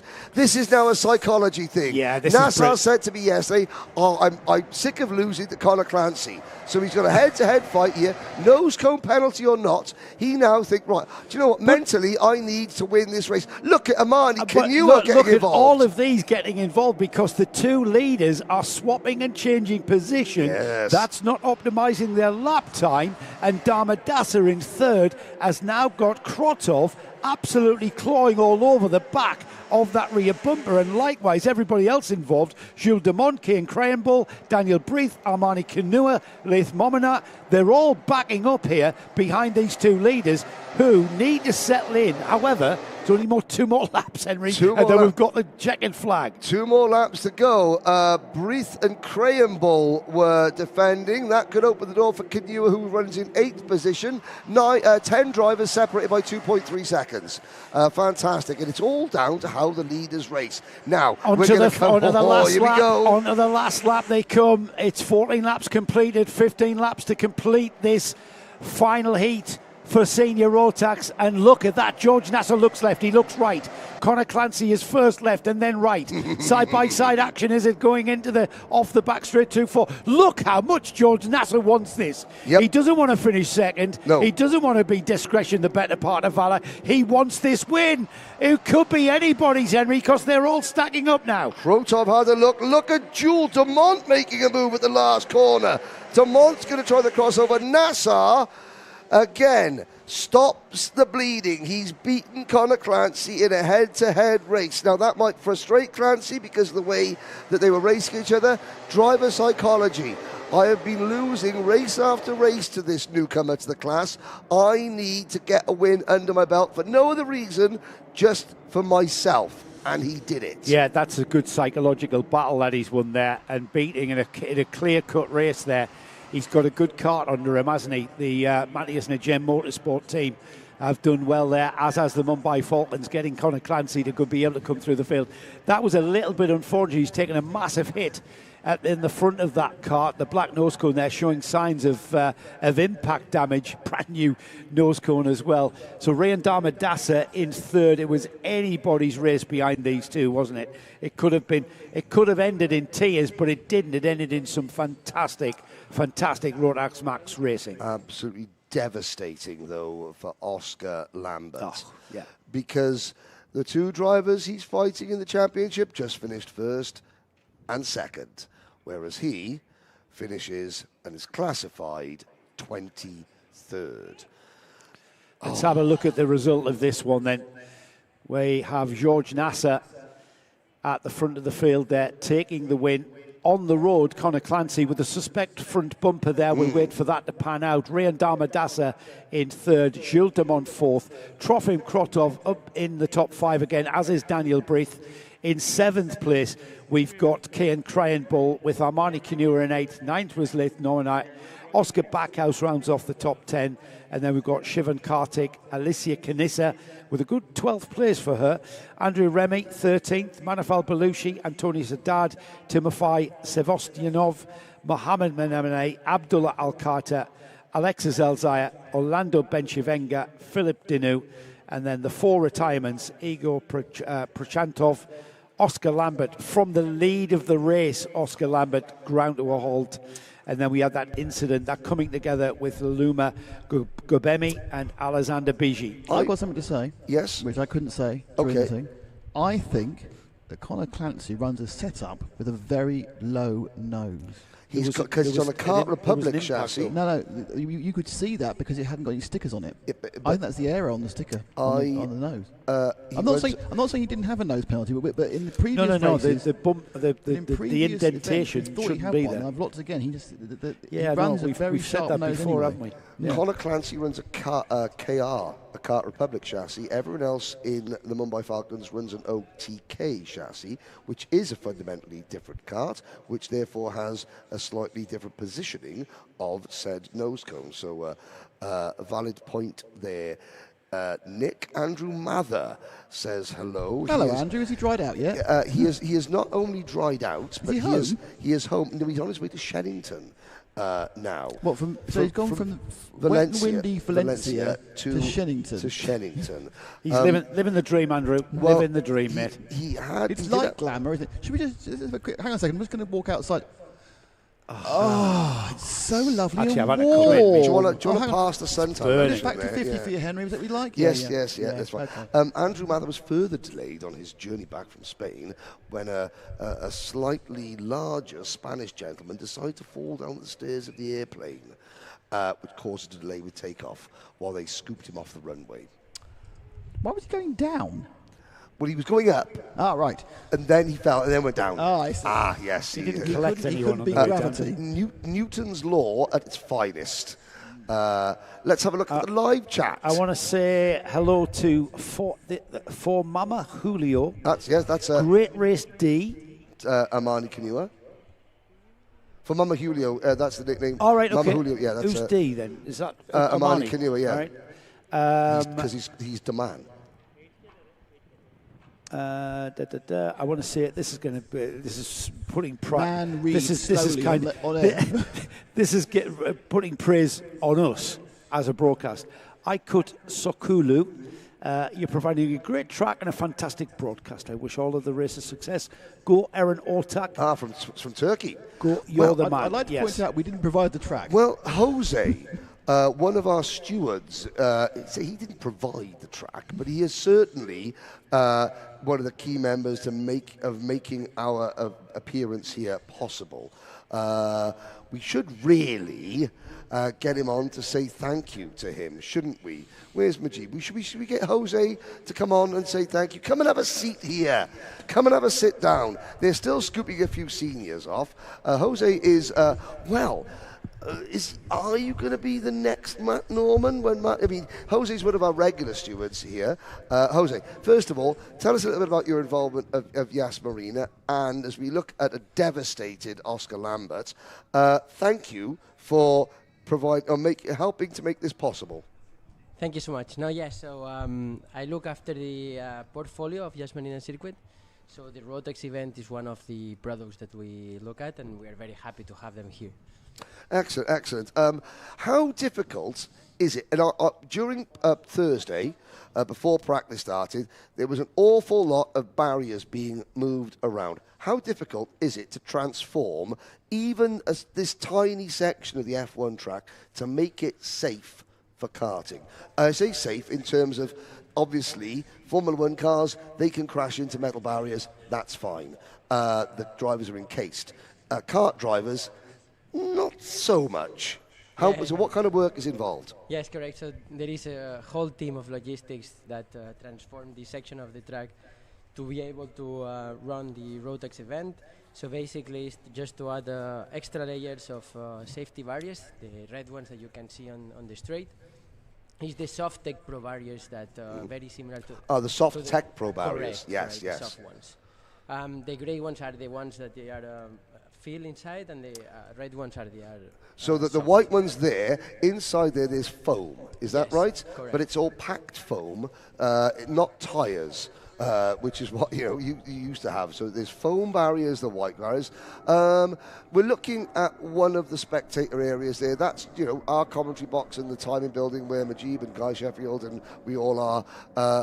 It's the right of that camera shot. Tell us a little bit about this part of the facility then. This building is called Central. Is where we run all the retail activities from the driving experiences, Formula 3000, GT4 cars.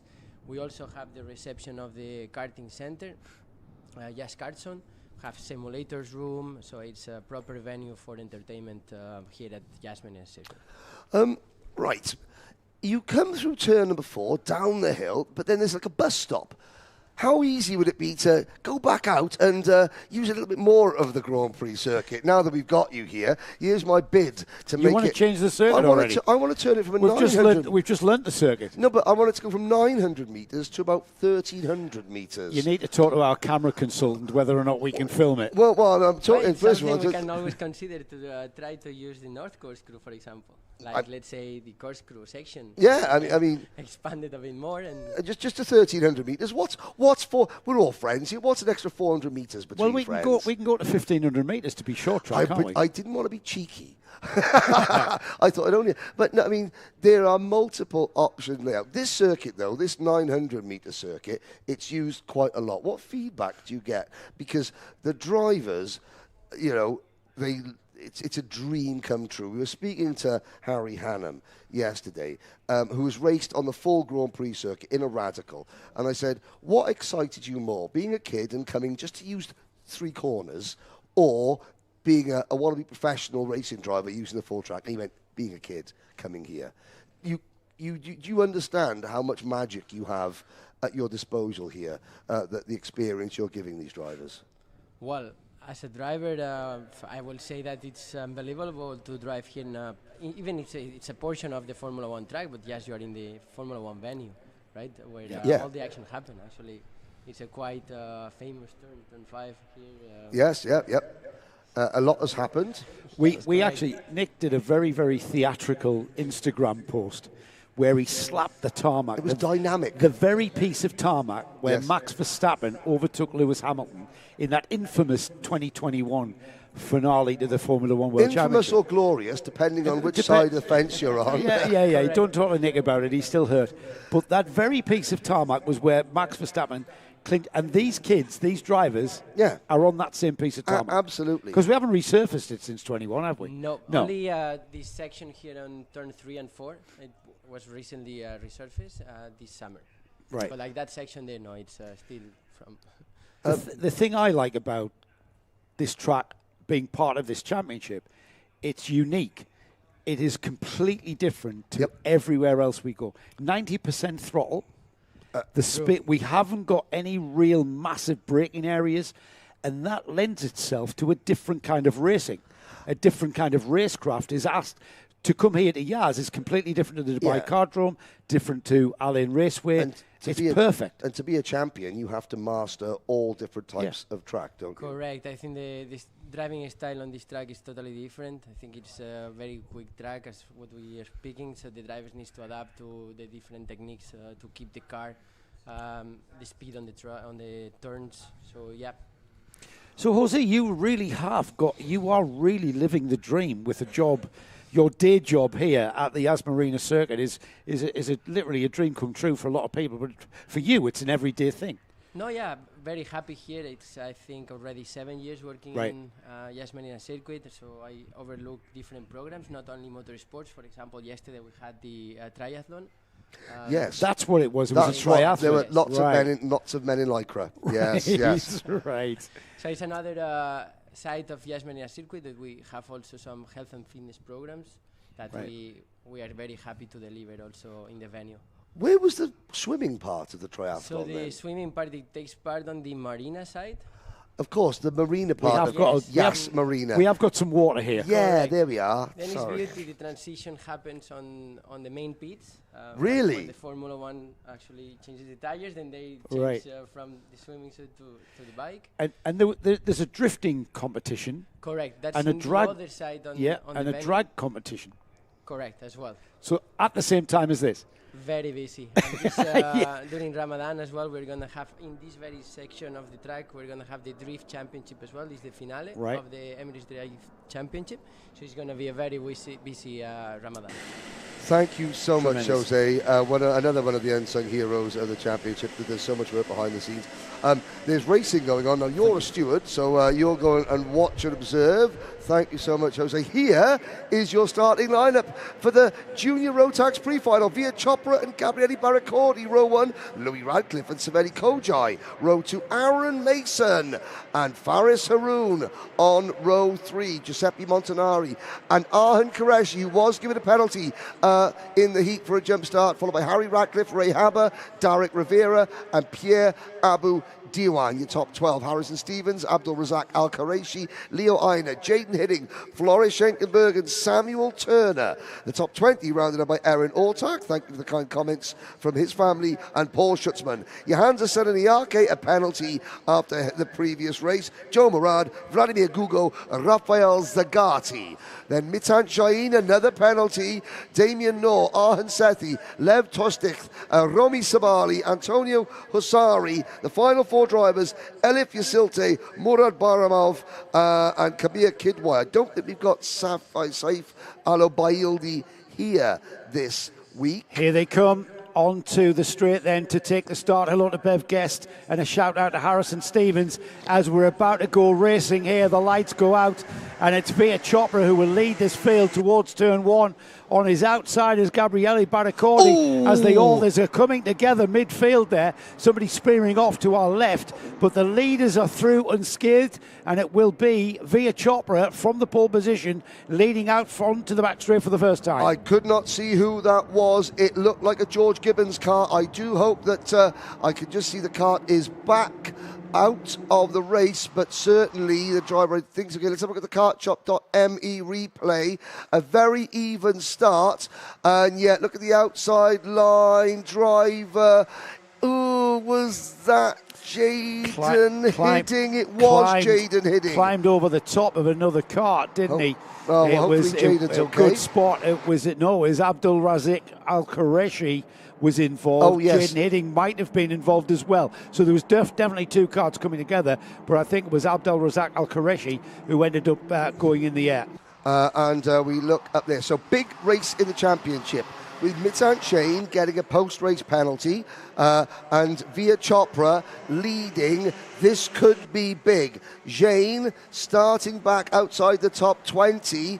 He's gained a lot of place. He's up to 16th at the moment, but that's still a long way back. Even in an 18-lap race, nature of the circuit, unless the drivers around Mitanch in front of him are battling. But look at the top 2, Chopra and Radcliffe, nose to tail, pulling away. So Jane cutting through the knife, the hot knife through butter is what he's trying to do as Gabriele Barracordi comes back and Aaron Mason for 3rd place. Behind these 2, it is Via Chopra with Lewis Radcliffe from Sam Pollitt sitting there on his rear bumper, playing the waiting game. 18 laps for the pre-final here.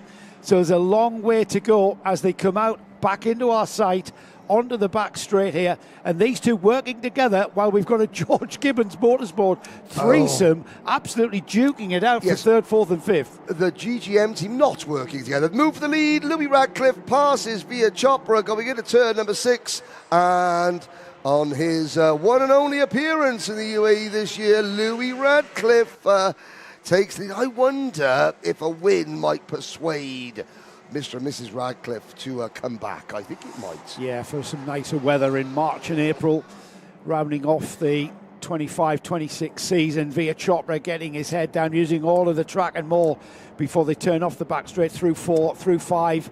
Short burst of straight before they go into the twin left-handers which form a hairpin. They're getting towards the end of the lap here. They've got a right-left chicane to get through. Flat out racing using all of the curb. And look at that, Louis Radcliffe pulling out a gap of 2/10 after just one lap, but I'm pretty sure Via Chopra will come back towards that rear bumper of the Sam Pollard kart. Yeah, well, Via Chopra will be aware that Louis Radcliffe is not a championship threat. He will also be aware how far back Mitan Jain started. So this is just fine at the moment for Via Chopra. He doesn't know how much progress Mitan has made, but he's so okay. We'll wait. There's no point in battling now. Louis Radcliffe can lead every single lap up until maybe 2 corners from home as far as Via Chopra is concerned. Incredibly, they have pulled out quite a gap before, in almost 3 seconds, to Gabriele Baraccordi, who is kind of all alone there in third, because Aaron Qureshi almost a second behind in fourth, and then we've got another half a second before we see Saveli Kojai.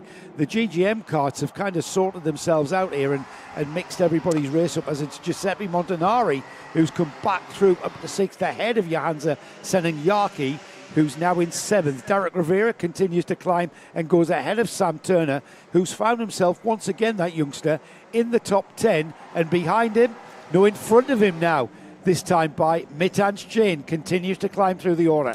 Mitanch Jain, if there's one area of Mitanch Jain's driving that he does need to work on, is that ruthless aggression. My word, he's showing it in this race. Jaden Hidding has recovered to 24th. I was wrong earlier when I said that we did not have Saif Al-Obaidi, the Qatari driver. He is out there in 28th, so a full complement of 34 junior Rotax drivers. Paul Schutzman running in 13th place, his best performance since moving up there from mini to junior. The one driver trending in the wrong direction, and this will be upsetting for Johnny Tuning, is Aaron Mason. Mason was in that 3-wide George Gibbons Motorsport battle, which was for 3rd, 4th and 5th. Mason was the one that lost out. He's down to 12th. But little Johnny Tuning will get to work on that kart, I am sure. So as the two leaders continue to circulate, we've got Louis Radcliffe. A yellow flag is what we've got. Yeah, we've got a yellow flag because there's a kart off to their left. It is Harry Radcliffe's Sam Pollard racing kart. Yeah. So another Sam Pollard kart causing a yellow flag there. They'll see that kart being abandoned, and then that yellow flag will be brought back in. At the moment, though, Via Chopra is sitting on the rear bumper of Radcliffe. The question being asked is, has he got enough performance? And it's kind of debatable. Big question mark over whether Chopra has enough performance to come back. Still another 8 laps to complete. I'm not sure. Sorry, Joe. Yeah, I think that yellow flag might remain for the entire race. Look at where Radcliffe's kart is parked. That is a long straight, and it's got metal barriers. You can't lift the kart over it. Even though it's off at the side of the circuit, it is still an unprotected stationary vehicle, which means I think they may have to leave the yellow flag out for some time. The regulation was that the yellow flag would stay out for at least a couple of laps. Everyone would see the yellow flag, see the issue, and then be aware of it. What we don't want is any overtaking down that straight and causing issues while that kart is there causing an obstruction. Yeah, that's probably why the yellow flag's staying out. Yeah, and there is an official. You could see the kart. You could see the official in the black and yellow shirt right there. And I'm not. That's probably not because Harry's in any discomfort or anything. That's just because where can you move the kart? Nowhere. Yeah. You know, this is the difference of being in a Formula One venue. It's not built for karts. It's built for Formula One cars. And you know what? It's a small ask, really. That yellow flag will remain, but there's no overtaking at that point. There's certainly overtaking allowed through here. Oh, yes. There's a green flag after that incident, after that obstruction, let's call it. Whether there's going to be any overtaking for this lead, I'm very doubtful, because Louis Radcliffe has got that kart performing really well, or should I say he's doing his driver bit. The Sam Pollard Racing Team have given him the kit to perform with 5 laps remaining.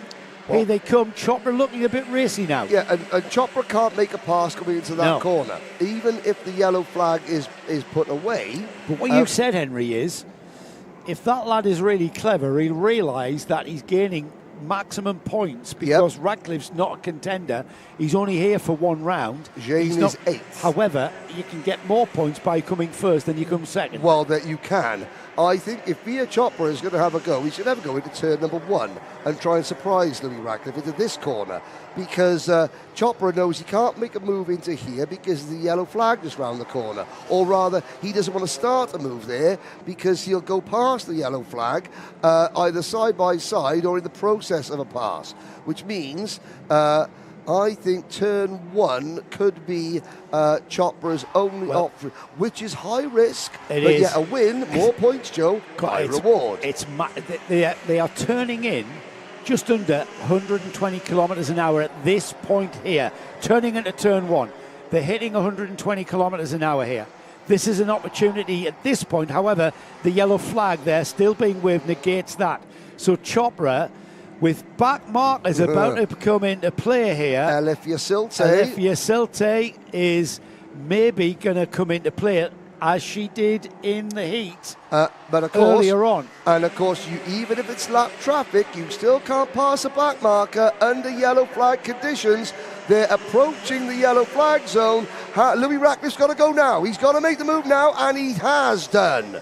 So, brave move there into turn number 1. Both leaders pass Alefia Silte, who now moves aside. Yellow flag, Via Chopra, putting his hand in the air. Red flag. Red flag is out. Right, red flag. That's why the driver's hands went in the air. So a red flag has been called. We'll clarify exactly why that has been the case, but that will be called as a result. Absolutely. With 17 laps completed. They'll go back a lap to the 16th lap, which will have Louis Radcliffe taking the win from Via Chopra. Now the cart's making their way straight back to the pit lane, which tells me there's not going to be obviously a restart for one lap.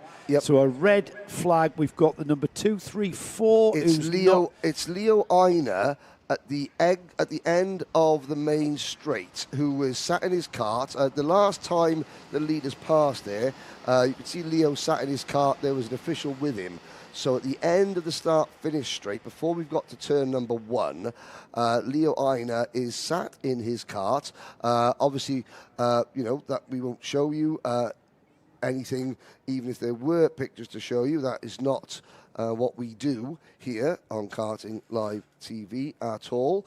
And we'll leave it at that. But it will be declared a race. Yeah, indeed. Have we got a result yet to show? They've got to go back a lap to the last fully completed lap. This is where we finished there when the red flag came out. Louis Radcliffe then will take the win. Via Chopra second. Aaron Qureshi was third. Savelli Kojai fourth. Be happy with that. Gabriele Baraccordi fifth. Giuseppe Montanari sixth. In seventh place, Mitanj Jain. Gathering momentum there, Mitanj Jain in seventh. Absolutely. And in eighth, we've got Derek Rivera with Aaron Mason next. Johansa Senenyaki. And then Faris Haroun in 11th. Ray Harbour in 12th. 13th is Harrison Stevens. Pierre Abu Diwan was next. Floris Schenkenberg, Aaron Ortak, Jaden Hidding, Lev Tolstith, and then in 19th, Paul Schutzman, Rafael Zagati was next. Damien Noor, Vladimir Gugo. Sam Turner ended up 23rd. He was inside the top 10 at one point. 23rd was where he finished. Antonio Husari was next. And then Arthur Sethi, Sav El Obadi, who took a tramline penalty as well at the start of that race. Kibar Kidwai, Murad Baramov, Roman Sabali, Joe Morad, Elf Yeselte, Leo Anna, Harry Radcliffe, and Abdul Razik Al Qureshi, one of the non-starters. That concludes our pre-finals. The only thing left on the programme will be our finals. That's coming after our lunch break here.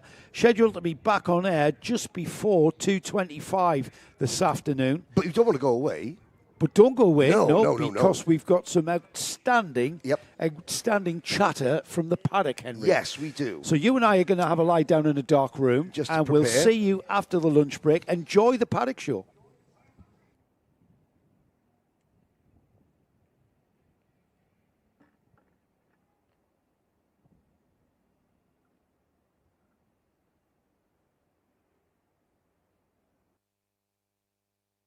Hello and welcome back to Yas Marina, the Grand Prix circuit that is also, rather more importantly, a kart circuit. It's a championship round for the UAE RMC, and the man who comes to mind when I mention the UAE RMC is our very own Henry Baudet. Henry, Yas Marina, special place.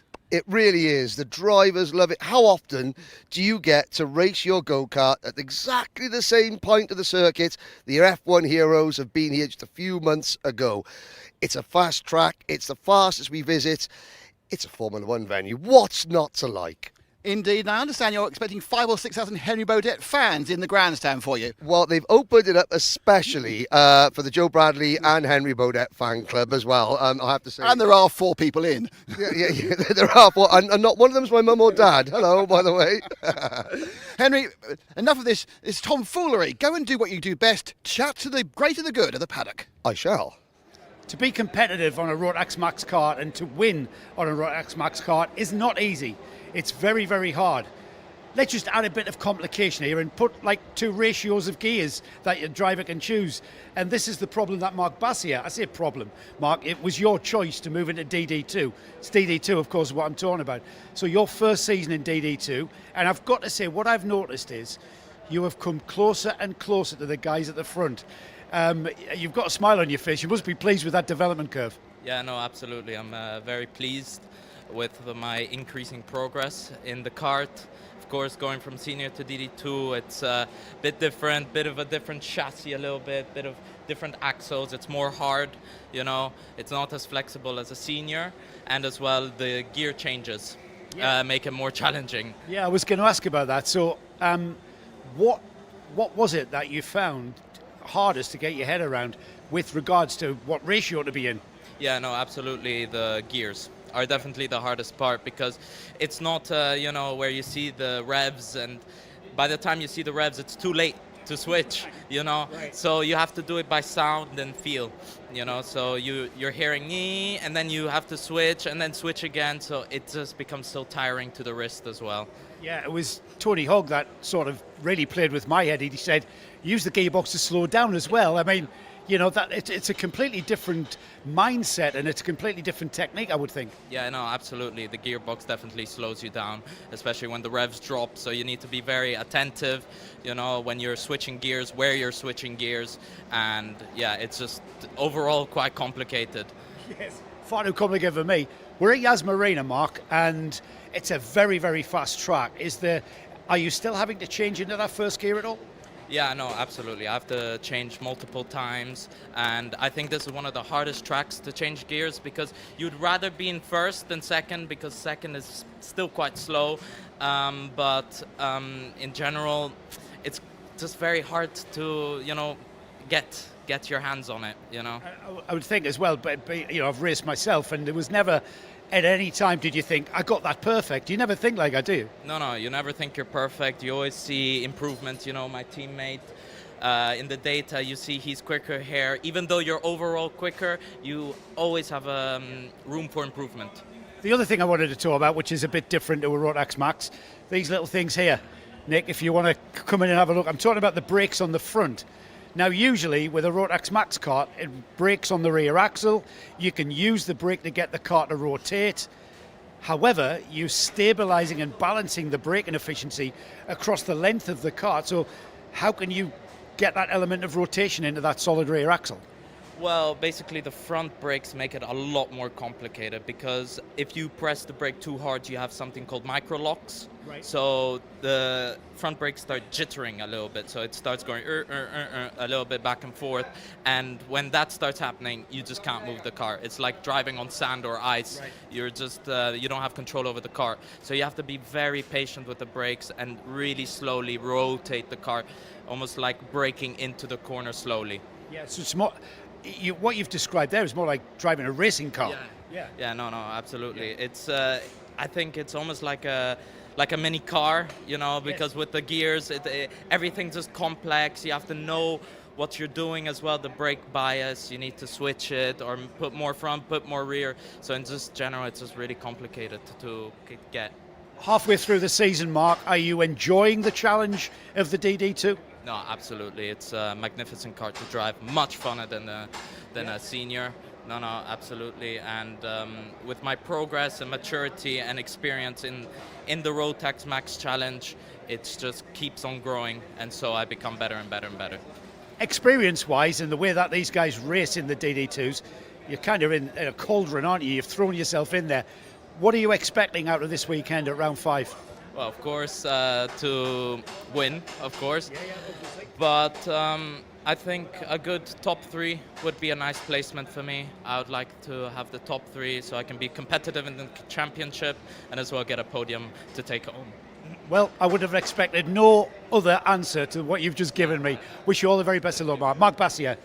This weekend, the UAE Rotax Challenge welcomes Rotax royalty in the form of Wesley Orr. Wesley, your name, your reputation and Rotax goes back a long, long way in the grand finals for South Africa. You are now the owner of War Motorsports. You've got not 1, not 2, not 3, but 4 young drivers from South Africa here with you. You've joined the Telios team for this week. Why come to the UAE to start with? Well, I think it's proven that the level here is so good at the moment. As you can see, the investment that's going into karting here right now is massive. And, I've got a great relationship with Luigi who runs Telios. So it's a no-brainer for us to partner with Telios when we're doing some stuff in the UAE. I think that, it's just the grid has proved to be really good. And I've also seen in the World Finals that the drivers from here are super strong. Mm-hmm. So we need to bring our drivers up the game, and this is the place to come.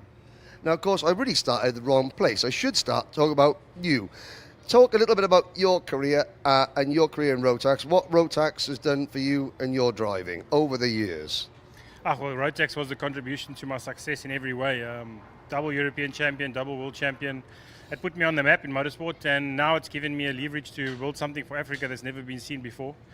Take our young drivers from Africa and put them on the world map. I think that, that's all Rotax based. They've just got an engine that flies and works, and you can start it 100 times and it still starts. So the product is so easy for us to use worldwide and compete on an equal platform. So I think that's really what it is. Just it's given me a platform to work off. Everyone in the world knows me in Rotax, and strength and trust. Trust is the word. Yeah. Yeah, no, and of course there are some hidden gems of circuits in South Africa.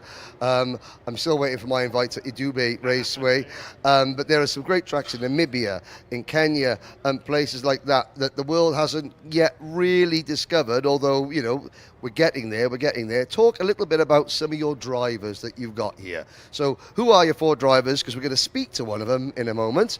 But why have you chosen them to come here? So, it's obviously school program, the ones that could come here. Yep. School is always a big factor.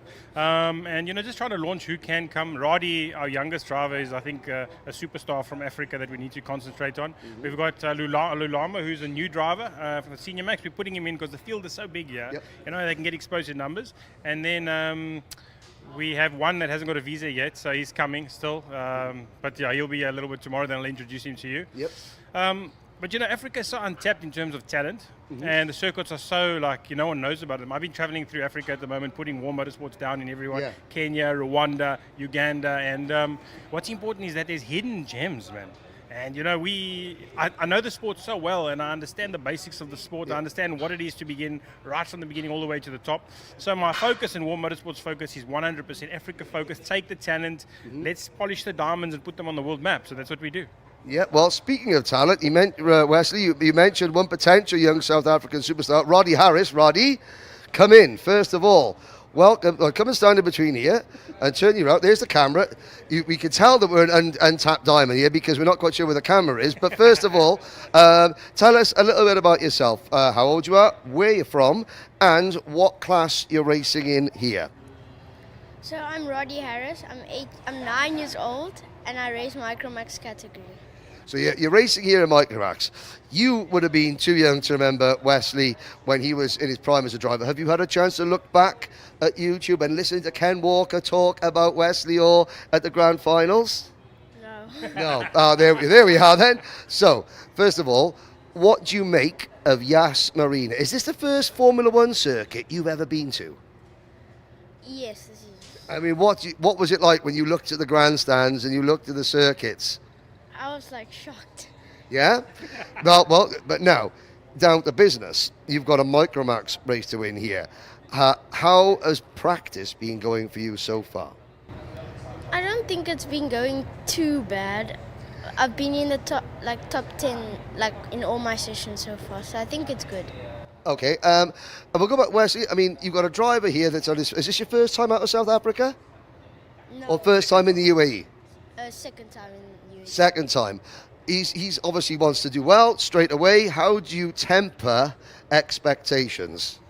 Well, you know, when it comes to Roddy, I really believe he's got the ability and the talent. I mean, he's gone out the first session, he top 5, and this session he was P1 for a long time.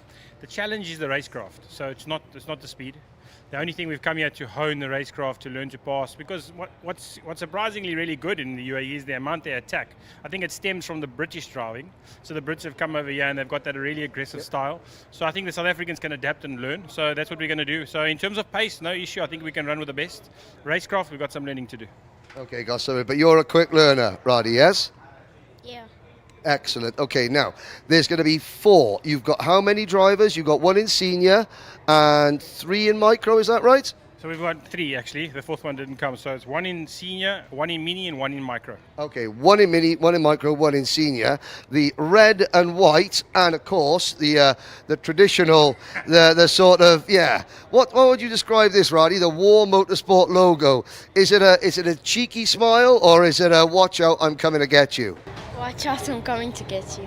There we go. Well, there we go. There's 3 drivers in the spirit of Wesley Orr. Watch out, the South Africans are coming to get you. One of the original super teams of the UAE's XL Motorsport, and I'm with the driver that was kind of XL was set up around Jamie Day, your dad, Kevin, and Paul Hardy, of who apparently my friend Joe Bradley taught the motorsport course there. So that's everything that Paul knows. It's down to Joe Bradley. Jamie, first of all, you've now moved on to racing in GTs. You race around the world. You were the first ever UAE driver to win the Kart Masters title in the UK. Tell us a little bit about how this team has grown and the ethos behind it. 'Cause it's not just about karting, is it? No, exactly like you said. Like, obviously, we're an original team to the UAE. Obviously, started out as Energy Dubai and then expanded to XL. But it originally started with me and my dad, like you said. My dad was actually racing back in that time, and then obviously Paul was running the team, which he still is today. So, like you said, we've grown exponentially, not only in the UAE but also in Europe as well, with the karting team there, which we have racing at the Winter Cup this weekend, and then obviously the F4 and GB3 team as well. So we haven't just got steps in karting, but also up the ladder now in Formula as well. Well, let's have a little wander around this extremely impressive awning. First of all, you've got one of the many data stations. Ash Whiteman is here, and he's coaching several other drivers. Well, what's the purpose of this, and what does it benefit the drivers? Yeah, it's just an overview of the session, obviously, to look more in detail about, obviously, how the driver's driving. Gives a bit more of an insight of how the kit is performing as well, just from more of a driver's POV. And yeah, just a learning and overall, just to help the driver get better after the session. Excellent. We'll go down the awning because you've got European-style workstations. Now, this is obviously brought in from the very start of the team, you know, the European work ethic, the European setup. How has that worked? Yeah, like you said, just trying to be as professional as possible, bringing everything that we learned from Europe over the years back to the UAE just to level up. Like you said, just to be as organised as possible. It just helps us, not only the mechanics, but also as the engineers, to know what is going on and off of the go-karts. Now, you are the reigning Senior Rotax champions.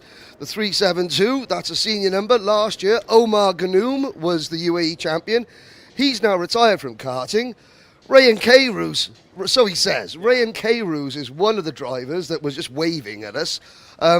What is your job, or what is the job here that Rayan has got to do that XL help him do better than he would do anywhere else? Honestly, just helping him perform to his best. Obviously, Rayan's got quite a bit of experience from Europe, but coming back as well just to help him learn even more. Obviously, every time he goes in the go-kart, to be performing to his best, not only from our side with the kit, but also helping him with the driving. Now, there's how many drivers you've got here this weekend? There's about 12? 10. So 10 this weekend, so we've had a few dropping in and out throughout the championship. So we've had as high as, I think, 17 at the O Plate and then 10 this weekend. So it's very up and down, but we're always full and busy. But there's an interesting statistic here. The last round of the UAE Championship at the Dubai Kartdrome, the XL were here, but you were at 2 other venues as well, weren't you, across 3 different disciplines. Try and tell us about that weekend. How many staff members you had, roughly, and how many countries you were in at one time? Yeah, obviously, like you said, we were across 3 different countries. We had the European karting team out in PF, we had Dubai Kartdrome, and then we had the F4 team as well out. So I think we had 80 staff in total, 90 staff in total, and then obviously, like you said, 3 different disciplines. So Paul was quite busy managing all 3 via his laptop as well, but yeah, it's good keeping us busy. But as the original XL driver, you remember it when it was just Paul, your dad, and you. Yeah. How has it been for you watching it grow, watching your dad, watching Paul invest the time, the money, the heart, the joy and the heartache in equal amounts, as well as your own career? What's that been like? And when you come back to this paddock, what are your emotions when you do see, you know, a completely full tent? You look at all the workstations, the electricity coming in, the charging of the batteries, each mechanic working in unison. How does that make you feel? Yeah, like you said, obviously it's grown so much over the years. Obviously I can remember it when it was just me, my dad and Paul just racing every weekend out of a pop-up, and now to see that we're racing in 3, 4 countries at a time, it's madness, to be honest, at some points. But like you said, it's dedication and it's just hard graft over the last few years. It's not been easy, that's for sure. We've had some tough times, but the thing is we've always kept pushing and always kept trying to evolve. So it's never staying still. It's always about growing and pushing forwards. Well, there we go. Thank you very much, Jamie. There's a phrase, from small acorns do large oak trees grow, and that is no more true than in this XL Motorsport. The original super team still leading the way. The biggest jump in karting goes from a driver going from mini to junior because of the chassis size change. Now, Paul Schutzman has jumped up from mini to junior for this round and obviously for the rest of the season. First of all, Paul, half a season in mini, now you're into junior. What's the biggest difference that you've noticed? The competition. The competition. But what about the size of the go-kart itself? When you go into a corner, the back is 50 mil. How much wider is it now? You've gone from a 900 to 1,050 mil chassis. So that is 150 mil wider, which means that you're not able to make the same moves as you were in mini. How have you managed to cope with that? Just learning the kart. Learning the kart. It's obviously it's faster, it's got more grip, and is it harder to drive? Yeah, because it's just a lot more like understeer. A lot more understeer. How does that mean? Because it's so big It's to so get big. around the corner. Are you finding that you're getting tighter and tighter the more you drive it? No. And so you're in a much bigger field of cars now, karts. So you've gone from 18 to 20 in mini. You've now got 35, I think, in juniors. New load of drivers, some of which you've never raced with before. How are they treating you on circuit, or is it just the same as it's always been? It's the same as it's always been. Yeah. Now, you started really well this year. You had a win in Minimax. Why the change? Because I couldn't win the championship anymore, so why not practice now for next season? Okay, and of course you're growing as well. Do you think you would have outgrown the Minimax by the end of this year? Yeah. You've got the same team with a new graphics kit. There's the Burj Khalifa on the front. How has your mechanic here and the team helped you change up? Definitely doing data after every session and set up, making it more comfortable to drive. This round is the start of the Abu Dhabi Sports Council Trophy. It's for the driver that scores the most points in the next rounds, all in Abu Dhabi, that doesn't finish in the top 3 in the championship. Now, you're not going to finish in the top 3 in the UAE Junior Rotax standings, but you do have that to aim for. Is that something that will keep you motivated? No.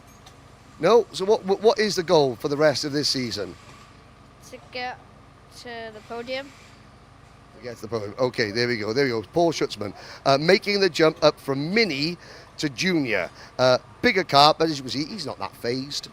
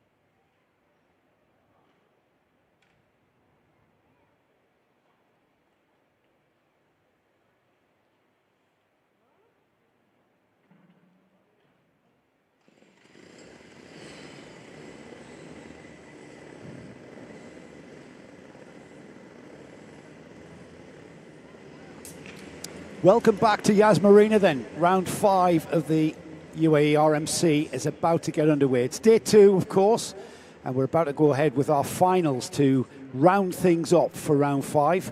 On the pole position then for Microax, which are out next, is Liam O'Hanlon and championship protagonist Samar Chopra. That's the championship battle right there. In third place, having a cracking weekend, isn't he? Ivans Voronins on the second row of the grid with Adam Al-Sheikh. Saif Al-Khalifa shares row 3 with Cameron Harvey. Row 4 of the grid is Alexander Freinstein with Amar Tabatsa. Zukhan Yi and Tadeusz Prochaska are on row 5 with row 6. Alexander Semenov and Ruud Rapaport Shekawat. Vaihab Ponna and Saif Al-Mina are on row 7. Row 8 is Jensen Kelly and Rafael Duambi, with Radhi Harris and Sebastian Storer on row 9. Row 10 is Enzo Falzerano and Leah Reutman, with Thea Haroun and Kilian Kadu and Mabida. Tugbid Yeselte and Ella Yeselte round off row 12. And then Felix Sousa's Jeb Jerk having a bit of a troubled run, finding himself on the back of this Microax grid. Here we go. Racing already, Henry. Lights about to go out, and it's Liam O'Hanlon, championship leader and pole position into turn 1 for the first time. I think you call this ding-ding round 2 between the two title protagonists, O'Hanlon and Chopra. Advantage O'Hanlon early. He leads the field through turn number 1. They fan out. Is that 5? Is that 6 wide? I think down the back straight. I think it was everyone wide. Everyone wide. Ivans Voronins tucking into second place. Chopra back to 4th. I did notice Cameron Harvey, I think, is slotted into 5th position in the leading Synergy cart. He's been ganged up by XL, hasn't he? Because into second place has gone Ivans Voronins, Saif Al-Khalifa, leaving Samar Chopra at 10 for 4th place. And that's all about the disadvantage of going around the outside into turn 1. You really do lose out as they come down the back straight again for the second time this time. Sweeping left, don't they? So fast into there. And then the right-hander and the number 12, Ivans Voronins, is having a great weekend. Most competitive weekend I think we've seen all season, Henry. Absolutely. One of the drivers, again, he's had half a season to get used to the championship, used to the team, used to the kart, and now he is moving forward. He's comfortable in his surroundings. He's confident. He's worked hard with his his driver coach, his mechanics, and you're seeing the results on your screen now. Sitting behind the championship leader, Chopra up to 3rd. And it's 2 by 2 as they go down the back straight. O'Hanlon and Voronins, Al-Khalifa and Chopra, Harvey and Adam Al-Sheikh forming 2 by 2. Whether I think we've got every chance of all of this top 6 concertinaing together. Let's hope so, because that's pretty much Rotax cadet racing for you, when they all concertina together and drive round in a train. Absolutely. Well, at the moment, Voronins is doing the smart thing for him, not necessarily the best thing for us, because we want to see 6 karts battling wheel to wheel. But for Voronins, sitting behind O'Hanlon, thinning the herd, as it were, because you can see Harvey and you can see Al-Sheikh starting to fall away. Freinstein and Semenov are 7th and 8th. Got to say, Samar Chopra and Saif Al-Khalifa are doing a good job of hanging tough. And we're going to get a 4-kart battle for the lead anyway, as I'm impressed with Saif Al-Khalifa. There's a lot of speed in that number 2 XL Motorsport car. He's having a great weekend, and his teammate Ivans Voronins is having an equally great weekend. We've now got a 4-car train as Chopra down the inside at the hairpin. All the way around the outside has gone Ivans Voronins. He had to go the long way around. That didn't quite pay off for him. I has to settle in for 3rd place. This is a very, very long final. All of our finals are much longer than the heats and the pre-finals. Yes. So it's a long way to go. We've only had 4 laps of 17. So a full 13 laps remain as O'Hanlon has now got his championship protagonist moving alongside as they cross the line. I was going to say that we were running in exactly the same order that we finished yesterday's final in terms of the top 3, with O'Hanlon, Chopra and Voronins. Now we are. No, now we're not. Now we're not. This is great racing, isn't it? Oh, you know what I love? Oh, Voronins, 3 wide. Down the inside, 3 wide, What off a the move. back straight. And look who's gone with them, the number 2, Saif Al Khalifa. Let's have a look at the kartshop.me. So at this point here, Henry, we are 3 wide into the braking area, and then we're nearly 4 wide when the number 2 joins in. And what did Tony Hogg say recently about the entrance to that corner? Blind. Can't see it. Yeah. Until you get there. A lot of confidence in knowing where you're going. Now then, who have we lost off the tail? Because by the time we've come back out of our replay, Voronins. We've got Voronins leading, or is he? Because we've got O'Hanlon down, he's out. No, here he comes, side by side for second, and Chopra back into second place. But he lost the lead. We've had O'Hanlon and Voronins leading before we now see Chopra back into second. And Al Khalifa and Harvey have caught the lead group. This is going to be critical now. Yesterday, Samar Chopra wasn't too impressed with Liam O'Hanlon running him onto the curbs on the back straight on the last lap whilst battling for the lead. Now, all's fair in love and war. If it was a dangerous manoeuvre, he would have been penalised. He wasn't. It was a clean move. It was a hard move. It was a last lap of a final move. It happened here where Liam just squeezed Samar wide. Samar won't forget that, so he won't cut his title rival any slack whatsoever. What I find really impressive is the coolness of these youngsters' heads. They just stay very cool. They're being overtaken. They're having to go around the inside. They're having to outbrake each other down the inside. We've almost got a 5-car train now. But they stay cool. They don't get flustered. They don't see certainly on the 9th lap there aren't any signs of desperation. They're just purely. This is pure racing, everybody. Yes, pure indeed. racing from these Microax drivers. Yes, indeed. There is traffic. Not immediately ahead, but it will become a factor in the next couple of laps. You just saw that some of the back markers flashing across the screen as the leaders head their way through turn 6, 7, over the yump, down towards turn 8 and 9. This is turn 10, believe it or not, because I suppose it's not exactly straight. As we cross the line, Cameron Harvey did briefly catch the leaders and has now fallen back a little bit. And I say leaders, 3 leaders, yellow lights flashing, and Harvey, Chopra, hand in the air as we've got Voronins third through turns 4 and 5. Cart off at the side of the circuit. That's what the yellow flags are for.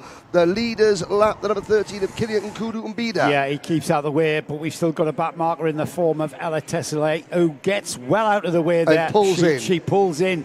Great driving there to not destroy any kind of racing for these leaders, as we've got a 4-car train now about to be joined by that 5th place Saif Al Khalifa through the hairpin and onto the back straight. It's O'Hanlon. We've got back markers ahead, staying out of the way. That's good heads-up racing. Yep. Back onto the line, go in front of the leaders. Oh, dear. That is not really what we want to see. O'Hanlon has broken away. I'm not sure what's happened behind. There's the yellow flag that was still out for the cart of Felix Souza Zebjerg. Unfortunately, Tugba Yasilte had pulled up, but then, of course, had to make the turn at some point. The leader's confused. It has split the lead battle wide open. Where has Samar Chopra gone? The answer is Chopra and Harvey have not come around. And there's carts off at the side of the circuit. O'Hanlon has been possibly handed this race on a sun-kissed silver platter. Voronins, Al-Sheikh and Al Khalifa are next. I was hoping back markers wouldn't come into play and be a factor in this race. It appears that is the case. Samar Chopra came round in 13th place from 2nd place in the field. A trip over a back marker cost the leaders dear. There's the leader, Liam O'Hanlon. That's the biggest gap we've seen all weekend. Yep. And there's Ivans Voronins with equally as big a gap as we've seen all weekend to 3rd place driver Adam Al-Sheikh with Saif Al Khalifa not that far away. Alexander Semenov is the driver who's in 5th, but he's a little bit off, 3 seconds the gap before we get Semenov in 5th. It's such an awkward, almost impossible situation. You've got a back marker slowing down, approaching a yellow flag. The leader goes past. You come to a corner, back marker dawdling, as you know, not sure what to do. The leaders, the second, third, and fourth place carts, not sure what to do. Well, that's exactly the thing, though, Henry. Not sure what to do. The drivers should be instructed as to how to be overtaken by the leaders and what to do. They should know exactly what to do. Unfortunately, that's not the case. But the thing is, things can happen, and it happens in every level of motorsport. It happens at the very top level. How many times do we see? How many times have we seen that at the very top level in Formula One? Well, what's one of the most famous clips? Jean-Louis Schlesser, step forward, sir. Alicia Salazar, Nelson Piquet. How far do you want to go back? Yeah, exactly. I mean, that matters little to Liam O'Hanlon, though, who was leading at the time. Voronins second. This could be a career best result for Voronins. Adam Al-Sheikh, I'm just going to have a quick look now. He won the opening round of the championship, and I'm looking, he was third in round 2. Then he broke his arm. He did come back. He has had a podium since, but he missed out both finals at the Dubai Kartdrome and yesterday. So this could be his first podium in 4 races in the championship. And for Saif Al Khalifa, well, he's going for his first ever podium. So the number 2 of Al Khalifa going for his first ever podium in the number 2 car, the Bahraini driver. And remember, 2XL Motorsport drivers here, teammates ahead of you. It's a little bit of a different attitude that you take to overtaking your teammate, especially if that teammate is as quick as Adam Al-Sheikh, who's proved to be really on form this weekend. However, in fairness, so has Saif Al Khalifa. He's been right there as well. Not quite as there as that young man there, though. Another slower kart getting out of the way. Getting well out of the way there and keeping out of the way. That was good driving from. That was Zhu Guanyi. Yeah, Zhu Guanyi, who's had a problem dropping down the order. Zhu Guanyi. Yeah, he's just spun. Cameron Harvey has retired after his incident. Checkered flag. We are any coming to the line now, now, and this is round 5, day 2 of the UAE RMC, and it's that driver there. Yep. Who is going to beat that kid there? Liam O'Hanlon, with a 100% record all weekend in Microax. He takes the win, and significantly, Henry, he consolidates even more that championship lead. Yes, indeed. Second, Ivans Voronins, career best. Adam Al-Sheikh back on the podium. Saif Al Khalifa just misses out. Look at Alexander Semyonov in 5th position, beating Alexander Freienstein. I tell you what, I'm going to go down and speak to a very happy winner. Take your phone. Take my phone and the microphone. Let's have a look at the result then. Liam O'Hanlon takes the win from what will be a delighted career best, as Henry mentioned. Ivans Voronins on that second spot. Third step of the podium will be Adam Al-Sheikh. 4th place was Saif Al Khalifa. Alexander Semenov was 5th. Alexander Freienstein was 6th. In 7th place is Tadeusz Prochaska. Jensen Kelly 8th. Samar Chopra a disappointed 9th there. Rudrabitap Shekawat was 10th. Rafifa Dewambi was in 11th, and Vaya Ponna 12th. 13th spot was Enzo Falzerano, with Raddy Harris in 14th. Saif El Mina in 15th. 16th was Leo Reutemann. And then we had Sebastian Storer, Thehab Haroun, Amar Tabata, and the last finisher at the flag was Zhu Guanyi. Cameron Harvey was retirement at 10. Tugba Yeselte, Felix Sousa Jebjerg went out for a problem, Ella Yeselte, and we lost at the same time Kilian Kudu Mabida. Well, that was a ding-dong, wasn't it? As we expected it might be. A lot of drivers there joining in with those two front runners, but all decided by the back markers, unfortunately. Yeah. I don't know quite what happened to Samir Chopra. He lost about 10, 12 seconds or so. I think it was a confusion. I think the problem was that not only was the back marker, it was a yellow flag. The back marker was staying way to the left and kept out of the way. Where the confusion came in was the back marker moved to the right. I know, because to optimise their came line. the end of the straight. Yes. Rather than just crawling round the corner. Yes, he or she, I don't know who it was. And this is what I mean about, Yeah, I mean, and then of course I think the problem was again that they didn't know how to get past that person because there was a yellow flag for the car on the side. So it was a confluence of problems that resulted, unfortunately, in a in a difficulty situation for Samuel Chopra. And I'm pretty sure Emerson McAndrew-Uren will take a little bit of credit from that, having given Liam some driver coaching in the UK last season. It's all about me, or all about you. Well, it's a shame. I'd like to see Emerson across here. He's the current British mini-max champion. Yeah, I mean, Liam's been fantastic all weekend, but be nice to see what would have. It'd be nice to see how it would have unwound. That's right. It was looking pretty impressive. And the wouldn't have won it. And the two XL drivers have been, well, three XL drivers, Voronins, Adam El Sheikh and Saif Al Khalifa, have been there or thereabouts, and they seem to have. They seem to be given some good kit there for the final. Yeah, Whatever XL Motorsport have found, they found that little tweak that they needed for the final, and then couldn't use it. Yeah, unfortunately, we was robbed. Henry's trying to herd cats at the moment, which is 3 young children. Of course he is. Let me know. We've got, if you enjoyed that, then you will love what's coming next, because Minimax, as ever, drama, consultation, we'll leave that for now as we head down to Henry. Well, we're down here with two of our top three. Adam Al Sheikh, let's just move over a little bit.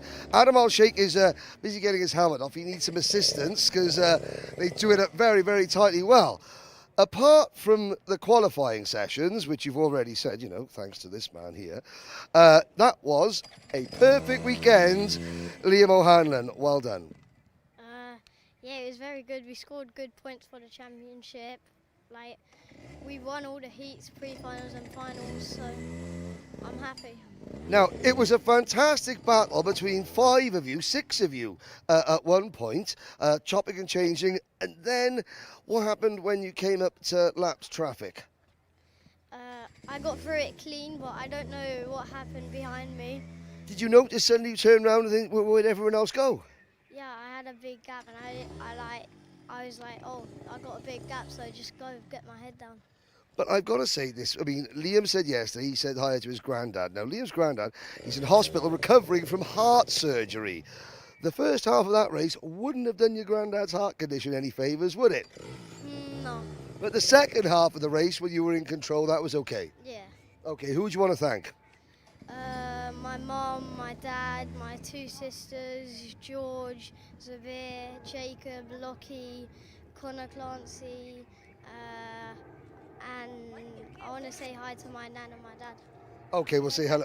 Say hi to Nan and Grandad again. Hope the ticker is doing okay. Thank you very much. Well done, Liam. We'll bring Ivans in. Third yesterday, pole position, and second today. Best result so far? Definitely. Now, you had an even better view of the incident. What happened to Paul Samar? Unfortunately, the back marker was on the inside. He didn't see Samar, went into him, and then Samar span, and then it was an unfortunate race for him. But, and I'm going to say this, and Liam standing there watching and probably smiling, without the back marker, you were all battling. Would you have beaten Liam? I don't think so. He was very fast. Okay, Liam's nodding there in agreement. But this is your best career result. You've been getting better and better all season. That first win is not far away, is it? It isn't at all. Who do you want to thank? My mom, my dad, my sister, my coaches, my team, and all the race officials here at RMC. Well, there we go. All the race officials get thanked as well. Well done, Ivans Voronins. We'll bring Adam Al Sheikh in. Well, this is your first podium, Adam, in 4 races. It was a good battle with Saif Al Khalifa, your teammate. You just managed to get him at the end. It was a big battle, and if someone didn't crash, it would have been easier for me to get pole position, because when someone crashed, I smashed into him because I was right behind him. Oh, so you got delayed as well? Yeah, so then I had to go off track, and by the time I reached, they already had the gap away, and then Safe was right behind me. And so, I mean, I'm going to ask you the same question I asked Ivans with Liam watch on. Without the back marker, would you have beaten Liam O'Hanlon? I think, yeah. Okay, yeah, well, there we go. Who do you want to thank? My mom, my dad, my team, and everyone, really. Everyone, really. Okay, there we go. A great top 3. Obviously, issues during the course that rate, but Liam O'Hanlon, another win. Big day in the championship. Evans, not sure if he would have beaten him. Adam, convinced he would have. Thank you, Henry.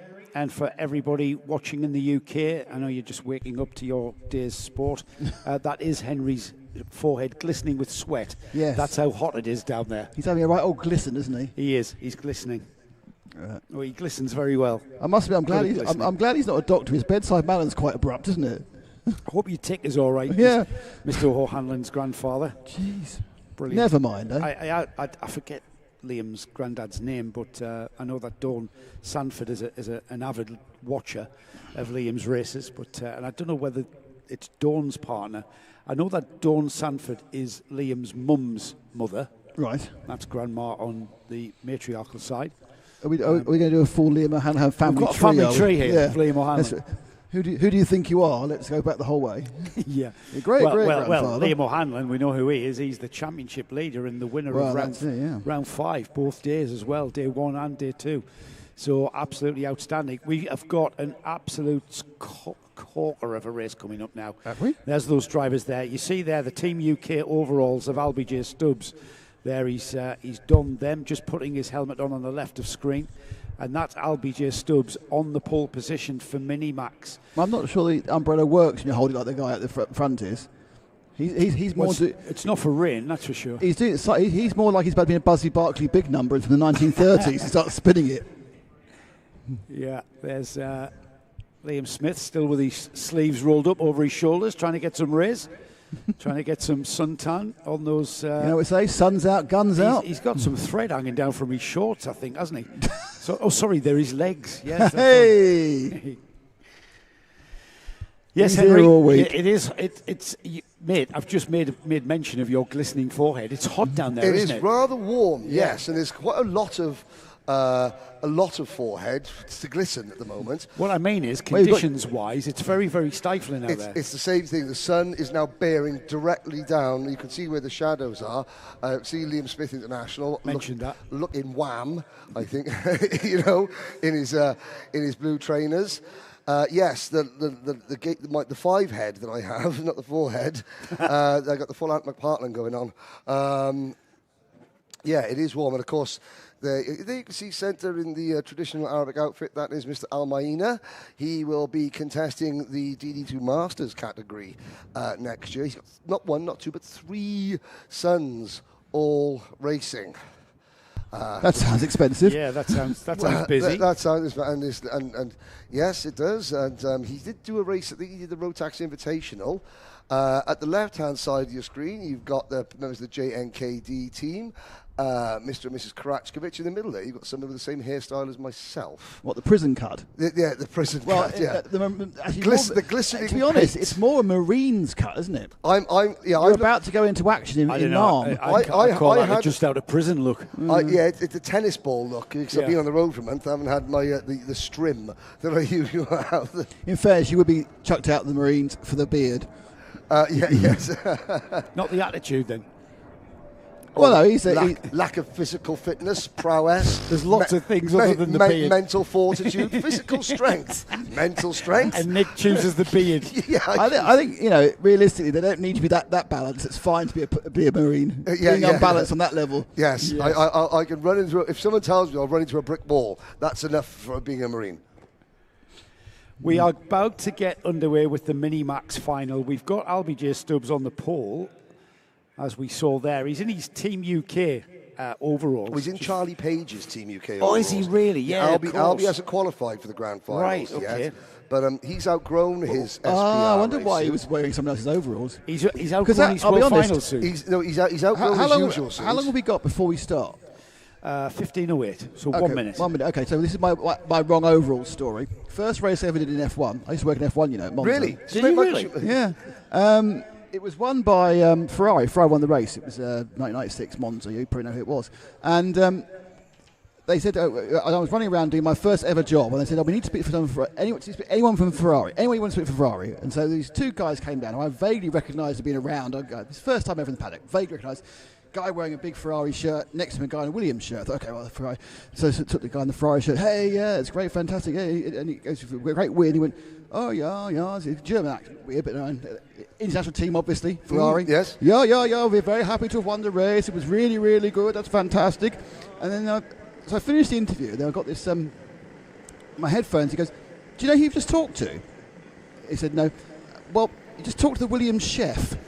They'd swap shirts. Carl Hines, the Williams chef, had swapped shirts with his mate, and I just interviewed him as a Ferrari guy. And from then on, he's been downhill. Let's have a look at the grid then for Minimax. LBJ Stubbs on the pole position with Francesco Lignoli, the Orr plate holder, of course, from Dubai alongside. Austin Gray and Oliver Butchard are behind them on row 2.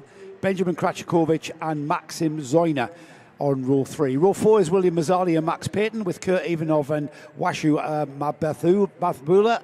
Ahmed Faisal Almeina with Mikhail Mitrikin on row 6. Row 7, Gleb Obikov and Mohamed Mubarak. Louis Bataille with Mikhail Tervotlabov, Adam Fleury and Zurhai Turki. Row 10 is Aaron Essen and Vivian Chuan. That rounds off a 20-kart field for Minimax. Now, I know that obviously we're going to be focusing on the front, but at the penultimate row of the grid, there's the driver with the white crash helmet, blue race suit on the green and white Tony kart. That's Adam Fleury. He has made 2 of the best opening laps I've seen all year today so far. Led for a bit in the heat, got up to 4th from 9th in the pre-final. Then he went off and retired. Penultimate row on the inside. What can Adam Fleury do? Let's see what he does. LBJ Stubbs controlling the pace, though. Down to the tram lines they go, and towards turn 1. It's pretty equal. 2 rows into turn 1. It is LBJ Stubbs that leads through 1 and 2 on towards the turn 3 hairpin. Who snuck them? It's the 2 JNKD drivers, though, of Austin Gray and Benjamin Krachakovic, who were side by side down the back straight, and into second place has gone Austin Gray with a fine move. Krachakovic slots in behind. He's got his Team UAE World Final suit on. Absolutely. And you know, you were saying earlier about the curse, the commentator not existing. Adam Fleury got taken out turn 1. There you go. Sorry, Adam. And that wasn't your fault, Henry. Not when it was the driver that spun in front of him. That wasn't your fault. Here goes the lead battle then. It's down at the inside has gone Austin Gray. Aberdeen lights up. But the switchback happens with LBJ Stubbs just letting him go out to the outside of the corner. Massively wide line there, almost allowing Benjamin Krachakovic through. Fantastic racing up at the front as always. Butchard in P4 just needs to get there. He was almost there earlier on. Podium yesterday. He's missing the big one. He hasn't got that P1 trophy. Hang on a minute, Henry. There's time yet, mate. There's plenty of time yet. New leader? Yeah, 3 laps. New leader. No, we haven't got a new leader. Hello to Theo Kakati. Greetings from California. I have no idea what time it is there, but he's up and he's watching as we watch LBJ Stubbs go through the S's at turns 4 and 5. He's already into the double left-hander at 6 and 7. They'll be coming back towards us in the pit lane as we've got this race now heating up. Look at these two. These two are absolutely duking it out, but not costing themselves too much time loss, it looks like. No. As we look at this, and Theo Kakakis, we got a new leader. He does the job on him there by easing him out. Yep. And Austin Gray using all of his racecraft, allowing Benjamin Krachakovic, his teammate, to maybe snatch the second place off LBJ Stubbs. Theo Kakati hasn't realised that when he's commenting, and his mum is sitting right behind us and has looked at the clock and said he probably hasn't gone to bed yet. He's been Saturday night and all that. Theo, go to bed, she says. In California, yeah, absolutely. Into turn 1 then. Our leader, Austin Gray, Benjamin Krachakovic is a JNKD 1-2 now with LBJ Stubbs. He's not done, and that green helmet of the Mumbai, who's now a Mumbai Falcon in the form of Oliver Butchard. These 4 now commanding this lead. And I tell you what, Henry, I would not, if I was a betting man, and I'm not, I wouldn't know where to put my money right now. Austin Gray has shown, we've made lots of granite-related puns, being from Aberdeen, the Granite City.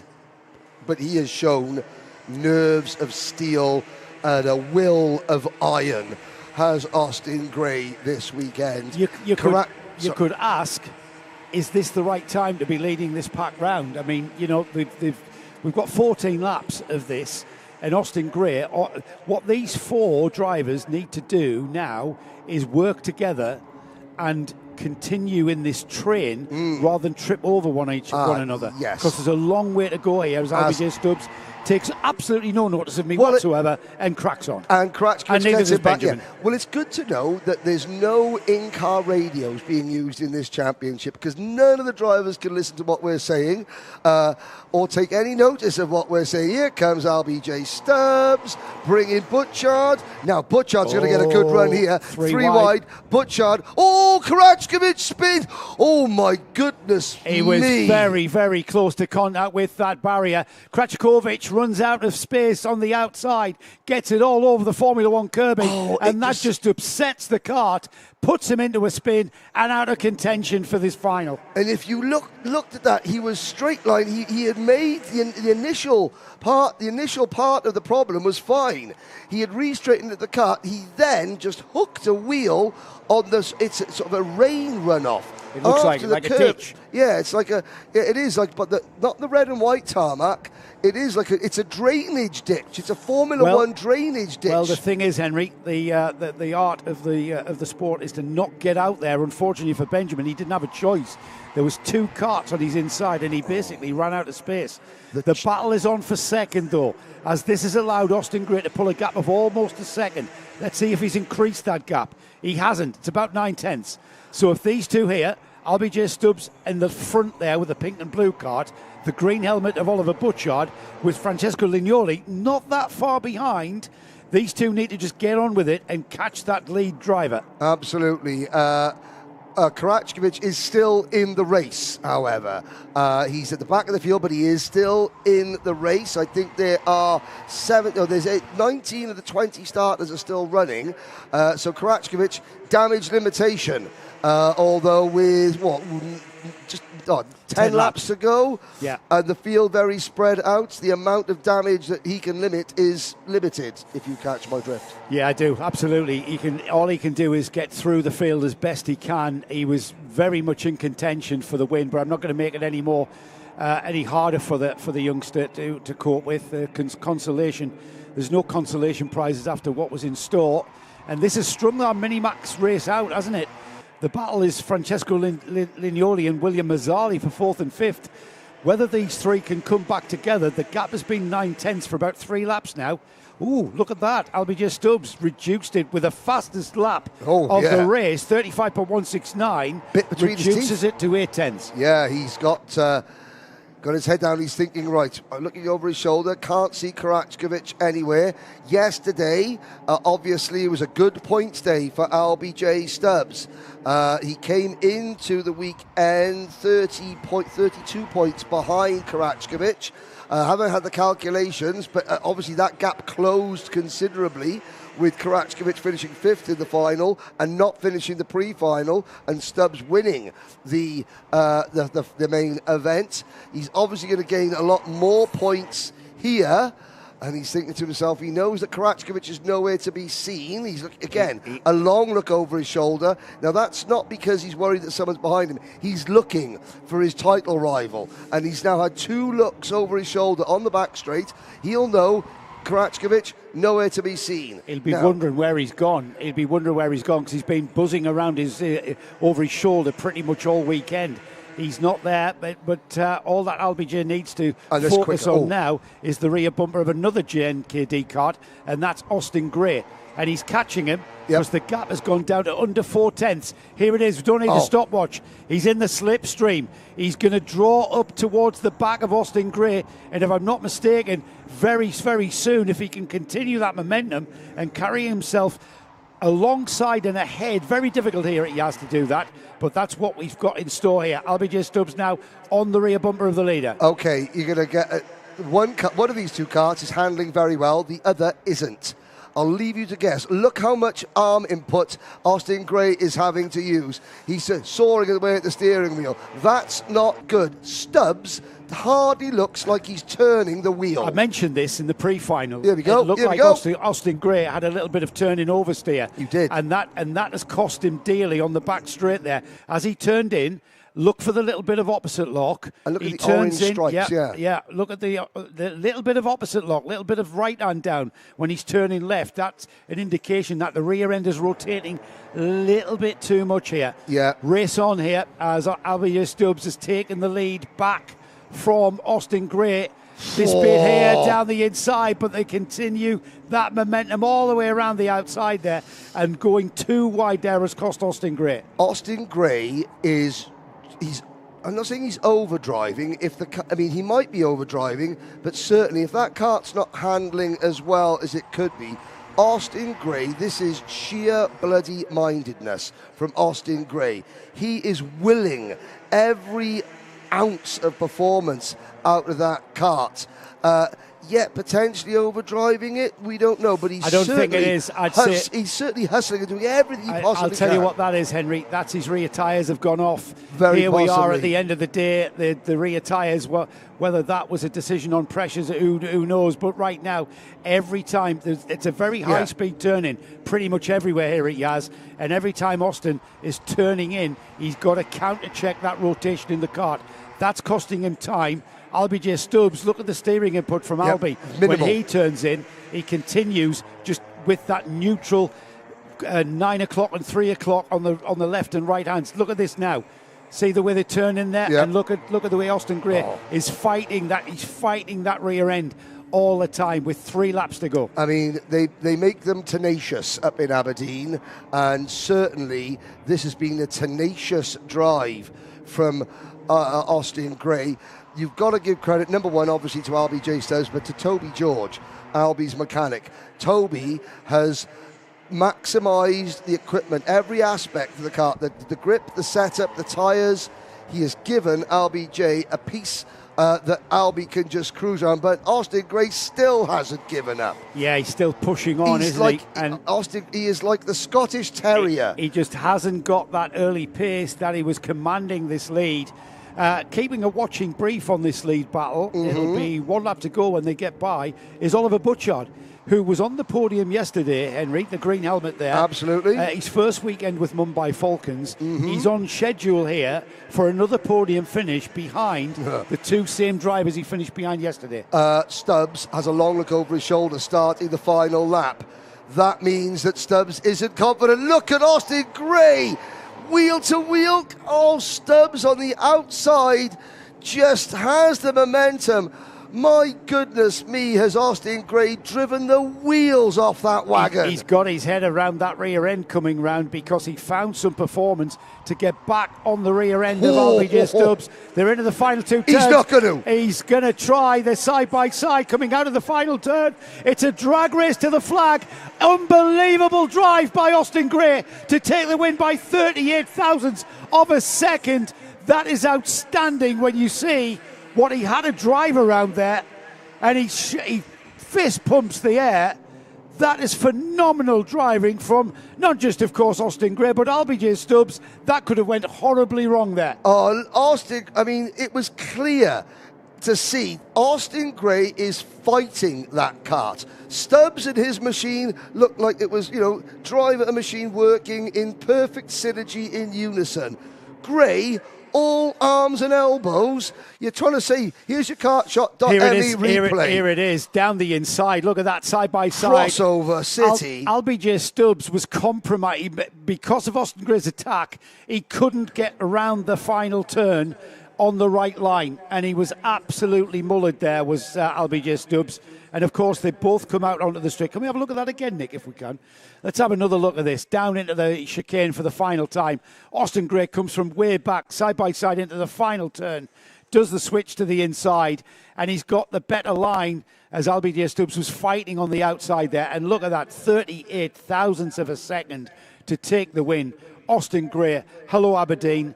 You have lit the world up there, Austin Gray, and the sun is shining even more so in Aberdeen. Albie J. Stubbs takes second behind Austin. Oliver Butchard, another podium in his first weekend with Mumbai Falcons. Francesco Lignoli, still riding that wave of the O-Plate win last month, is fourth. William Mazzali, fifth. Kurt Ivanov, sixth. In seventh place, we've got Maxim Zoyner. Max Payton was eighth. Ninth was Mikhail Mitrokin. In 10th place, Ahmed Faisal Almina. And then outside of the top 10, Adam Fleury, Luashu Mathabula, Louis Bataille, Benjamin Krachakovic. After that incident there coming onto the back straight, recovers to 14th, regains some championship points back. Mikhail Tvoklabov was 15th, Gleb Obyukov 16th, 17th was Aaron Essen, Zayhad Turkey was 18th, and the last finisher was Vivien Chuan with Mohamed Mubarak not taking the start, I think. Well, we expected drama. We expected consternation and confrontation. We expected absolute soap opera, and that is exactly what we got. We got a fantastic race again, didn't we? That's one great race. We got the whole of it, and we just missed out on the other previous race due to the back marker situation. But we had some. I said to Guy this morning. I said, Guy Shepherd, who looks after the event. I said to Guy, I said, I don't think it races very well, this track. And I've been completely proven wrong every single part of the day so far, Guy, haven't I? So Mr. Sheffield is smiling. He's smiling away as Mr. Sheffield, as he's been proven right. Have you had nothing but great races? Yeah, just a different way of going racing, to be honest. Let's head down to the podium, though. We've got Henry down there. Well, we're having a quick chat. In fact, I'll tell you what, we'll start with third place, because Austin Gray has been is having a quick chat with race director Ken Potter. Oliver Butchard, another day, another podium. You had a bird's eye view of what was going on, but you couldn't quite catch them, could you? No, I mean, it was pretty hard today. I had a pretty good start, and then after that, just carried on with the race, did a cool 2 move. Yep. And then, obviously, I got on with the race. Stayed in third for like most of the time. Albie got me. And then went off to go to Austin. Now, what was your view of that last half a lap? Well, I was hoping they'd spin out. I could win that big trophy, but it wasn't my day today for the final, same as yesterday, but we go on. We go on. Your mum has bought another shelf from IKEA for the trophy, hasn't she? At least you get something to put on it. Yeah, probably. Who have you got to thank? Mum, dad, supporters, mechanic, Mumbai Falcons, and everything. That's it. Okay, well done. Thank you very much, Oliver. I'm going to break with tradition now and bring first and second in together. Thank you, Oliver. Albie and Austin. Now, first and second, because I think, you can't have one without the other after a race like that. Austin, first of all, congratulations. Thank you. I have no words. I just wanted to win a race this season. I didn't think I was going to be in the championship fight this season. It's my first ever official season ever. So yeah, it's been a hard journey to get to this point. I know, we'll come back to you in a minute. Albie, Austin, don't go away, you come back in here. I have to say, during the course of that final, your kart looked absolutely planted on rails. For you watching home, you would hardly look like you're moving the steering wheel. Austin behind you is all arms and elbows. Did you think you had it under control? I don't know. It got to the end and the car didn't feel that good. It started gripping up, but anything could have happened. Austin tried to go in at turn 3 quite a few times, so it was expected. But I didn't expect it at the last corner, and he managed to pay off. Now, I did see you went over there and you extended a hand to Benjamin Karachkovic, you battling, and Benjamin got into one of the water drains. You went over there to offer a handshake. What did you make of that, of what happened? He just held it around the outside. I gave him room and he chose to go on the rumble strips, but I offered him a handshake and he just completely ignored me. Well, I mean, that's a lot of times what happens, adrenaline, and I'm sure you'll be back to sharing Doritos very soon. Yes, definitely. Excellent. Okay, Austin, we'll bring you back in. Obviously, Albie said that he was expecting a move, but not on the last lap. How was your kart handling? Because Albie, you looked so precise and smooth. You were all over the place. You were hacking it into every single corner. Were you just that determined? I was so scared. That's why. My legs were shaking every lap, every corner. And you know, when he came down the inside, I was like, oh, okay. And then I saw a chance in the last corner, took it. He went wide. He went like for the outside. He cut back in, and I just went for it there. And across the line, I beat him. Was there any point of that last lap where you thought, he's got this, I'm not going to win? Yes, a lot. Like through the last sector, through the like left, right. I was like, he's done it. He's done it. I can't make the move now because then we'll just collide and it will not be good. Oliver will win. Well, he would like that. Yeah, Oliver's already said he was like that. Now, what have you got to say to all the supporters? You've got family watching in Qatar and in Aberdeen. Well, I love everyone, and this is the best win I've ever had. How many races have you won? This one.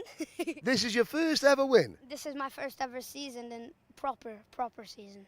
Well, there we go. Austin Gray. What a way to take your first win. Austin, it'll never get much better than that. Right on the line. Well done. Thank you. There we go. A first win. LBJ Stubbs, again, a bit reflective, and Oliver Butchart was hoping for a crash that never happened. Thank you, Henry, and thank you, Austin Gray, LBJ Stubbs, and Oliver Butchart for the entertainment, because that makes our job a lot easier when we are fighting like that, and especially when it's a fight for the lead, fight for the win, and even better when it's for the final, because we'll see those three drivers on the podium for our trophy presentation. Don't go away when the racing's finished, of course. We'll have another screening of our Paddock show while we wait for the results to become official, and then we'll be bringing you it all live, our trophy presentation. Next on the card then, DD2s are out. There is our DD2 drivers getting prepared, and I'm joined once again by Tony Hogg, a DD2 driver that's wallowing in retirement until at least round 6, where we'll be back out of retirement, no doubt, Tony. What do you make of those youngsters, though? I mean, have you switched it on this time? Yeah, it's switched good on. stuff. That was pretty incredible racing, to be honest. And I think it's interesting that we now go to the older guys. But looking back at that race, I think that switcheroo move was one of the best I've ever seen. It was spot on and really good racing. And again, a lot of respect between the two drivers at the front there. I think it's easy to shut the door on somebody coming through, but they gave each other racing room, and the result is a finish like that. And what astounds me is that those youngsters, they're so young, yet they know how to race, and they know how to compromise their corner to allow that race to take place. In Formula One, they've clattered into each other and took each other out. I think not only Formula One, I think in most categories. I mean, once there is that level of respect at the front there with the guys, I think you can make those moves and be fairly, sure that they're not going to turn in on you. But it allowed for great racing, didn't it? Yeah, didn't it? It's great entertainment. DD2 coming next. Tony, the final here, 25 laps. I know it's a short lap. It's only 32 seconds. However, the heat out there is 32 degrees, I believe, ambient. The track temperature is going to be around 45, 46 with a 32 ambient. My forehead says it's a bit hotter than 32 Henry's degrees. glistening forehead tells us how hot it is as well. Directions to the Burns unit again. Naught to lobster in 60 seconds, me. This is a very high-speed track, and none more high-speed than a DD2 kart. How is the physicality of this race going to come into play towards 20 laps on? Yeah, it's a good point. This is one of the least physical in terms of a DD2, I think. There's not that many corners. It's high speed, but if you compare it to Alpha San or certain layouts at our lane, this is a pretty easy one, to be fair. Tyler Harris was telling us you have to grip the wheel a little bit firmer because of keep the kart in high speed. But it's not taking out your forearms? Yeah, but I think that's also as a consequence of the F1 grade asphalt that we've got out there. Okay, so it's the grip here is greater than anywhere else, that's for sure. The teams have got a challenge when it comes to setting pressures and things here compared to other tracks. But it is physical, and just driving one of these things is physical. I think that's when you start to see the younger guys pull away a little bit, to be quite honest, and they should do. Well, there's two younger guys on the front row there, Tyler Harris and Mark Bassier. Maurice Canopes is the Masters in third with Saad Al-Hababi alongside. Adam Malik, Hamza Rashish on row 3. It's Kyle Blockley and Sami Al-Assad, and then Nicolo Cacciatore and Greg Watt, who had a cracking ding-dong in the pre-final, They didn't they? Yeah. Hopefully they'll have another, and Greg can maybe get back at Nicolo. Yeah. Here they come then, Henry, towards the lights, which will go off, and then we'll be racing. Yesterday, the race for the win was over by turn 3. Will there be a repeat from Tyler Harris today? He sweeps across to take the racing line. Bassier has to run a little bit wide and gets a little tap from behind going through turn number 1. That puts Maurice Knoppers into P2. So here we go. This morning, Maurice said he'd be happy to run behind Tyler Harris and finish second to him. Well, Maurice, it's final time. Is the White Angel or the Red Devil on your shoulder going to... We're going to find out, aren't we, as they sweep across. Marc Bassier gets a little bit, he got a little bit touched, didn't he? Yeah. Did he get a knock from behind there, just put him wide? It looked like he was trying to not run into Maurice Knoppers, got on the brakes mid-corner. Adam Malik, sitting right behind him, wasn't expecting him to, and just the momentum caused him off. A front lock-up. Is that a situation where Bassier was at a risk of locking up the fronts? Your bias is always a bit 80 sort of 20 to the front. It's mainly on the front. These things don't really lock the front. If they do, you've got your bias completely wrong.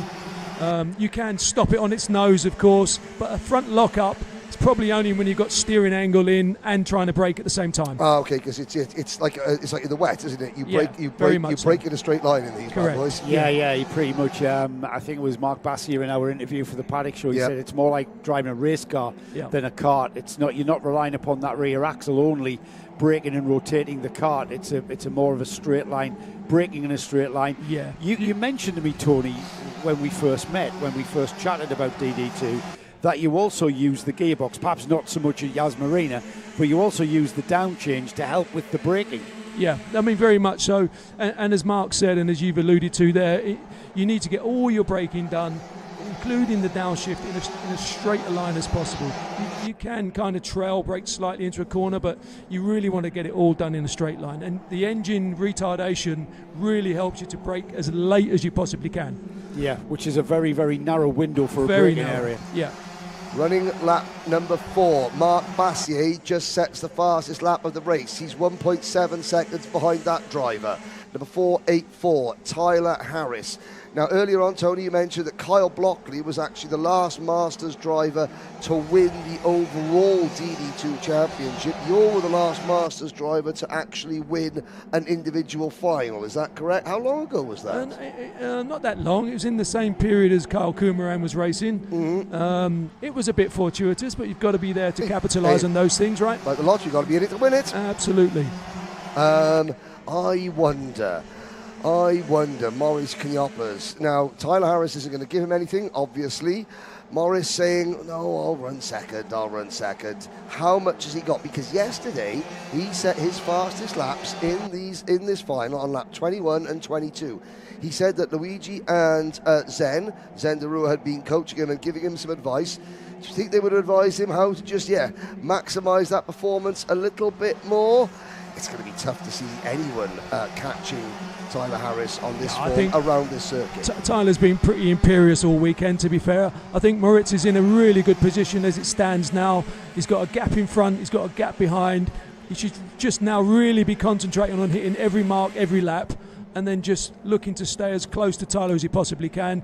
He looked back there, you can see he's got a fair gap. He just needs to keep his head. He's very experienced. There shouldn't be an issue now. I think it will boil down to fitness as we go through. You would expect Marc Bassier to come through and get closer and closer, but as the great commentators say, catching is one thing, getting past is another. Especially here at Yas. Especially here. It can be done, but it is a bit of a Hail Mary move, to be quite honest. Yeah, especially when you are looking at and focusing on the front of the field where everyone is absolutely optimised. I mean, fitness shouldn't be a thing for a young lad like Tyler Harris and a young lad like Marc Bassier, should it? No, it's only going to be really Moritz that could possibly succumb to. He's in good shape. I mean, he's in good shape. He is in good shape. But and of course, the fitness side of things, the more fit you are, the more you can concentrate on your driving skills, and then you're not having to think about how to drive. You're thinking about the race as it unfolds in front of you. I've heard drivers talk about rhythm and getting into that rhythm. Explain to me what do you mean by that? So, from the start, when you see the red light, when the red light goes out, that's when the damage gets done on most races. But then you need to be into your rhythm as quickly as possible. You need to get quick. And then once you're in that groove, once you don't feel there's a presence on your rear bumper now, that's what I'm saying about Maritz, he's in a good position. When you hear the engine note from the cart behind, you know they're very, very close. And then you really need to concentrate on every single mark as you get there. This sounds to me, we talk about driver rhythm. Take you back to the film Cool Runnings, where they're in the bathtub visualising the run, the toboggan run. And I've seen a video of George Russell where he is talking, he is sitting, eyes closed, and he's doing a lap of Silverstone in his head. Is it a case of that, where you have that almost like a, not existential moment, where you're almost outside looking in, everything is happening on autopilot? After you've done so many laps around a place, you know exactly where the turning point is, where the shift point is. Yeah, to an extent. I think what happens with karting, though, is and with all motorsport, as you go through the laps, things change, the dynamics change, the grip level from the tyres shifts. It either comes on as the pressures come on, and then as you get later into the race, the tyre degradation starts to come into force, and you really need to be to stay focused. Well, we've been focusing on listening to Tony's driving tips. What we have, as we've been looking at Tyler Harris, there's been a change. And the change is that the driver that was chasing Tyler Harris is no longer chasing Tyler Harris. In fact, he's no longer chasing anyone, because Maurice Knyoppers has retired from the race. You're looking at new second place man, Mark Bassey, new third place man, Saad Al-Hababi, Adam Malik, Hamza Hashisho, Samir Al-Assad, and do you know something? After a season in which Kyle Blockley has had the majority of the ill fortune and mechanical issues, he's on course to steal one here. The thing is, it always remains a mechanical sport. Yep. You can do the best preparation, you can be in the best shape of your life, but at the end of the day, it remains a mechanical sport, and things can go wrong. As heartbreaking as it is. And can you damage the gears? Oh, you can, yeah. So literally, as you're shifting back, the RPM really shoots up. So, yeah, the balance gears inside, they can break for sure. So it's not like a paddle shift on a race car is controlled electronically. This is a mechanical mechanism, isn't it? It's a lever. It's almost agricultural, to be honest. It really does clunk It's old in and school, out. actually. Yes. It is. So mechanically, what stops you downshifting and blowing an engine on a modern race car is the computer won't let it happen. Correct. However, you can here, because it's a mechanical shift, to get the gear a little bit too early, and then you're going to buzz an engine and stuff, aren't you? Yeah. So the engine builders don't like it, but when we downshift, we're looking to sort of hit 14.3, 14.4 RPM as you downshift. Where are we supposed to be redlining? I think the Rotax guide is about 14,000, 15,000. It shouldn't get to 15,000, but on the downshift, you can easily get 14.5, 14.6. It's probably a bit too much. 14.3, 14.4 is the sweet spot. Yeah.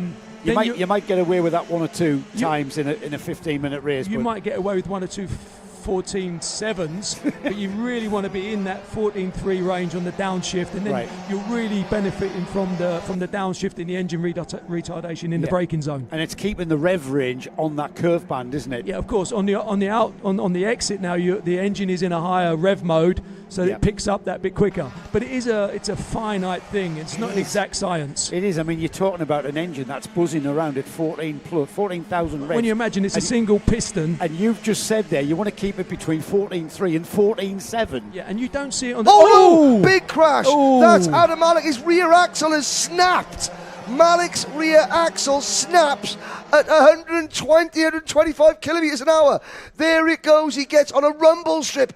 Oh, he got on a rumble strip. That rear axle, it's like a Christmas cracker that you pull. It didn't like the resonance of the curb, did it? I think that had more to do with that, maybe. Sorry to interrupt, boys and girls, but Malik out of fourth position. I was just about to say that he was beginning to fall back from Saad Al-Hababi. Hamza Hashisho into 4th. Sami Al-Assad 5th. Kyle Blockley will now move into 6th position. Nicolo Cacciatore and Greg Watt 7th and 8th. And that, that can always happen. You said about it being a mechanical sport, that you do a checklist of as what you can. Mechanics do a checklist, and yet just the pressure, the physicality of this, it can just break metal. Interestingly, it's the outside right rear that's gone. That's the one that gets the most load around this track. Yep. It's one of those things.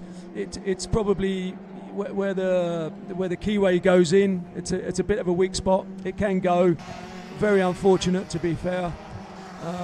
But I mean, in a way, it's quite lucky that this place is so big and wide. Yeah. I think what exacerbated that was he did get it on the rumble strip. Yeah. And if there is, all right, that axle is if you crack tested it, you'd probably find something. Yeah. But then add in the resonance of it whacking over those and also, curves. when they come into turn 4 there, just prior to turn 4, they're probably hitting 127, 128 down the back straight. I know. Is You're that kilometres per hour? It's kilometres. Yeah. It's kilometres, yeah. Greg Watt has also brought the Honolulu what a race of attrition. Now, I thought, was there a blue flag with a red cross on it? No, I can't. No, I must have been looking at one of the officials on the sideline. So we're down to 7. Wow. Kyle Blockley is in P6 leading Masters. Now, again, Boris Knoppers with a healthy championship lead with only 3 karts in a championship. You're not going to gain much ground per race. But, of course, you don't want to lose points in any race if you're a championship leader. You have won and I suppose lost championships even in a smaller field. Yep. Just problems can... amount over the course of a season, can't As always, you want to amass as many points as you can, and that then allows for off days and bad days like this. If you come down to the last round and you're really relying on a drop round, for example, it's very uncomfortable. It clearly demonstrates that these machines are really being put through some load at the moment. Well, I mentioned, the physicality on the human element in those karts. What I forgot to mention was the attrition and the physicality that goes into those chassis. And we've been talking about Yas Marina being a high-speed circuit. That the energy and the forces that are going through all the components in these are clearly, they've become a factor. Here we are in a very, very long final, 25 laps. They've been racing all week. Since Thursday, and I would imagine. I don't know.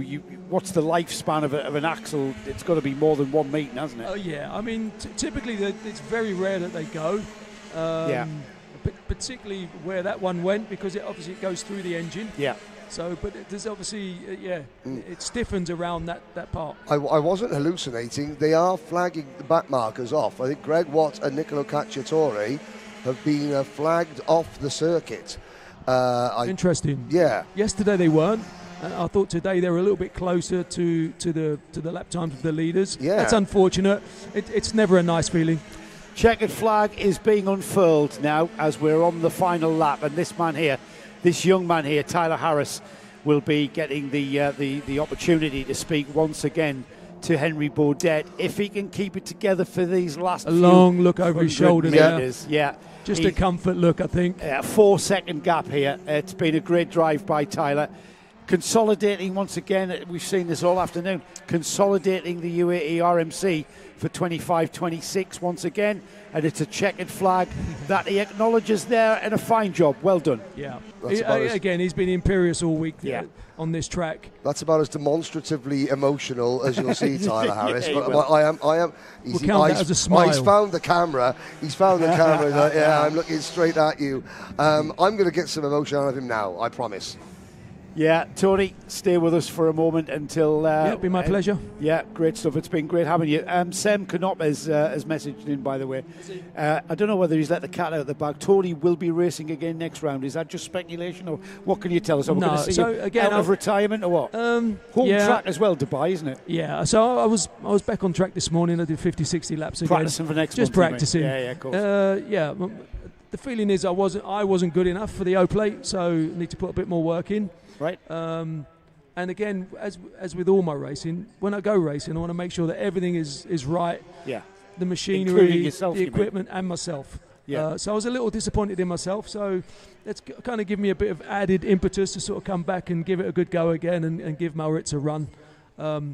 I think it's a bit of entertainment as well. People like to see the bit of. It is. I mean, we're always glad to see another kart on the grid, and it's always great to see you race. I'd rather see you race than be up here sat next to me. I've quite enjoyed this, to be honest. Yeah, I have to say it's been quite nice, and it's a bit of an eye opener as well. Good stuff.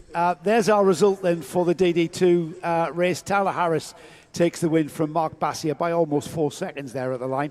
Saad Al-Hababi. That's a good result for Saad, by the way. It is, it's great, and we're going to see him on the podium later on as well. He'd be delighted with that. Hamza Seashore, still getting over his broken ribs, that lad. He was fourth. Samad Al-Hassad was fifth. First of the Masters, we'll see him on the top step of the Masters podium for Kyle Blockley.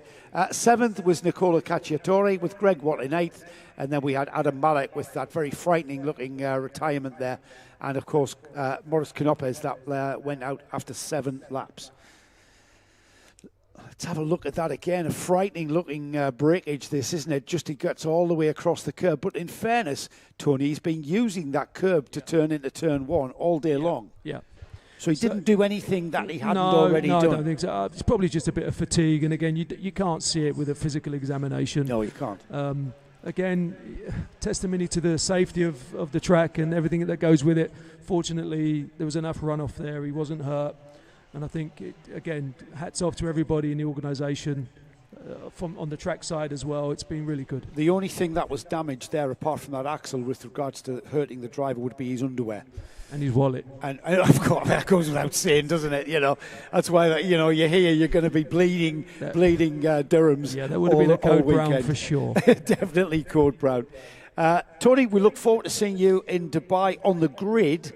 Honestly, it's been a pleasure having you here. You've been massively insightful, and it just adds so much more to what Henry and I can speculate about. I hear it from literally the horse's mouth, and the kind of insight you've given us. Certainly from where we come from, the UK, DD2 is a class of Rotax karting that for some reason hasn't taken off. They've tried, but it just hasn't. Let's head down to Henry though, Tony, and I'll bid you farewell and thank you very much. Henry.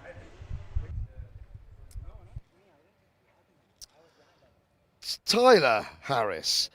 That was the most emotional I think I've seen you crossing the line for a win.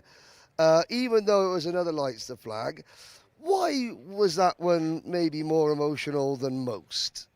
Well, it's not really about emotional. It's more that I didn't get a photo of the win yesterday because I didn't see the photographer. So I. So you wanted to make sure that you were doing that and then looking straight at the camera and turn number 3? Yeah, basically. Yeah. Is it maybe because you can see the championship inching a little bit closer? Adam Malek went out with a really, really bizarre rear axle snapped halfway through. You've never represented your nation before.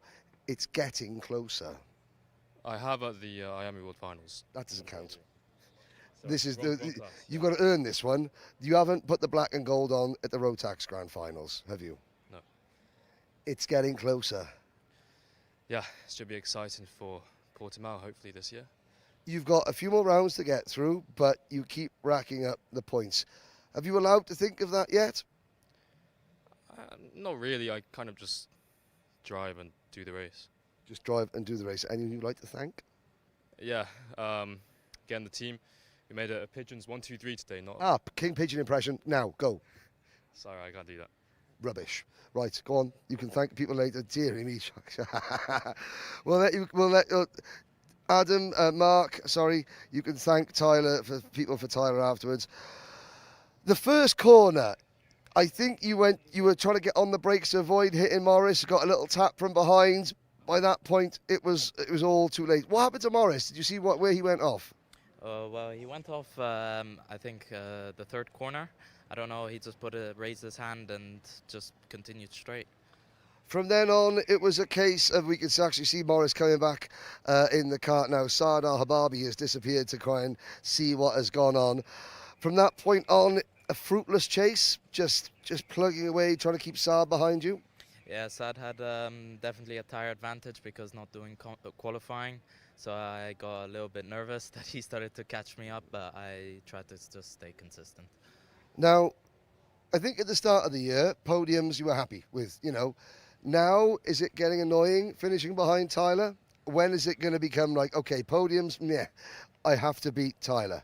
Yeah, no, definitely on more technical tracks, I'll be able to dominate more there. More technical tracks, okay. On behalf of King Pigeon, is there anyone else you'd like to thank? I would like to thank my mechanic Zayed, team manager Anjun, and both my mom and dad. Would you like to do a pigeon impression? No. Okay, fair enough, no problems. Well, we'll try again. Saad Al-Hababi, from not doing qualifying, which I'm assuming was a mechanical issue. Yeah, it was a mechanical issue. Having to start at the back of the heat, you worked your way through that race. Tell us a little bit about it from your perspective. I thought it worked in my favor because I was lucky. They fought and I went in. So, alhamdulillah, we got it, alhamdulillah. You did. Same question. This is your second event in DD2 now. Another podium. When do you think you will have the racecraft in the DD2 to challenge Tyler and Mark over a full final distance? The speed is there over a few laps, but then it's now that consistency, isn't it? I think I just need to hit the gym. Yeah. You have to what? Hit the gym. Hit the gym? Yeah. Okay, hit the gym. Any you'd like to thank? My mother, my father, and Luke and my mechanic Zahid, and my mechanic, and Zahid. And Zahid. And Anjum. And Anjum. And are we going to get a pigeon And Zen. And Zen Daru, of course. A pigeon impression? No pigeons. Kyle Blockley was called to have a chat with race director Ken Potter, our DD2 Masters race winner, which is a real shame because we've interviewed Morris Knoppers all the time. Kyle Blockley, winning DD2 Masters, was taken elsewhere, but a worthy winner nonetheless. Maybe, even though he drives for a different team, he'll give you a pigeon impression, not like these Falcons. Back to you. Well, I've heard of flogging a dead horse, but never flogging a dead pigeon. No, it's unbelievable. I find it unbelievable that we didn't get a chat with Kyle Blockley there, who took the win in the Masters. Incredible. I want to say hello to a few people on the live stream. We've mentioned Seb Knoppers. Yes, Tony will be racing at the next round at Dubai. Dawn Sanford, Liam O'Hanlon's grandmother, congratulates Liam. The Hyper Hollands, yes, Austin, incredible. Proud auntie, uncle and cousins in Qatar. Yes, he did. That was a cracking race. Made our job a lot easier when it's as entertaining as that. And Aykut Sokulu is an Aaron Ortak fan. May your brother Zeke's speed be with you. Come on, man, show them all you're fast. You're a fast pilot. Wishing all the kids success. Zek Speed Racing is there. And on the other chat is Evelyn Maguire. Congrats, Liam, and GGM Motorsport, George Gibbons Motorsport there. So there's a lot of love being shown to our Microax winner and current championship leader, Liam O'Hanlon.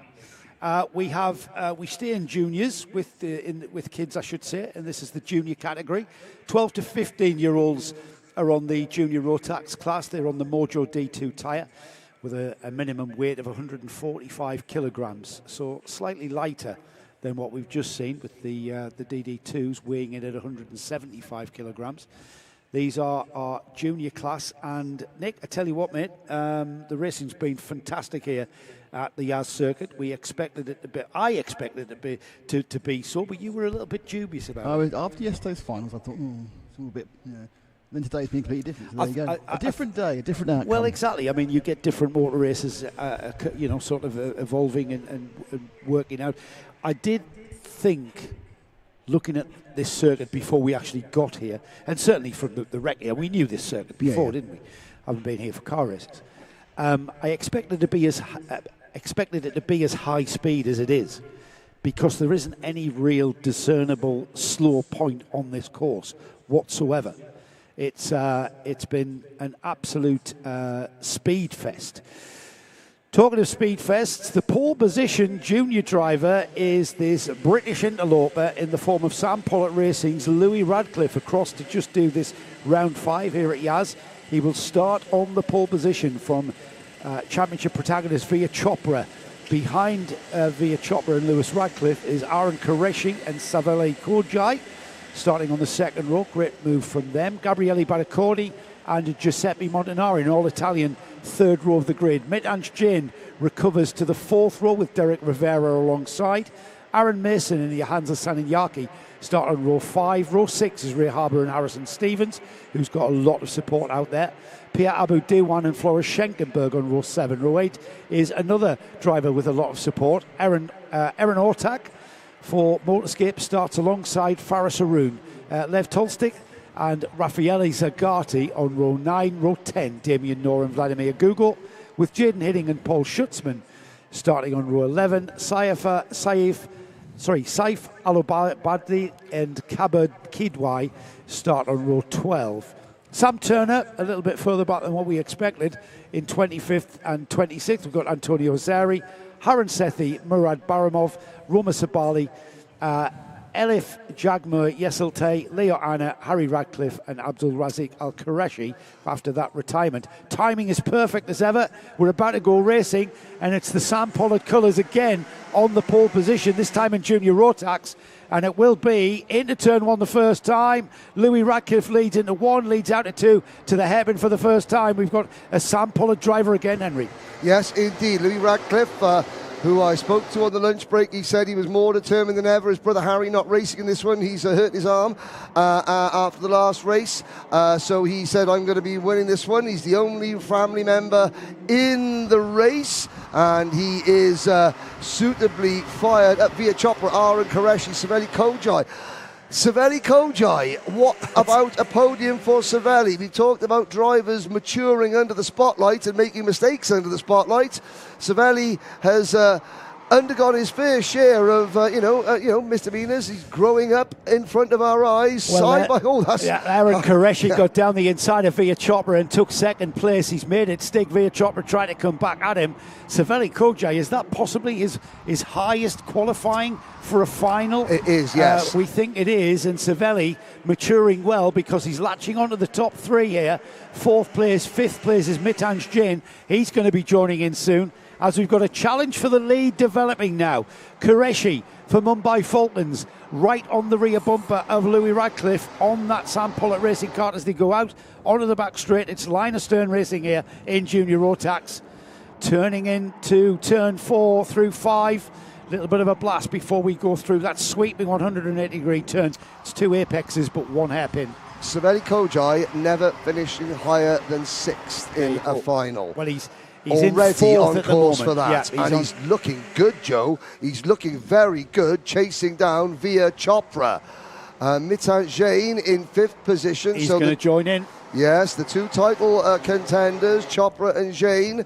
Jaden Hidding, 3rd in the points, coming in, has been nowhere this weekend. It looks like it's going to be a head-to-head fight between Chopra and Jain as the second half of the season gets into full swing. We are in full swing, absolutely, going forward. We are in the final here of Junior Rotax, 24 laps. There's Kojai making a move. Kojai's made a move and he's made it stick because that's a George Gibbons Motorsport cart in 3rd place ahead of Via Chopra. It's 3 wide and there's Mitanj Jain. He says, thank you very much. What's Kojai pointing at? He's pointing at the leaders because the leaders are breaking away. But I think that's Mitanj Jain who's gone through into 3rd down the inside of him. Yes, it is indeed. Kojai back into 5th position, just in front of Ray Haber, Aaron Mason, Gabriele Baraccordi, Harrison Stevens and Johansa Senaniake. Qureshi chasing down the leader then. Louis Radcliffe. He's not able to shake him as they go through turn 2. Qureshi down the inside of the hairpin. It's a 2-wide attack and he's made that happen. He's got the lead. Let's have a look. And this is textbook stuff on the cartshop.me replay. Just down the inside. But instead of letting him through, Louis Radcliffe had to go around the outside, Henry. He couldn't get the switchback done. No, because Arhan Qureshi, like you said, was easing him wider, just stopping the crossover.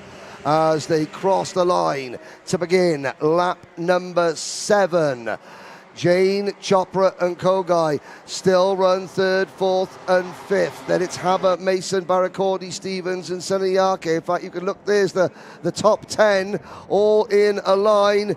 Back a bit further than that as well. But Ratcliffe sitting, waiting patiently. Well, these two have broken away a slight gap there of about 0.8 of a second. And if anything, I'm seeing a bit of a gap produced between Qureshi in the lead. The bright orange and blue cart of Mumbai Falcons, Aaron Qureshi, has pulled a bit of a gap to Louis Radcliffe. Louis trying to get back on terms. They've got an 0.8 gap before we've got Mitansh Jain, Via Chopra and Saveli Kojai. Kojai about to be joined. Look at these queuing up behind him. Ray Harbour, Aaron Mason, Gabriele Baracordi about to join in. It's going to be a 6-cart train from 3rd place down over. Yeah, because I wonder if Jane and Chopra will start to worry more over their inter-championship battle than actually trying to catch the two leaders. And that will have a twofold effect. Number one, it'll leave these. Oh, and there's a cart facing backwards, just getting out of the way. You see the yellow lights flashing. Yeah, thankfully, that's a bit of an unorthodox way of getting out of the race there, the wrong way down the track. It was Serenayake who was running in the top 10. Showing out of the race as well. So that's no harm, no foul. We got away with that one as the leaders complete another lap. That's 9 laps in the bag. Qureshi, Radcliffe. Do you think Louis Radcliffe's kind of getting into the throes of just following in the wheel tracks? Yep. 9 laps of 24. When we get towards lap 20, let's pull the trigger. Yes. It's got an air of that about it, hasn't it? Absolutely. You know, the yellow flags, there's another driver walking away. That's Pierre Aboudiwan, who is also showing out of the race. You can just see him walking towards a cut through in the barrier. Yeah, Radcliffe yesterday wasn't aware that he was actually leading with 2 laps to go because he didn't know about the penalty. He's thinking, right, well, there's no way that I'm going to let that happen. I'm going to stay as close as possible to the race leader, try and keep everyone else at arm's length. Now, at the moment, that's working. However, last time around, Mitansh Jain, a 32.2, a 10th quicker than Radcliffe. Yeah, I was about to say it was 9/10 a couple of laps ago. He's taking a 10th of a second per lap. Is that orange cart in 3rd place? And in such a long race. He's closing the gap. Guess what, though, Henry? Yes. We have got back markers. Murad Baramov is just there. Yes. And the leaders here barreling down behind him. Whether that back marker will become a factor, we're about to see. But there's no doubt about it, Henry. That gap between Qureshi in the lead and Radcliffe has gone out, and it's gone out to 3/10. I think that's even bigger now. I think it's actually the cart that they're approaching is Romy Sabali, the novice driver for the Motorscape team.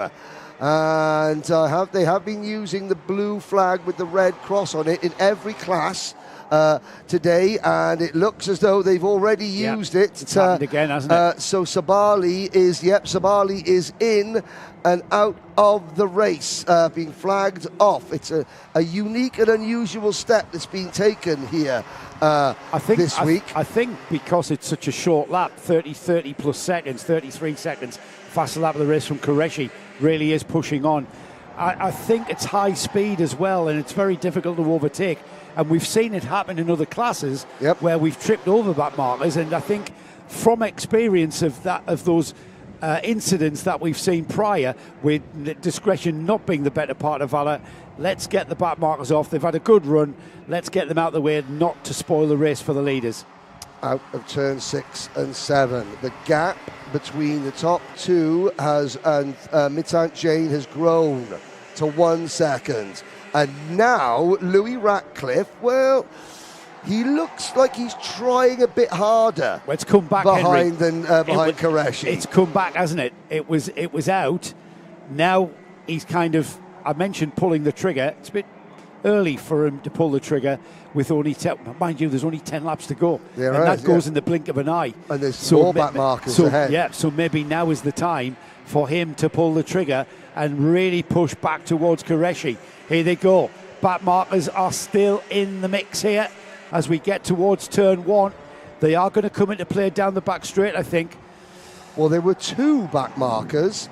This is Elif Yasilte, the novice driver. They're coming up on. Samuel Turner was also right there. I think Samuel pulled into the pits. There were 2 back markers. There's now only 1, and Elif is out of the way. They've got to learn how to get out the way of those leaders. That was not getting out of the way of the leaders. And that's cost Louis Ratcliffe. That's cost Louis Ratcliffe. That's cost Louis Ratcliffe. They need to be taught how to be overtaken by the leaders, and that's not happening. I'm not saying that.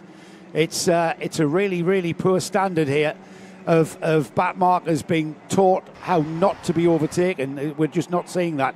This has allowed Qureshi to pull out another half a second at a key moment in the race. It's going to be a big ask for Louis Ratcliffe to pull that gap back once again with time running out. Yes, I think that has cost Louis Ratcliffe a chance at victory.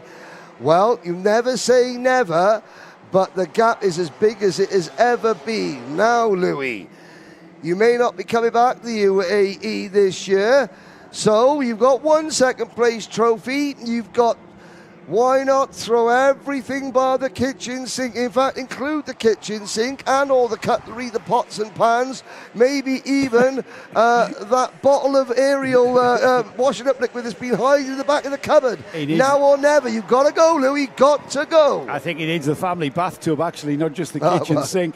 Qureshi, though, I've got to say, Aaron Qureshi has been on fire here at Yas, hasn't he? We've had this element of competitiveness and performance from Aaron Qureshi that seems to be, what did you say?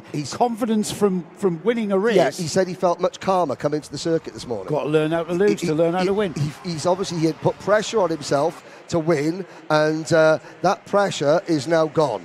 And he is driving with a serenity now that he didn't have before.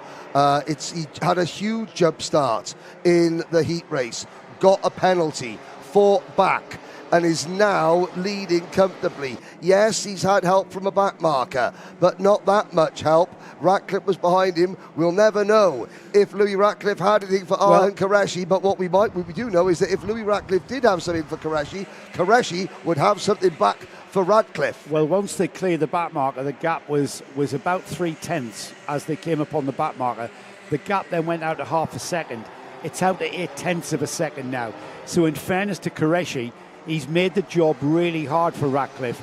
And the question that we've posed, Henry, was whether or not Ratcliffe could challenge. That will never be answered fully, but I think the answer would be no, because Qureshi has been lapping steadily, just fractions of a second, yes, but quicker than the karts in second and third place. Mitanch Jain is the kart in third place, by the way. He is. Via Chopra runs in fourth. Mason. Doesn't look like it's going to be another podium for the Aaron Mason Little Johnny Tuning team. Kojai is back to 6. He's going to equal, but not better, his best performance. Oh, there's more lap traffic ahead. That's Kabir Kidwai, the only remaining novice still on track.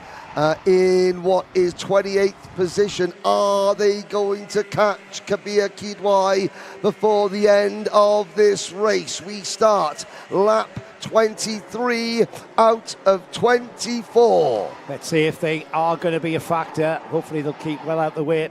Qureshi bearing down upon that Lando Norris kart of Kabir Kidwai. Kidwai should be made aware with blue flags, of course, as we've got Aaron Qureshi now bearing down. It's going to be the last lap board this time by, and he's still a little bit off. Yeah. They've got to get through the final 2 turns here. He's going to come right upon him into turn 1 here as they cross the line. Last lap board flies through turn 1 into turn 2.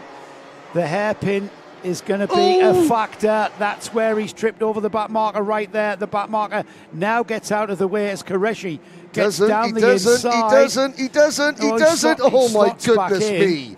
Yeah, slots back in, but second place Ratcliffe is going to be once again tripping over the back marker again as Qureshi will be greeted this time by the welcome sight of the checkered flag, and Aaron Qureshi continues to ride the wave and takes a win on day 2 of round 5 of the UAE RMC in fine style, and another Mumbai Vulcans victory. Yep, and a mirror image of yesterday's podium.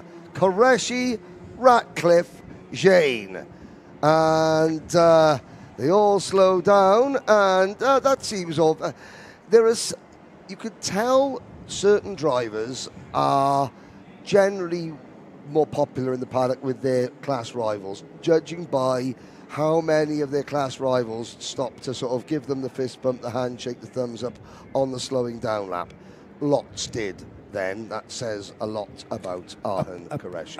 A popular win, Aaron Qureshi. He made for a good podium presentation yesterday, didn't he? A very delighted young man to take the win. Let's have a look at the result then, as we've got all of those karts from Junior Rotax making their way back to the paddock. Qureshi takes the win from Louis Ratcliffe in second. The British interloper will go away with another podium. Mitanj Jain consolidates that championship over Via Chopra, who finished 4th. Aaron Mason was 5th. Savali Kojai matches his best finish with a 6th place. Ray Harbour was next with Gabriele Baraccordi. Harrison Stevens, Faris Arun rounds off the top 10. Giuseppe Montanari and Floris Schenkenberg 11th and 12th. And then in 13th, we've got Derek Rivera, Jaden Hidding, Abdul Razak Al-Qureshi, Leo Anna. Aaron Ortak was 17th. Paul Schutzman on his first weekend in juniors, 18th. 19th place is Vladimir Gugo. Joe Morad was 20th. And then we've got Leah Tolstith, Raffaele Zagati, 22nd. Damien Noor, Saif Al-Abadi, Arthur Sethi, Sam Turner, 26th. Antonio Husari and Kibar Kidwai, the last of the finishers. That's the rest of the finishers there on screen. We have come to the point in the weekend which is a bit of a mixed emotion here, because we're about to go racing for the last time in the RMC round 5. But then we've got the podium ceremony. What more can you ask well, for? I've said racing, Nick. We have got the podium. Henry, and marvellous camera work by you. Marvellous camera work. You keep picking up your slow zooms. Yeah, my cautious zooming. Cautious zooming is what it's called now, is it? I'm very cautious on that button, mate. It's very sensitive. It's like you. It's very sensitive. That is true, yeah. We've got the seniors next. Yes. Just to remind everybody, Senior Rotax, if you've enjoyed the racing all weekend, if you've enjoyed our coverage, then please click subscribe. Subscribe to both the UAE RMC YouTube channel and the Karting Live TV YouTube channel. Check out our Karting Live and indeed the UAE RMC social media platforms. Karting Live TV, Instagram, Facebook. Keep up to date with what's happening. Karting Live TV, Facebook. Absolutely. Keep up. So, unsurprisingly, we have a number of social media outlets. But no social media manager. Well, we have got a social media manager, sort of, haven't we? Not sort of. He definitely is. Yeah. The way he orders us about. He does what all social media managers do, which is order the rest of the organisation around. Yes, absolutely. Apparently, it's what social media people do these days. He's probably still in bed, actually, because he's just finished nights. He's working nights, not because he's lazy. Working nights in our social media. Yes, he's working out on social media. He's non-stop taking pictures in the dark. Gaz Bury is the chap we're talking about, and if you are following us on Karting Live TV, our first round of the NKC, the UK Championship, that is covered by Karting Live TV. Gaz Bury will be joining me at Dunkswell in the commentary booth. Same day as we're here for Alpha San. So what a day's karting that will be. You'll have the Alpha San round 7. It's round 7 from Alpha San, which is one of the best tracks here in the UAE. And then we will be following that up during that day with coverage from the NKC. You've got literally from the early hours of the morning from Alpha San till about 5-6 o'clock at night from Dunkerswell. Well, that's it. So what you do is you watch everything from Alpha San, and then you watch all the later heats and the finals from Dunkerswell. Absolutely. Or get up, watch the finals from Alpha San, and then watch the live coverage from Dunkerswell. Let's head down to Henry Baudet. Well, Aaron Qureshi, you got a 3-second penalty in that one. You only took the lead on the last corner. No, I'm joking. I was about to say. No, this one was not easy. You were able to take the lead early. Tell us a little bit about when Louis was right behind you, and then about the lap traffic, which did play a part. For me, when I had no clue, I was just focused forward, didn't look back at all. Had no clue Louis behind me, and then when I saw the lap traffic, I honestly, there might have been a bit of brown stains in my suit, but. Well, I mean, that's understandable. I mean, everyone can appreciate that. Yeah. Were you just hoping that they saw you? Yes. And you know, you got through. So this one, you mentioned this morning, you arrived at the track a lot calmer. First win yesterday, a calmer feeling. Could you sense that within yourself during that race? For sure. Honestly, I wasn't. Towards the end of the race, were the last 2 laps, I was thinking about my dinner more than the actual race. So yeah. That's okay. Thinking about your dinner. Well, I tell you what, it's a chicken dinner. And now we need a pigeon impression.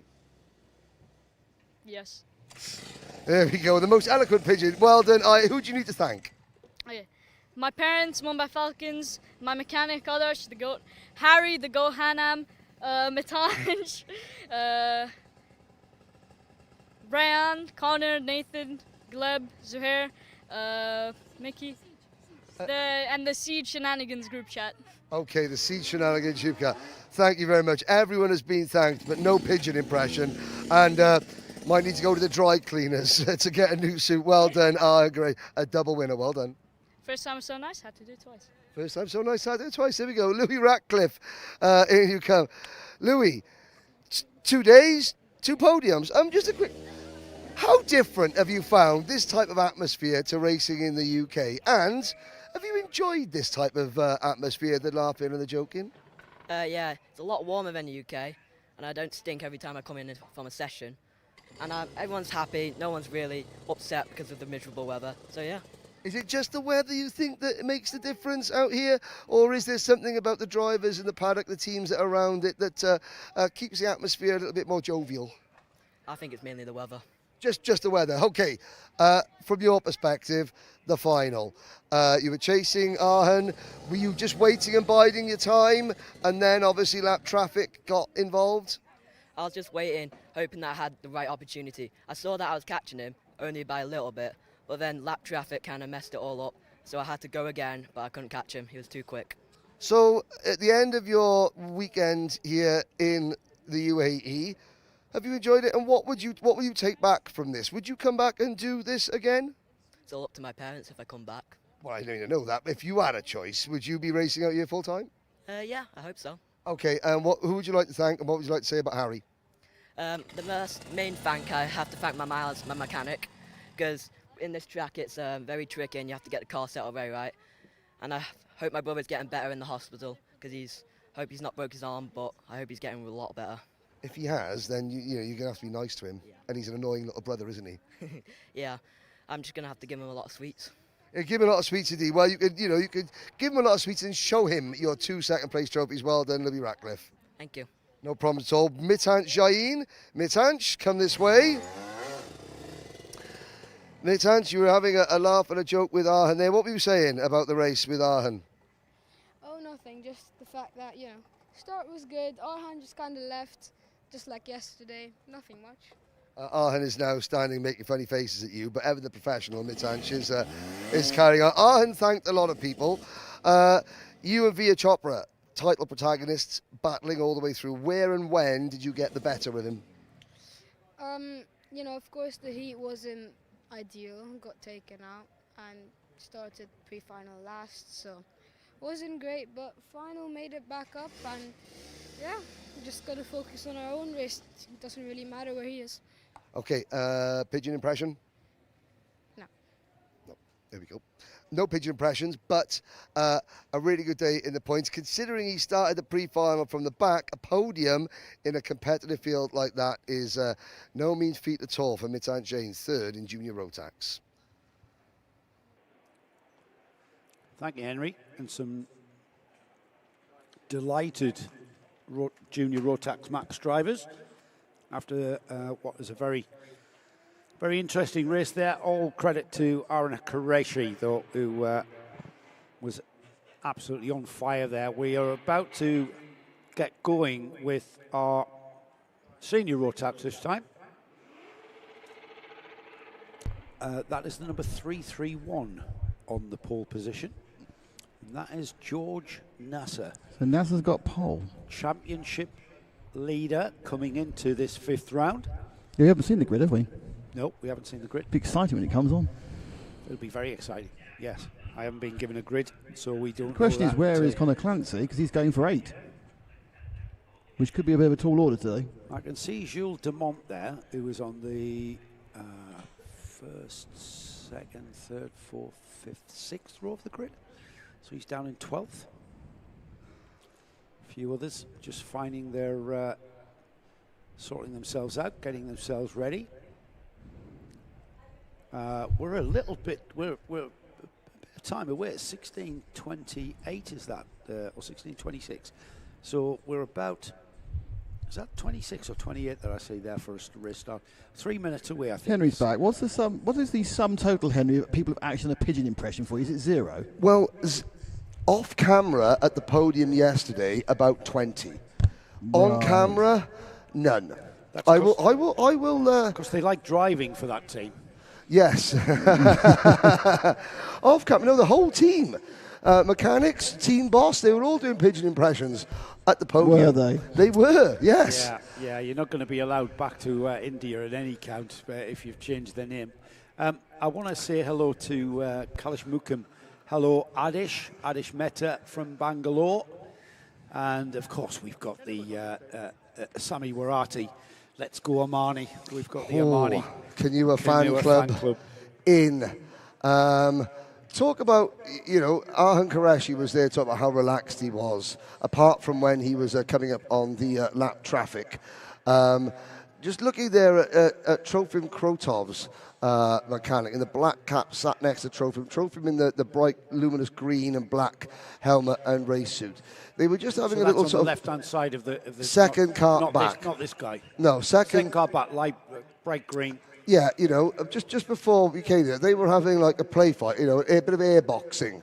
Now, that's a deliberate tactic by a mechanic, knowing their driver, knowing what keeps their driver calm, chilled, maybe even focused. That's a tactic to stop a driver who is starting higher up than he has before, getting into his own head. To overthink. Yes, getting into his own head, overthinking things. So, and there's the benefit of a driver-stroke-mechanic relationship that is developed over time, where that mechanic knows how to get the best out of the driver mentally before the start of a race. Put the driver in the best headspace. There's Jamie Zyra walking across the front of the grid. Has he grown some? Has he put height on? Because he looked about 9 foot there. Well, he was always that way inclined. He's about 7 foot normally. Last time I saw him. Jamie Zyra is not gravitationally challenged.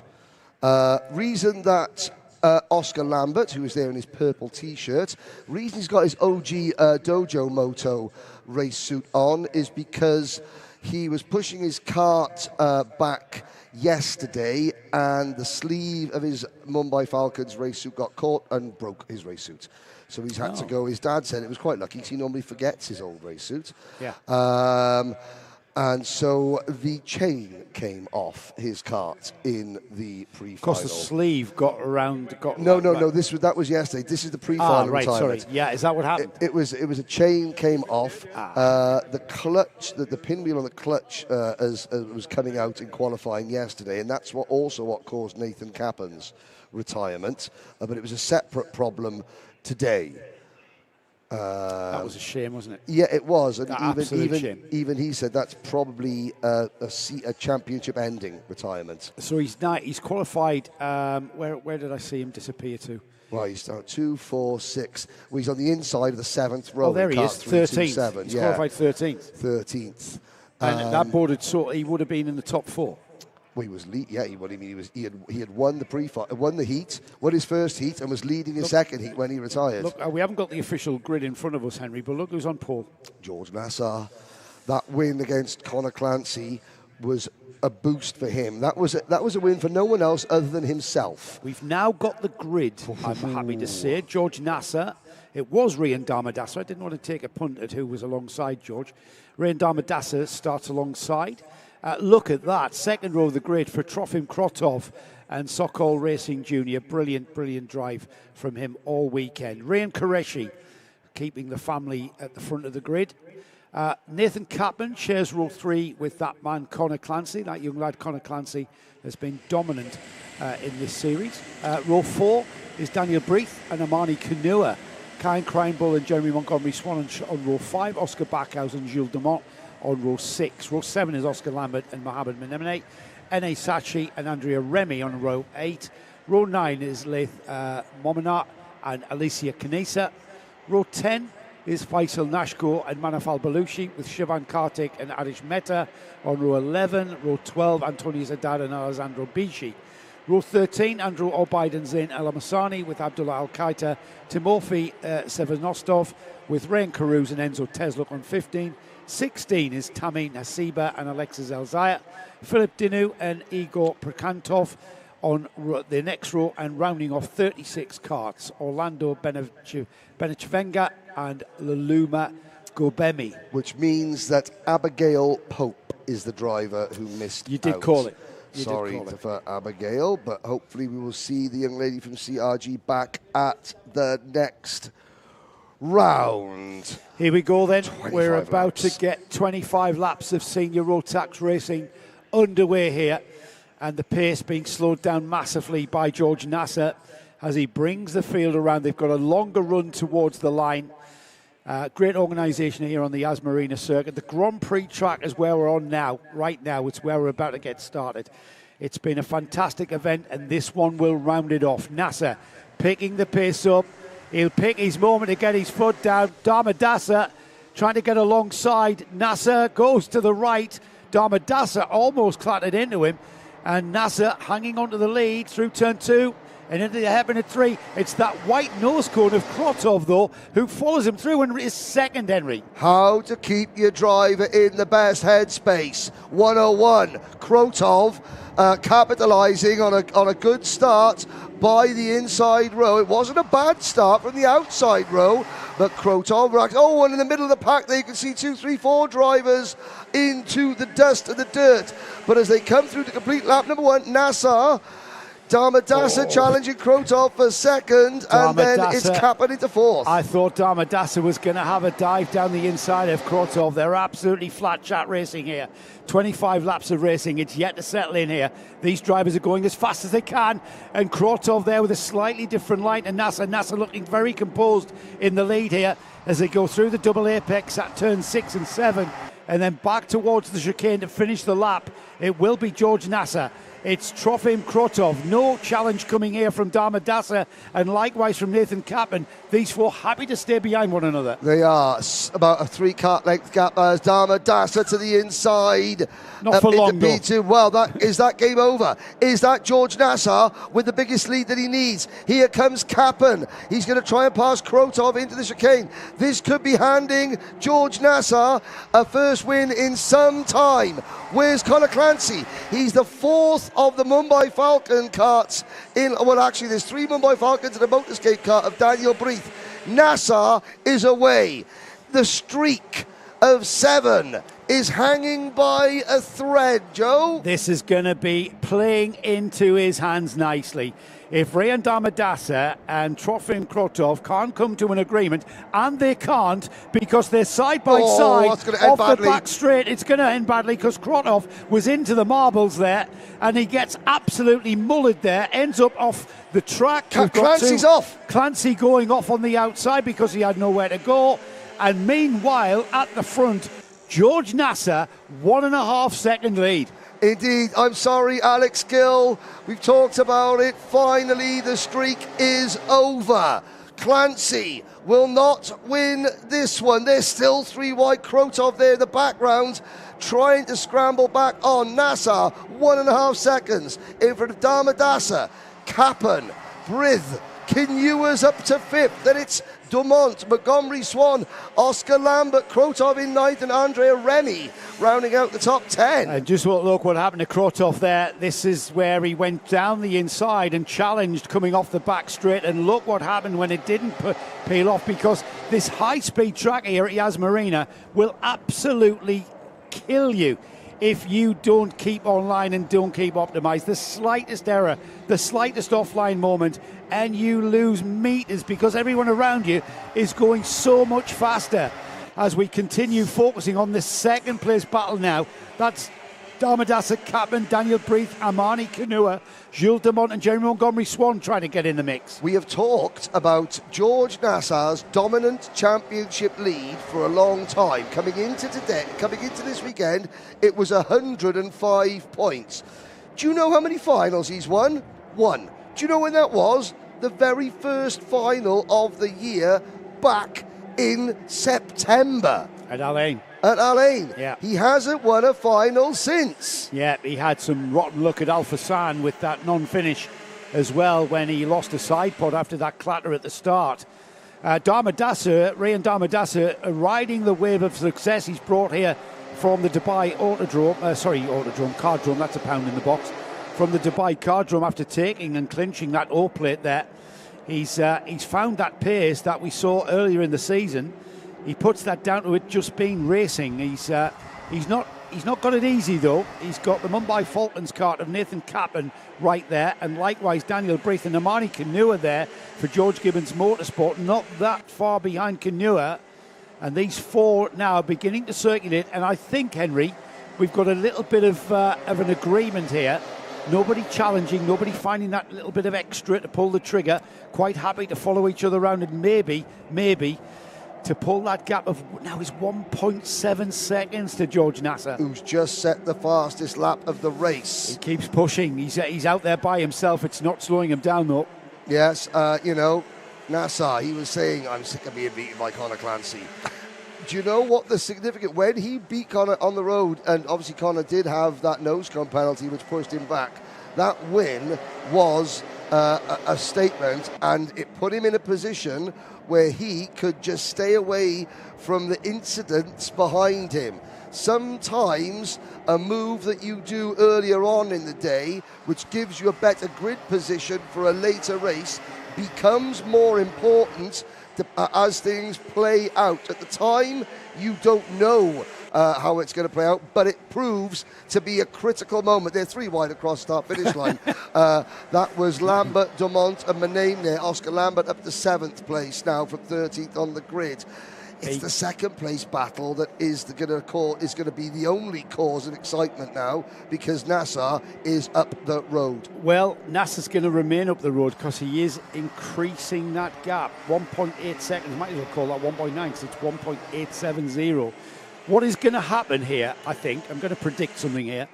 We're going to have Nathan Kaplan getting a little bit impatient with Rayan Damadasa. Yes. And he's going to start challenging. Yes. Likewise, Daniel Breath and Amani Kanua are going to get in the mix as well. Yes. That's going to slow them all down, logically speaking. Bearing in mind going to that just hand it to George Nassa. Absolutely, but bearing in mind that neither Breath nor Kanua have ever finished on the podium.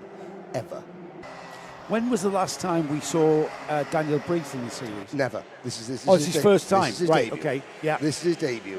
In the 3 years that I've been doing it, unless it was more than 3 years ago, this is his first time here. Amani Kanua, never on the podium before, has threatened so many times. If anything, Henry Kanua... Well, he's having a look. Yeah, he came out of the hairpin there and he had a lot of momentum, almost had a look down the inside of Daniel Breath.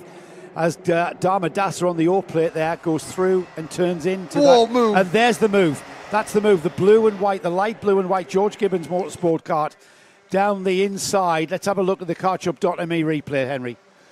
Kanua just, tin opener deployed. He absolutely did, didn't he? Made the gap happen for him. Now then, how much pace has Kanua got? He's still there, ducks his head down, tries to get into the slipstream of Nathan Kaplan ahead of him. The Mumbai Falcons cart, the orange cart there, still chasing down George Gibbons Motorsport. Now remember, Kanua is a teammate of Rayan Damadasa, who's heading this 4-car train.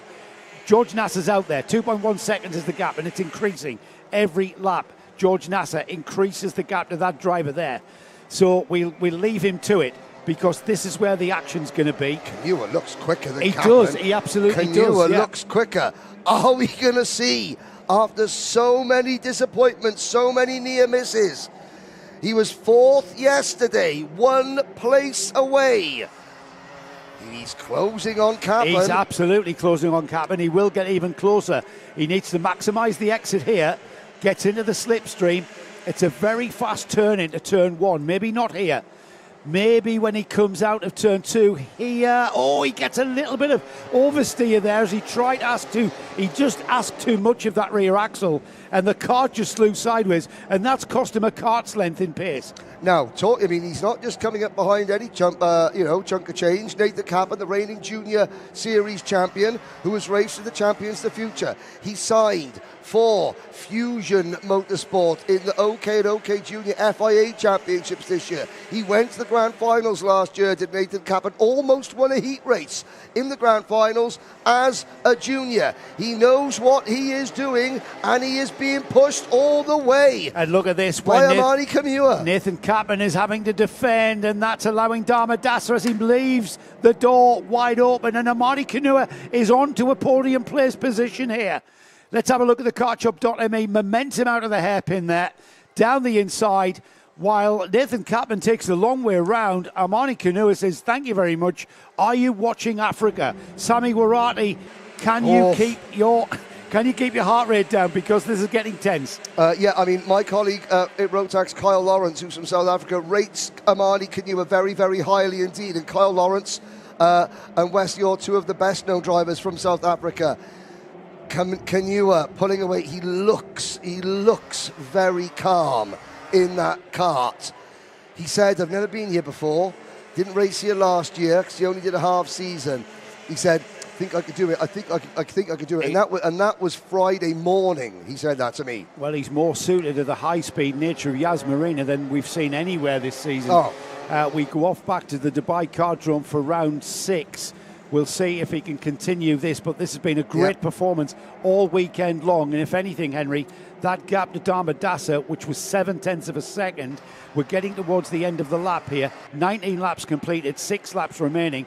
Let's see if Amani Canua, he's pulling away from Kaplan, there's no question.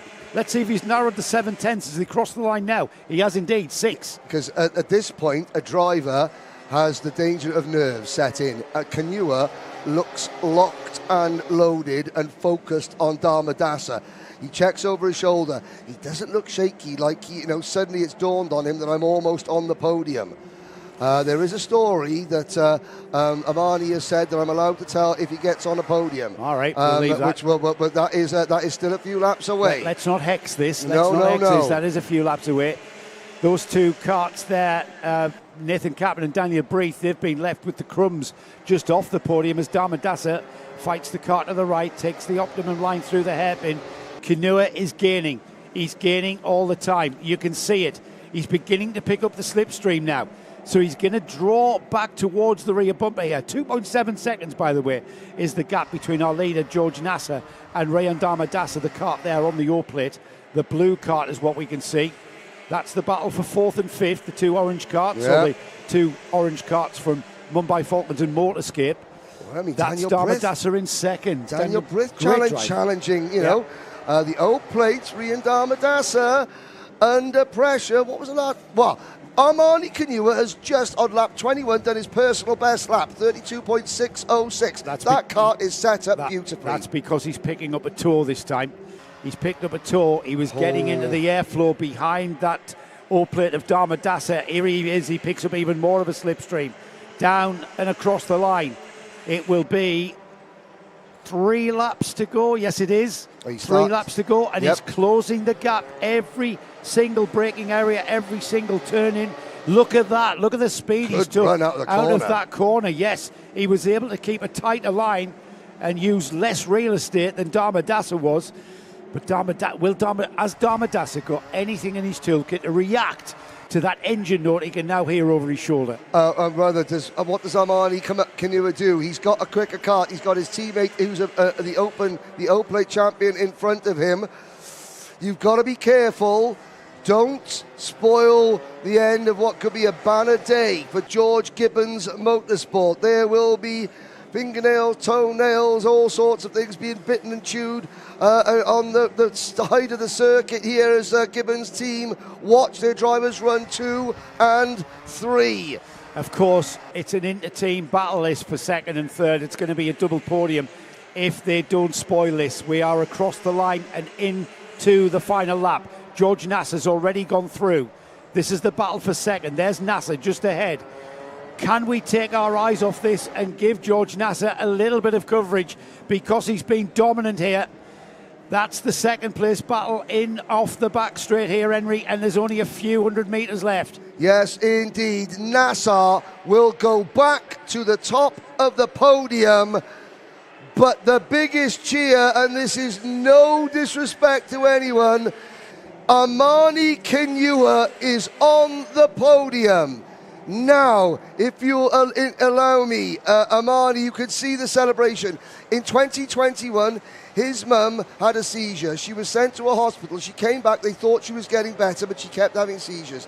It turned out it was brain cancer. She went for treatment, and in August 2023, finally it got the better of her, and she passed away. Armani and his father, they moved from South Africa to Kenya to try and carry on and push on. Armani then moves to Dubai with Debs and Ray from the George Gibbons team, while his dad lives working in Kenya to try and get the sponsorship.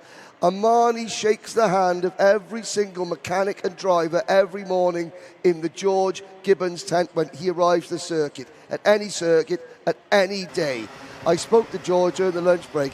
They said there is no more popular driver in the entire team than Armani Kenua. He has worked so hard. He has dealt with a lot more than a lot of young people have to deal with. He is thousands of miles away from his family, and he is on the podium. Well, just remind him that his mother's looking down on that podium when he will be taking that trophy for third place in fine style. George Nassa, though, started on the pole position, got away in front, and he's done what we expect to see of George Nassa. Let's have a look at the result then, as we have got all of the carts now back in the paddock. Can we have a look at the result as George Nassa takes the win from Rian Damadasa, Armani Kenua with a podium there, as Henry described. Daniel Brith, a welcome addition to the championship here in fourth, getting ahead of Nathan Caplan there on the very last lap. Sixth place, back at the top of the field for Jeremy Montgomery Swan, I'm glad to say. Oscar Lambert with a great recovery drive to seventh. We've then got Gilles Demont in eighth, Mohamed Meramene in ninth, and rounding off the top 10, Zain El Homassani. Outside of the top 10, Trofim Krotov didn't recover after that off-track excursion. In 11th, we've got, in 12th, we've got Alessandro Bigi. Manaf Al-Balushi was 13th. Oscar Backhouse, 14th. Andrea Remy, Laith Marmonite, Tamim Hasiba, Igor Prochantov, Abdullah Al-Kata, Antonius Haddad, Adish Mehta was 21st. Then we had Kayan Krayambo, Eni Asachi, Shivan Kartik, Enzo Tesluk, Andrew Albright, Faisal Nashko, Alicia Canesa was 28th, Philip Dinu, Ryan Carouse, Alexis Zaya, and the last of the finishers was Timofey Zivoslinov.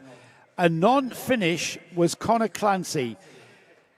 That's going to cost his championship challenge, isn't it? Orlando Benchavenga was another retirement, as was Ryan Qureshi and Lume Gobemi, who didn't take the start.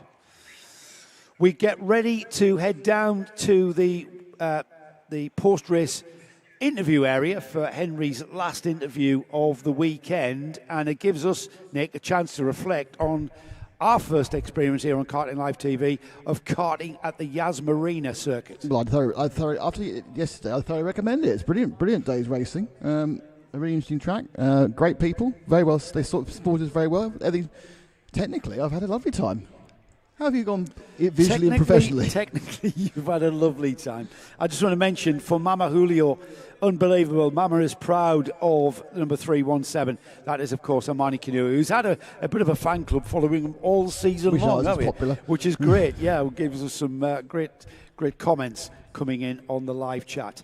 Good one, Armani, from Ndoya, as we head down to Henry. Henry.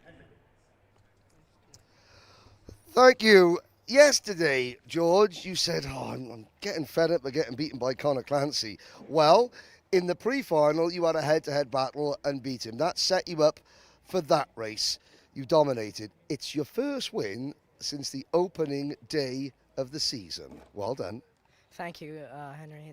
It's a real honor to win at Yas Marina. I've always wanted to win here in Rotax. You've done it, and you've done it in style. Talk us through the start, and then when did you dare look around and see that everyone else was disappearing slowly behind you? Sorry, I'm not. Oh, yes. By the way, George isn't very well. He is not very well. Through the start, I just wanted to make sure it was nice and clean, that I don't get any silly penalties. Then afterwards, I just wanted to put in my laps, lap after lap, and around lap 17, I looked behind to make sure that I had a good gap, and to my surprise, it was more than decent. Was it more surprised about the gap, or were you just wondering where's Conor? The gap mostly. The gap. I expected that they would scrap a bit behind me to try and catch me, but luckily they didn't. Luckily they didn't. Who do you want to thank? My team, Dan and Matt and Nasri, and we've been working on the cart and myself throughout the entire weekend. It worked. It worked. You've been working on yourself as well. You managed to get over that hump and beat Conor. Yeah, I'm not sure exactly what happened to Conor at the end, but yeah, I'm happy. I won. You won indeed. Well done. Congratulations. Thank you very much.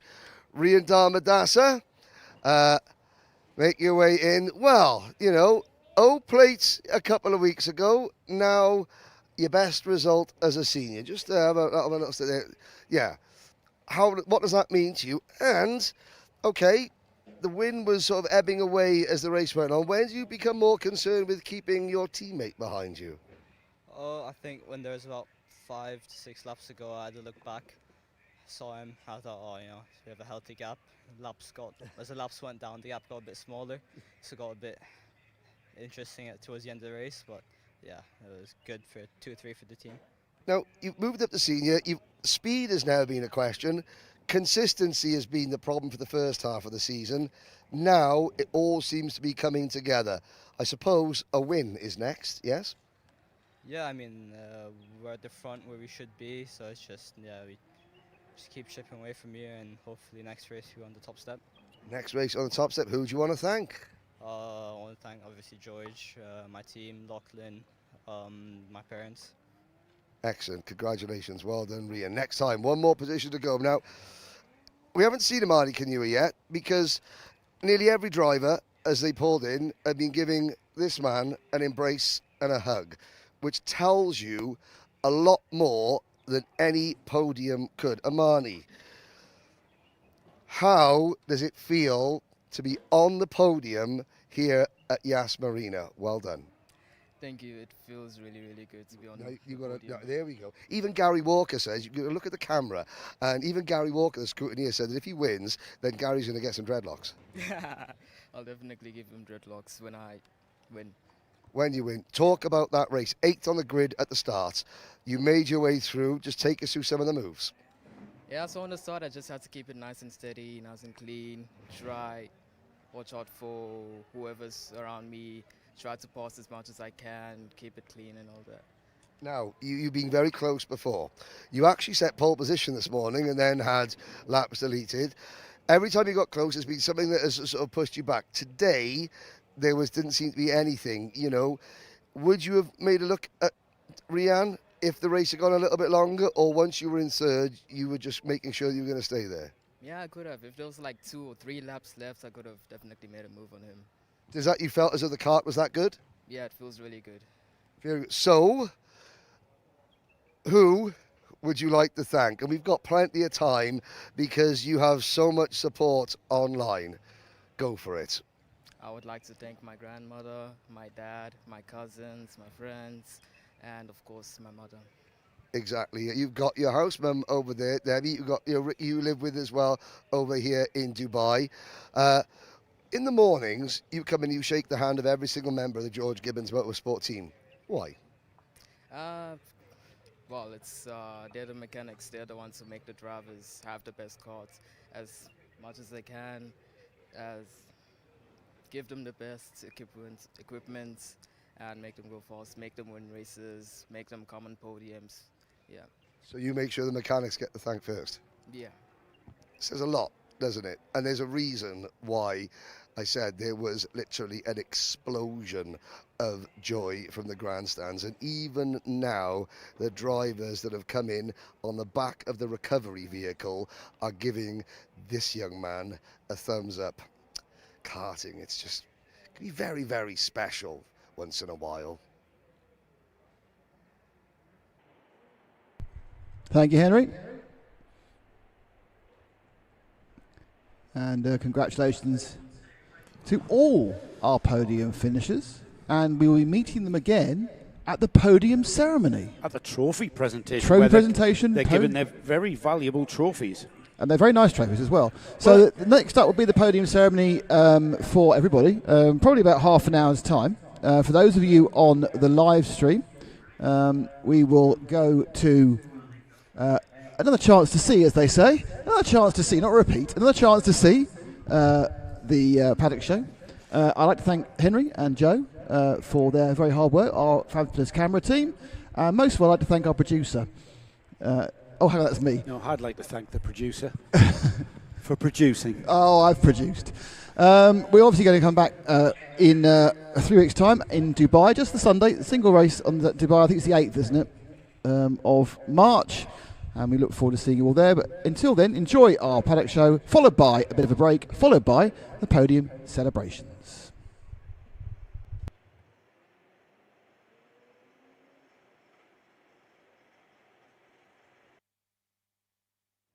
Hello and welcome back to Yas Marina, the Grand Prix circuit that is also, rather more importantly, a kart circuit. It's a championship round for the UAE RMC, and the man who comes to mind when I mention the UAE RMC is our very own Henry Baudet. Henry, Yas Marina, special place.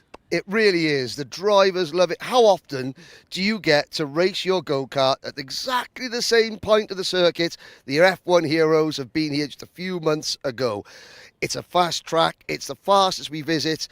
It's a Formula One venue. What's not to like? Indeed, and I understand you're expecting 5,000 or 6,000 Henry Baudet fans in the grandstand for you. Well, they've opened it up especially for the Joe Bradley and Henry Baudet fan club as well, I have to say. And there are 4 people in. Yeah, there are 4, and not one of them's my mum or dad. Hello, by the way. Henry, enough of this tomfoolery. Go and do what you do best. Chat to the great and the good of the paddock. I shall. To be competitive on a Rotax Max kart and to win on a Rotax Max kart is not easy. It's very, very hard. Let's just add a bit of complication here and put like 2 ratios of gears that your driver can choose. And this is the problem that Mark Bassier, I say problem, Mark, it was your choice to move into DD2. It's DD2, of course, what I'm talking about.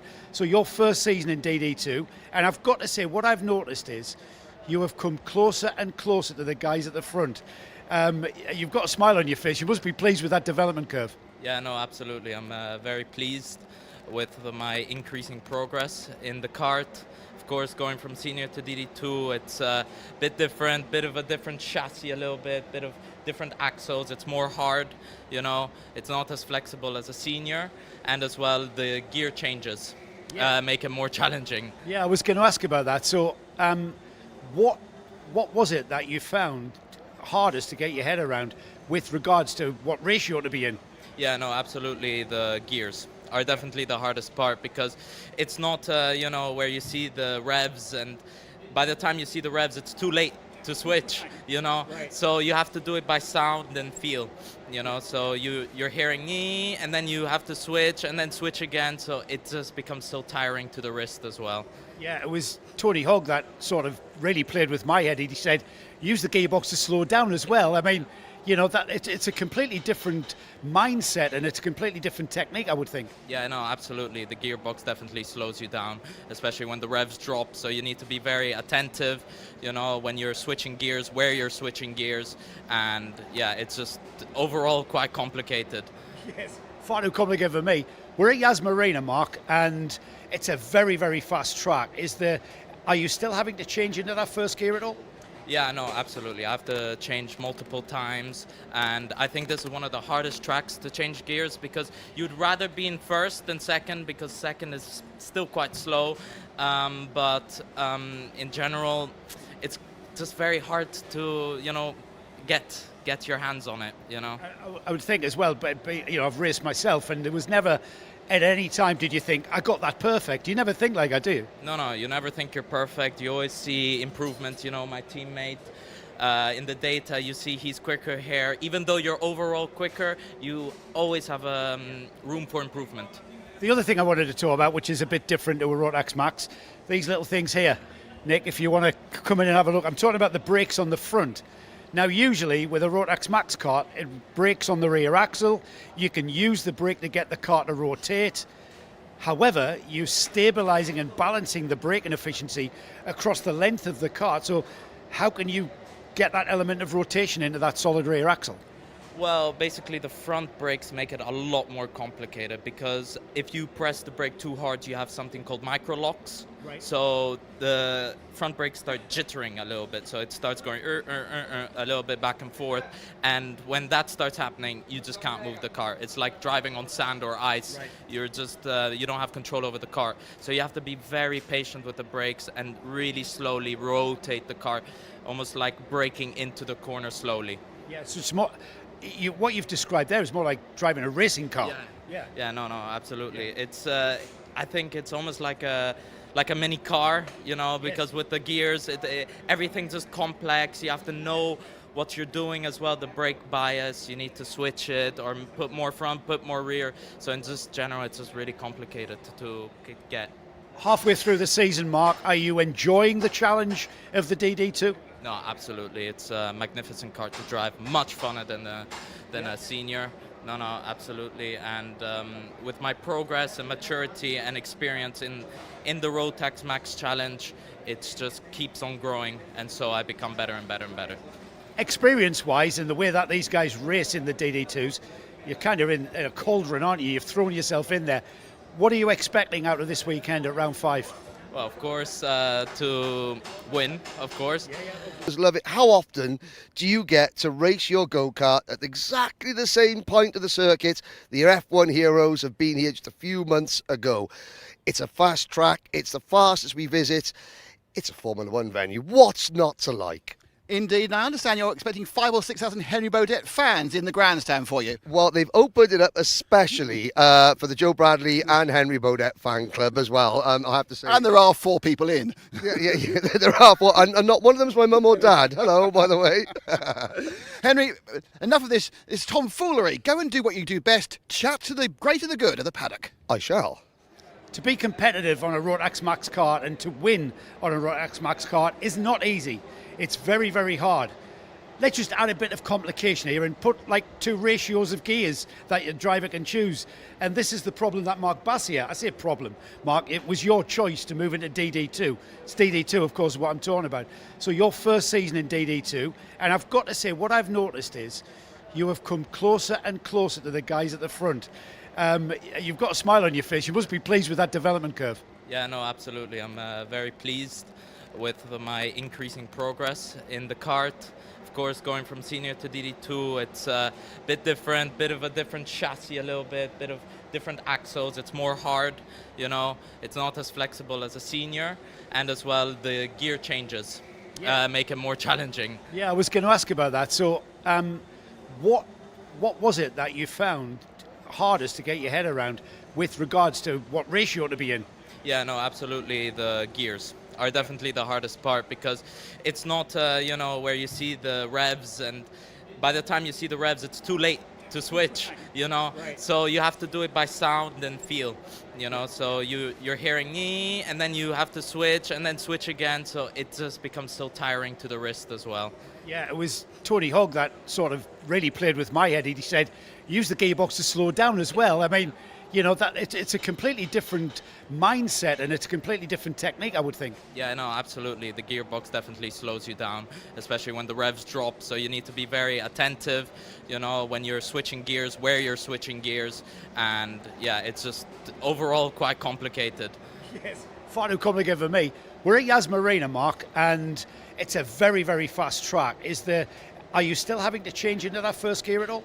Yeah, no, absolutely. I have to change multiple times, and I think this is one of the hardest tracks to change gears because you'd rather be in first than second because second is still quite slow, but in general, it's just very hard to, you know, get your hands on it, you know.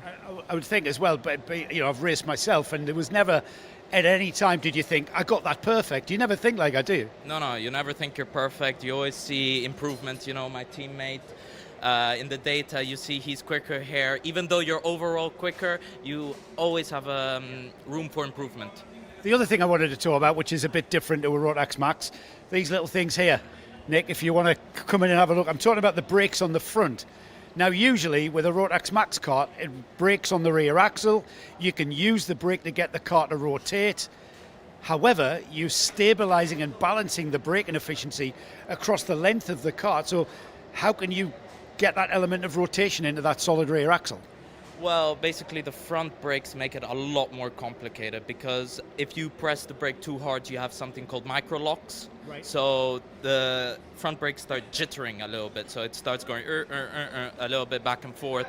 And when that starts happening, you just can't move the car. It's like driving on sand or ice. Right. You're just, you don't have control over the car. So you have to be very patient with the brakes and really slowly rotate the car, almost like braking into the corner slowly. Yeah, so it's more...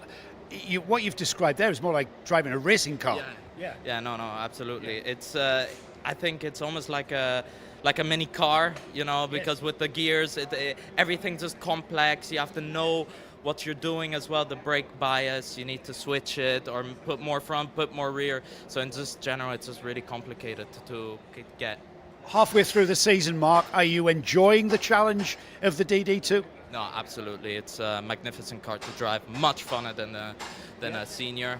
No, absolutely. And with my progress and maturity and experience in the Rotax Max Challenge, it just keeps on growing. And so I become better and better and better. Experience-wise, in the way that these guys race in the DD2s, you're kind of in a cauldron, aren't you? You've thrown yourself in there. What are you expecting out of this weekend at round 5? Well, of course, to win, of course. But I think a good top 3 would be a nice placement for me. I would like to have the top 3 so I can be competitive in the championship and as well get a podium to take home. Well, I would have expected no other answer to what you've just given me. Wish you all the very best of luck, Mark. Mark Bassier. This weekend, the UAE Rotax Challenge welcomes Rotax royalty in the form of Wesley Orr. Wesley, your name, your reputation and Rotax goes back a long, long way in the grand finals for South Africa. You are now the owner of War Motorsports. You've got not 1, not 2, not 3, but 4 young drivers from South Africa here with you. You've joined the Telios team for this week. Why come to the UAE to start with? Well, I think it's proven that the level here is so good at the moment. As you can see, the investment that's going into karting here right now is massive. And, you know, I've got a great relationship with Luigi, who runs Telios. So it's a no-brainer for us to partner with Telios when we're doing some stuff in the UAE. I think that, yeah, it's just the grid has proved to be really good. And I've also seen in the World Finals that the drivers from here are super strong. Mm-hmm. So we need to bring our drivers to up the game, and this is the place to come.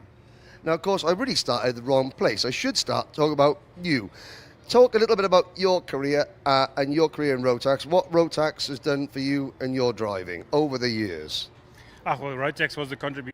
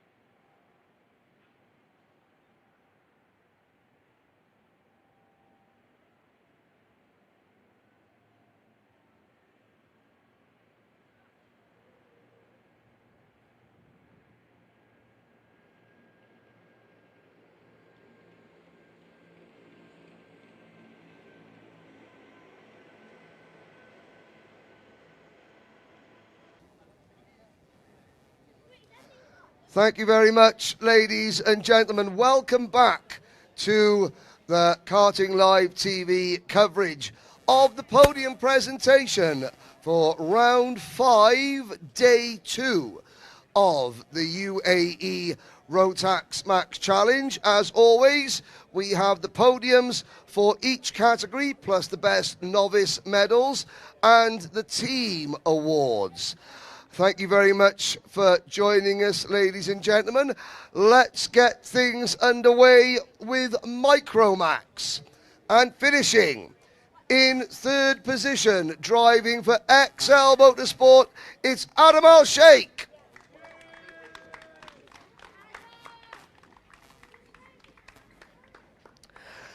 Adam gets his 3rd place award from Mercy.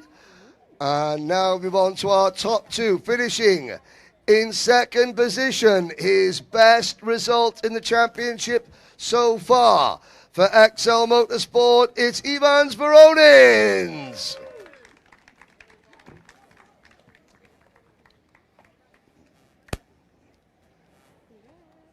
But your winner, win number 5 on the season, and a complete clean sweep of the races this weekend. For George Gibbons Motorsports, Liam O'Hanlon, who already has yesterday's trophy, just to make the photo a little bit better. And the top 3 are joined by the best novice. This week we have been very fortunate to be joined by a group of young ladies from Turkey, all novice drivers. They go home with a medal, finishing as the best novice in Microax, 22nd place overall, Tugba Yasilte.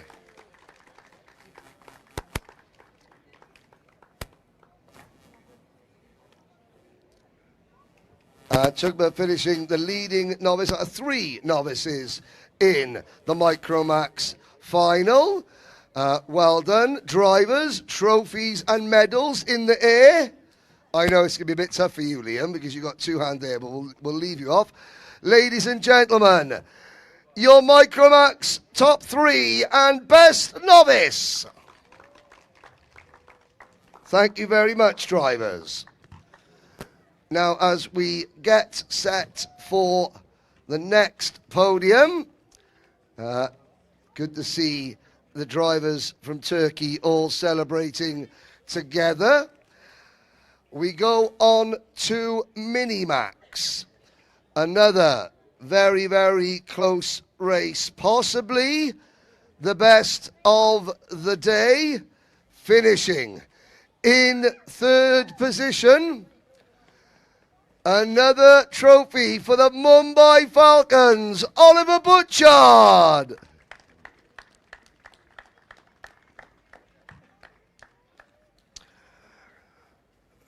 The new trophy cabinet, or the new trophy shelf at home, has its first trophy on it. It's another 3rd place. Top 2. The result decided by 3/100ths of a second. The lead changing place on the way to the finish line. Finishing in P2 for Sam Pollitt Racing, Albie J. Stubbs.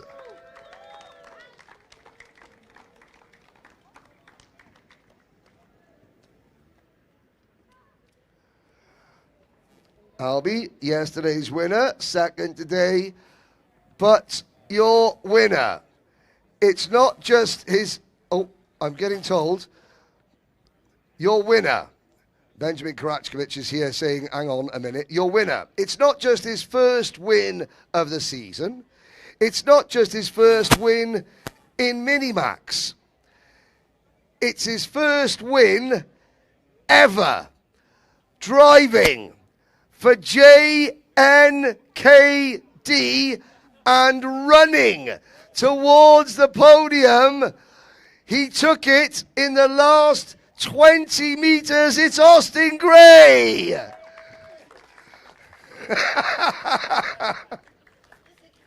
Austin, memo. Next time you win, you can't forget the podium. Ladies and gentlemen, your top three, and they are joined by the leading novice finishing 19th overall for Synergy, Vivan Choan.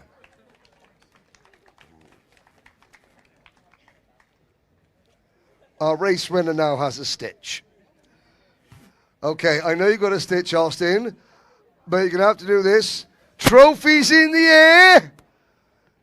That's a bit higher than yesterday, Albie. That's a bit higher than yesterday. There we go. Ladies and gentlemen, a first ever win in spectacular style. Your Minimax Podium and Best Novice.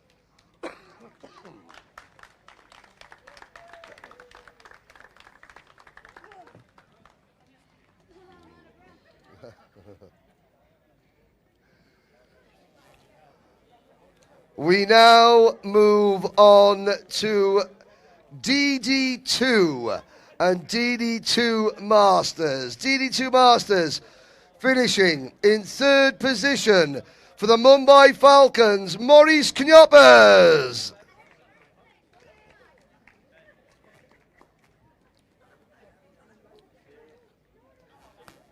And I have noticed that Mehmet Yaman from Turkey is watching. Mehmet is another DD2 Masters driver. And next time, Mehmet, maybe bring a set of race suits with you. That's right. Finishing in second position, a great drive from Honolulu Racing's Greg Watt.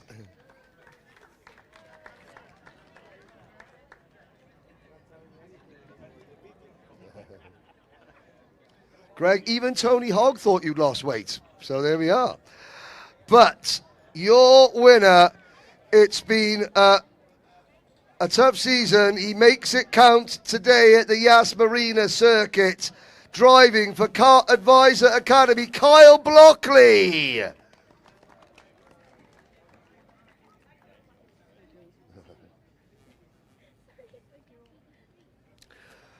Well done.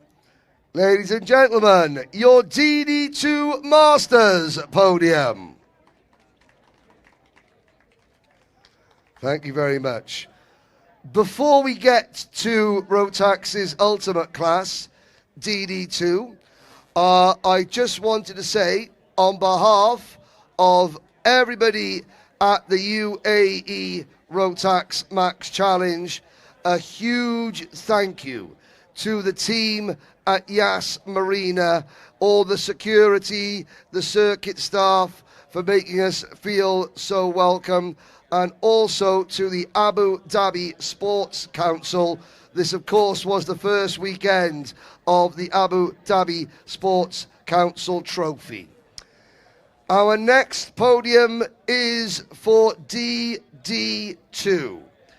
And finishing in third position, once again, for the Mumbai Falcons, Saad Al-Hababi.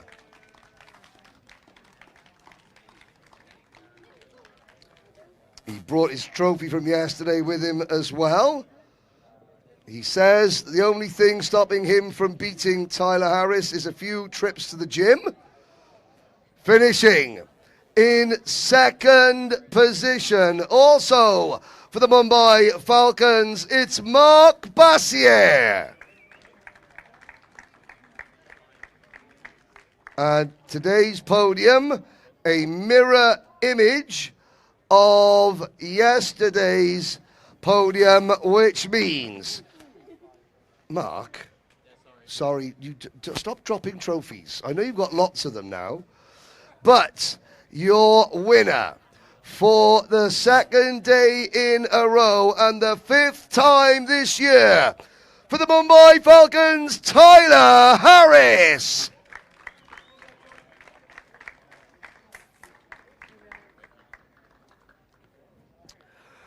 Well done. Another clean sweep for the Falcons. Drivers, trophies in the air, please. Well done. Congratulations, your DD2 podium, ladies and gentlemen. Thank you.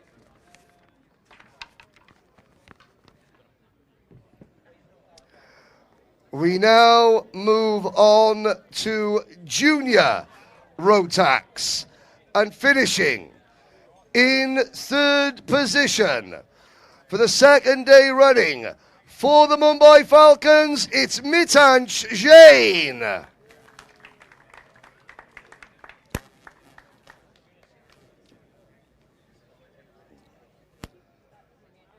Well done, Mitansh. Finishing P2, completing a double runner-up finish. We do hope we see them again at some point as a family. Driving for Sam Pollitt Racing, Louis Ratcliffe.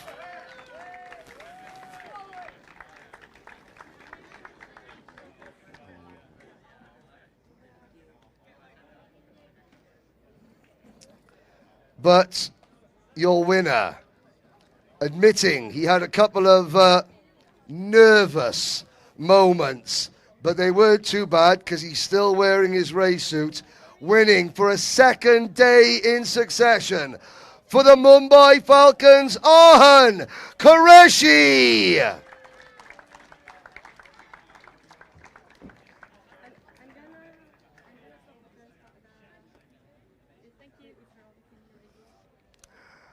And they are joined on the podium by the best novice, finishing 28th in a field of 34 for Synergy, Kabir Kidwai.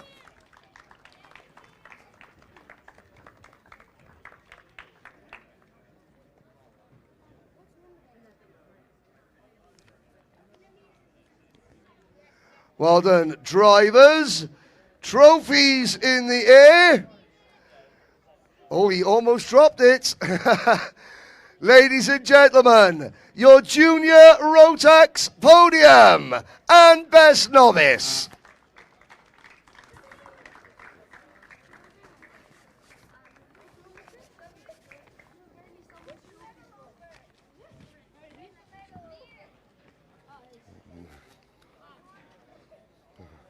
Well done, well done.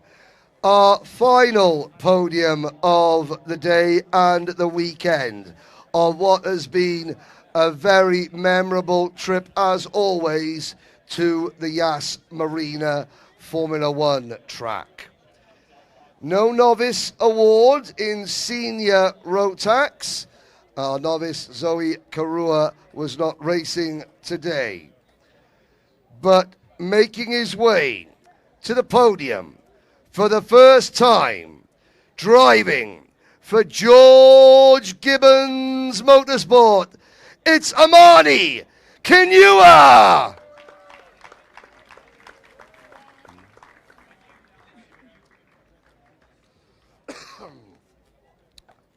Finishing in second place on a really good day for the George Gibbons Motorsport team. Amani's GGM teammate, the Oak Plate champion, Rian Damadasa.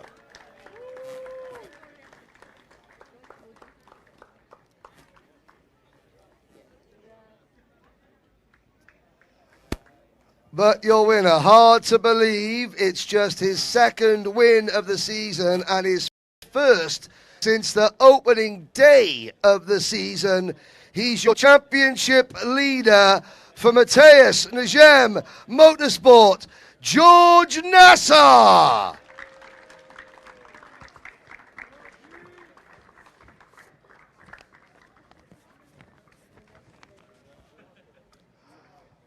Once again, a full grid of seniors, drivers, trophies in the air. Ladies and gentlemen, your Senior Rotax Podium.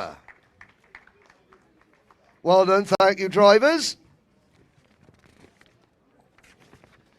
One more award to give out. It is the Teams Award.